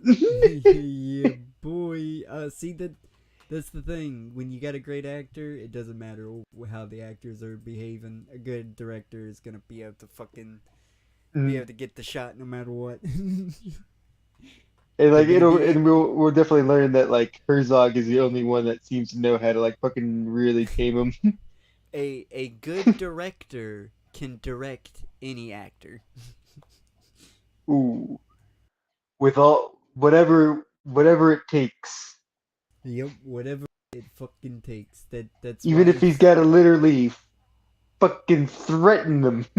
You drive them to losing their head. They're literally losing their head, and they're smoking cigarettes and making that not even ashing it. Oh, every time I watch a fucking behind the scenes of The Shining, her ash is so goddamn long. It makes me so goddamn paranoid. It's like, damn, she is stressed. Been there.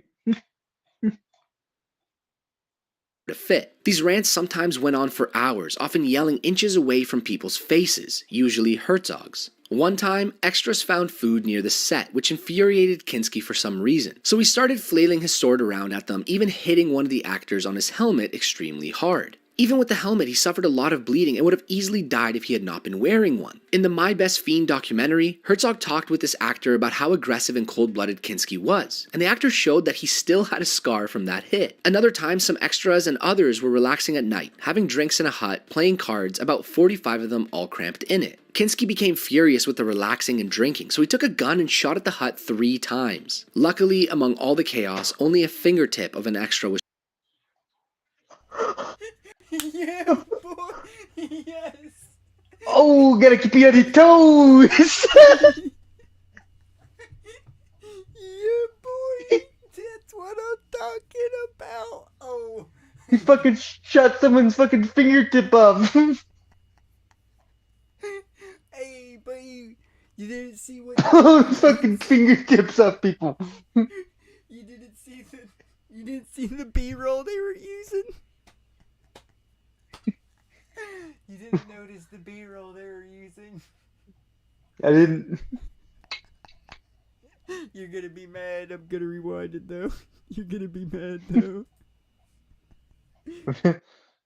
Sword around at them, even hitting one of the actors on his helmet extremely hard. Even with the helmet, he suffered a lot of bleeding and would have easily died if he had not been wearing one. In the My Best Fiend documentary, Herzog talked with this actor about how aggressive and cold-blooded Kinski was, and the actor showed that he still had a scar from that hit. Another time, some extras and others were relaxing at night, having drinks in a hut, playing cards, about 45 of them all cramped in it. Kinski became furious with the relaxing and drinking, so he took a gun and shot at the hut 3 times. Luckily, among all the They legitimately have him B-roll, like just randomly taking a snake and shooting. Yeah. Yeah. I was waiting because it's kind of too laggy on here that I keep missing things, but actually, yeah, I saw it. Fucking. Shooting the snake. I haven't seen that movie. I want to see that movie now. I need the context to that scene.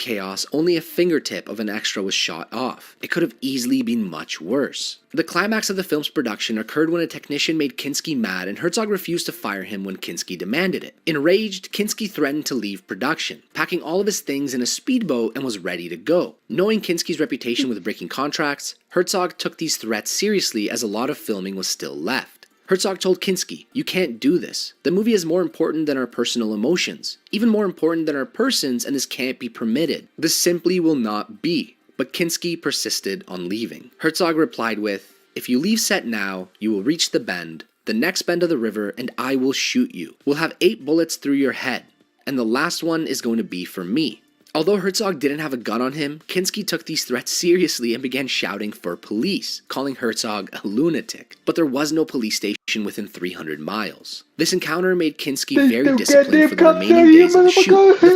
Where you gonna fucking go? You're in the goddamn Amazon. You trying to fucking escape, motherfucker? I'm gonna fucking shoot you, you little fucking bitch. You're doing this fucking. That's why Herzog's a fucking man. Hey, you know, fucking he fucking this guy though. He's torturing everybody. He deserves every fucking threat that he gets. He's being a fucking menace. He's being a douchebag. He deserves it. He fucking deserves it. Oh, even if he is shooting snakes. Even if he is shooting snakes. The film went on to have poor box office numbers in Germany, but became a cult favorite in Mexico, Venezuela, and Algiers, before getting theatrical releases in other European countries and a US release later that decade. The US and UK loved the film, praising Herzog's vision and Kinski's acting, and it currently sits at a 96% on Rotten Tomatoes. The next 2 Herzog-Kinski collaborations wouldn't be as eventful as the first, but that's not to say they went smoothly. They included his usual tantrums, but nothing went to the extreme. Nosferatu the Vampire and Wojciech both released in 1979. The former had Kinski play Count Dracula as the lead, and the latter also had Kinski in the lead role as Franz Wojciech, a soldier who took a job taking part in medical experiments to earn some extra money. One of these experiments had Wojciech eat nothing but peas for his diet, and he soon goes insane because of it. This was based on a stage play and not something that Herzog came up with himself. For Nosferatu the Vampire, Kinski often argued on set, but surprisingly got along with Reiko Kruk, the Japanese makeup artist in charge of applying the Dracula makeup. These 4-hour-long makeup sessions went smoothly with no classic Kinski outbursts. The film released to great reviews, with the praise going to both Herzog and Kinski, and currently sits at a 95% on Rotten Tomatoes. Just 5 days after finishing the work on Nosferatu the Vampire, filming began on Wojciech. The crew was still exhausted from the previous production, but luckily it doesn't seem like Kinski caused too many problems, at least nothing worthy of reporting. In fact, Eva Matz, the actress playing opposite of Kinski, Herzog is a fucking genius. He's doing this on he's making sure fucking Kinski is tired as shit. Can't pull the usual antics if he's fucking worn out from constantly working. Like, what do you want to do? Do you want to work or do you want to fucking fuss? What's the energy?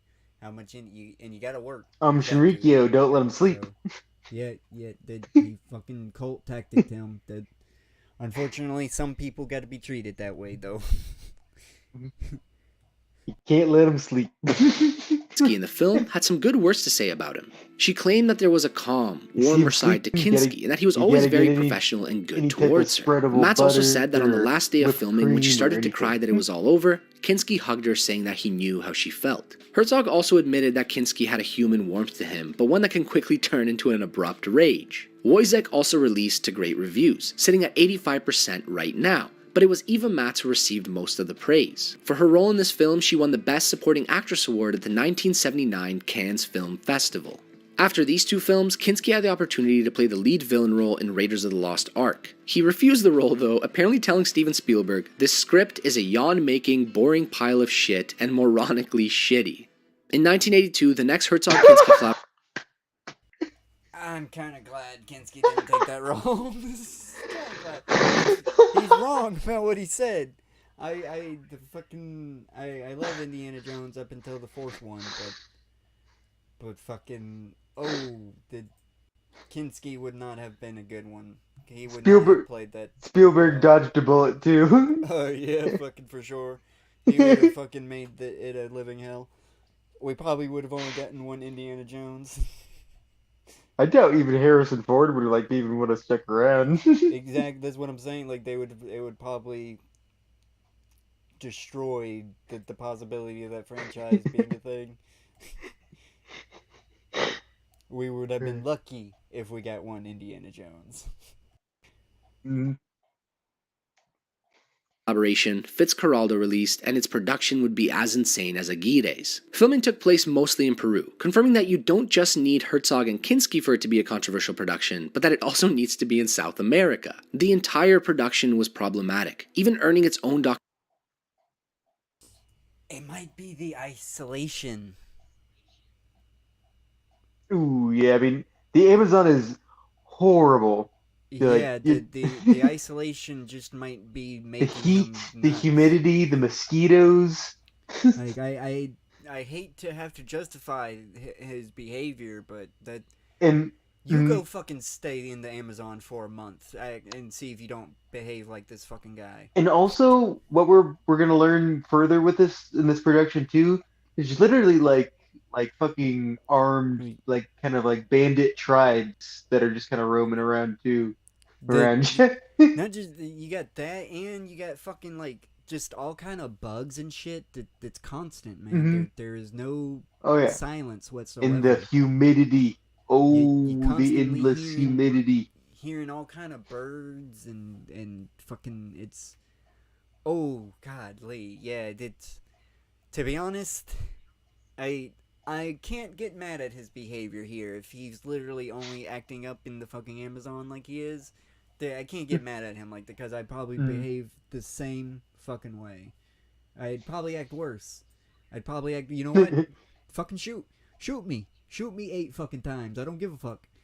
Let's go. Let's fucking go.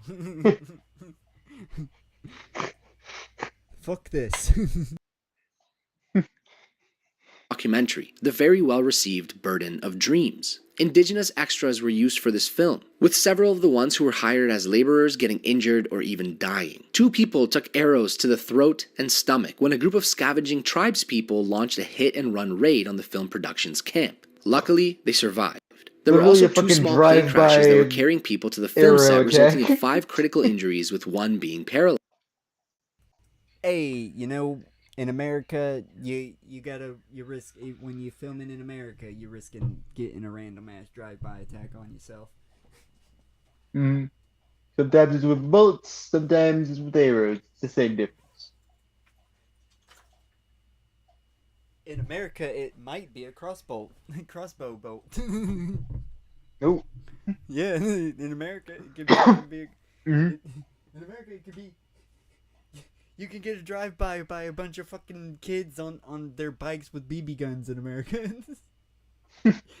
It's like, oh. Hey, and those things, they think they can do damage. Yeah, they can. You don't want to get shot in the eye, that's for sure.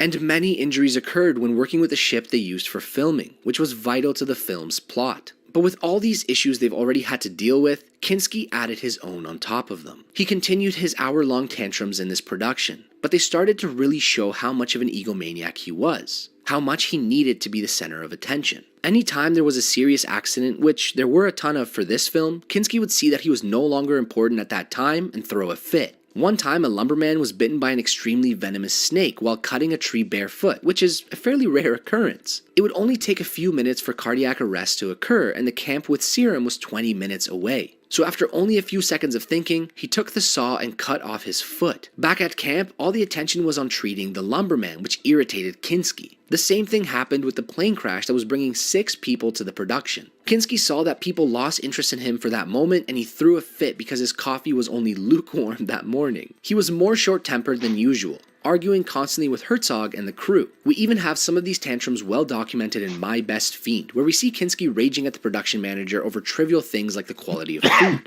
Although we only see a few minutes of this in the documentary, it went on for much longer. We'll include a link to the tantrum in the description. These tantrums reached a boiling point with Herzog, to which Herzog planned to set Kinski's cabin on fire while he was asleep in it. He said he would have done it, but Kinski's dog outside his hut barked whenever Herzog approached. You might think that this was a bit extreme, but they had a unique relationship, and the feelings were pretty mutual. At the Cannes premiere of My Best Fiend, Herzog said, "We had a great love, a great bond, like almost but both of us planned to take each other out." But some people on the set of Fitzcarraldo were even more serious about taking Kinski out. The indigenous actors... But they started like leaving little bombs at each other's pillows. This shit's fucking ridiculous, man. They just need to fucking get it over with. I can feel the sexual tension. And you know what? And of course, it's fucking Kinski needs to be the bottom. Kinski needs to be the bottom. Herzog needs to be the top, and then everybody in the production team needs to watch. That's what needs to happen. Then everybody will be okay. It'll be healed. It's probably fucking Kinski's problem. He wants Herzog to fuck him, but Herzog's not fucking him. He says, "Pull the trigger. You keep threatening your big gun." Oh, I fucking didn't make it in time. I was trying to load a bowl before it was 420, but it's not. It's 420. I'm loading a bowl. Give me 1 second. Give me 1 second. This is important. I'm gonna play the video.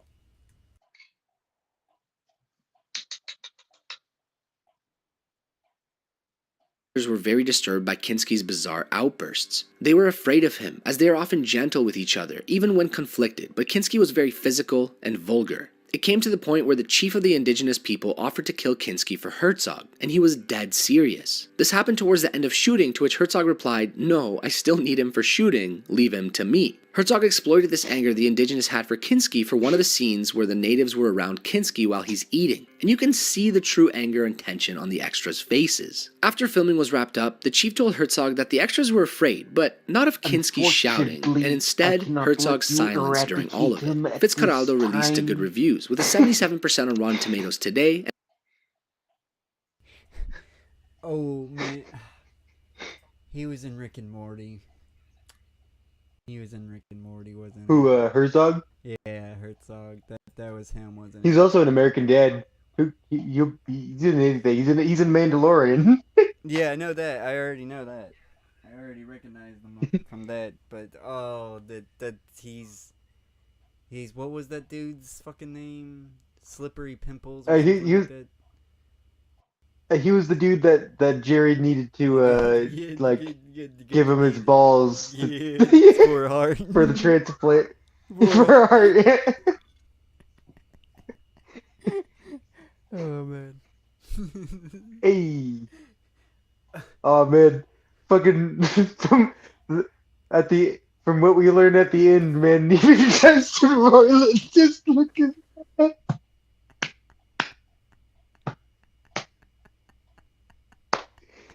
That's what's fucked up.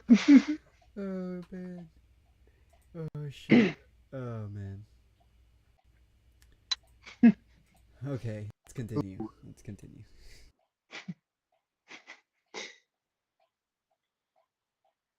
And is beloved by many. Before moving on to the next film, we wanted to list 3 more facts about this production. 1. Kinski wasn't even originally supposed to be in this film. Jason Robards was already cast as the lead, but he fell ill. Then Jack Nicholson was considered before finally landing on Kinski. The crew were definitely not too pleased to be working with him again, especially since 40% of filming with Robards was complete, so they'd have to start from scratch. 2. Kinski always claimed to be a nature man, to be one with nature. He really hyped up how fascinating the landscapes were where they were filming, but he barely set foot in the jungle, always staying in camp unless needing to film a scene. But one time he went 100 feet into the jungle on his own time, and you bet he brought along a photographer to keep up his nature man persona. And 3, during one of Kinski's rages at Herzog went back to his hut in the middle of the tantrum, grabbed a chocolate he was hiding that people on his production would have fought for, and ate it inches away. Now hold on, I feel personally attacked here.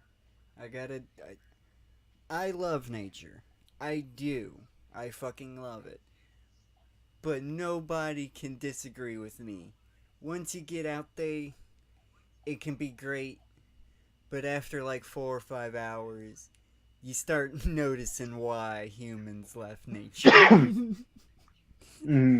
It's like, this was nice, but I'm kind of sick of the mosquitoes, and I've kind of come across a few too many wild animals, and it's like, it's like, it's great. I've had a great adventure, but it's time to wrap it up.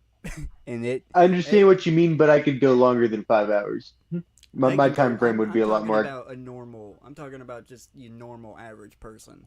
Like, you should be able to last at least 5 hours outside of nature, at least, before going, okay, it's time to go. Because I would literally spend my whole high school days just fucking getting high and walking through the woods. It's like, because if I'm familiar with the environment, it's great. But if you're lost or something, it's nightmarish. It's like, we gotta fucking be stressed about where I'm going.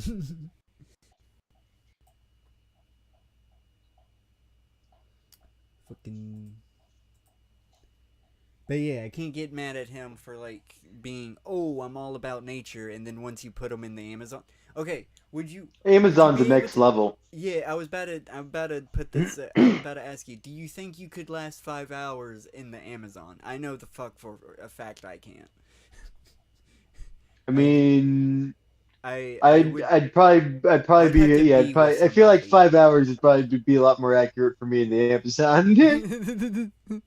Like, I would have to be with you if I wanted to stay that long, and it's for like 2 hours you'd have to deal with me going, can we just fucking get the fuck out of here already? Like, let's fucking go. I'd be like, don't pee in the river. Yeah, fuck no. Fuck no. I ain't going.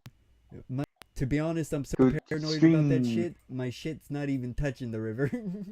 I don't give a fuck. If we gotta cross the river, we're turning around. That's the end of our journey.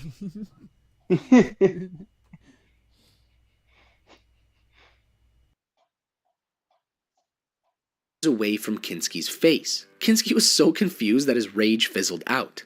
Before the final Herzog-Kinski collaboration, Kinski played the lead role in a horror film titled Crawl Space, released in 1986. The production was so full of Kinski's usual antics that director David Schmoller released a short film in 1999 where he described all the issues he had with Kinski. It's definitely worth checking out, sitting at just under 9 minutes, and Schmoller recounts the filming in a very entertaining way. Link is in the description. Crawl Space's lead role was written for Kinski, with no one else in mind, but Schmoller had no idea about Kinski's reputation for being difficult to work with. Before filming even started, Kinski already threw a fit over the wardrobe they gave him, so he went out and bought his own clothes, of course charging it to the film and then keeping them afterwards. What a guy. For the entire shoot, Kinski clashed with other actors and crew. Many of Hey, if I'm taking my own money and buying movie props, clothes for them. You best believe you reimbursing me, and you best fucking believe I'm keeping the goddamn suit afterwards. Cause it's payment for having to go out and do the prop guys, the fucking clothing department's job. Damn it. I'm gonna fucking just say this. I bet cause Crawl Space is a fucking great movie. I bet the fucking original clothes they had for him were goddamn trash. They fucking Kinski knew it. He was like, "What the fuck? Hell no! Get this shit out of here."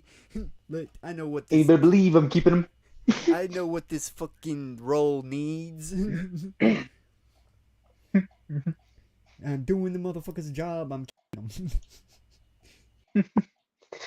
These clashes are shown in the short film. By day 3 of shooting, Kinski started 6 fist fights with crew members and caused significant delays to the schedule. Schmoller and the producers agreed that Kinski had to go if they wanted to finish the film, but the distribution company paying for the film insisted that he needed to stay, so they continued filming. On day 4, when Schmoller came to the set, the film's Italian producer had a smile on his face because he figured out how to solve their problem with Kinski. That they would kill Kinski for the insurance money, and he was completely serious about it. Schmoller was worried, so he called the film's American producer with this info, to which the producer replied with, "Bummer." Not actually committing to the plan, on day 5, Kinski found out that they were going to fire him and he declared war on the director. But Schmoller was determined to outlast Kinski since directors quitting on him was fairly common. Soon after, Kinski threw a tantrum, screaming about directors yelling action when starting a scene. Action. So they eventually agreed on saying Klaus instead. A day and a half later, the same tantrum happened, but this time he was screaming, "Klaus, Klaus, Klaus. All my life, directors have called Klaus." But something had to be called by the director to start filming the scene, to which Kinski replied, "Say nothing and he'll start when he's ready." 3 to 4 times a day now, the crew started whispering to Schmoller's ear, "Please kill Mr. Kinski." Everyone reached their breaking point with him, but they still had to endure. Close to the end of filming, Schmoller said cut to finish filming a scene, and the same screaming occurred. Just like fucking shining their guns Cut, cut, cut. I made over 200 movies and directors are always yelling cut. When asked what to stay in... Hey, you fucking... You killing his flow. You killing his flow. He's on a roll and you're saying cut. No, you keep filming until the actor just wants to keep going. He's gotta go. He's got the juice. You ever heard of editing? You son of a bitch. Come on, man. You can't be upset.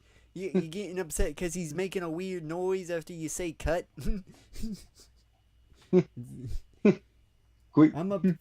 You know how upset when my flow gets interrupted? It's aggravating. It's like, oh, I'm not gonna get that back. I'm not gonna get that back.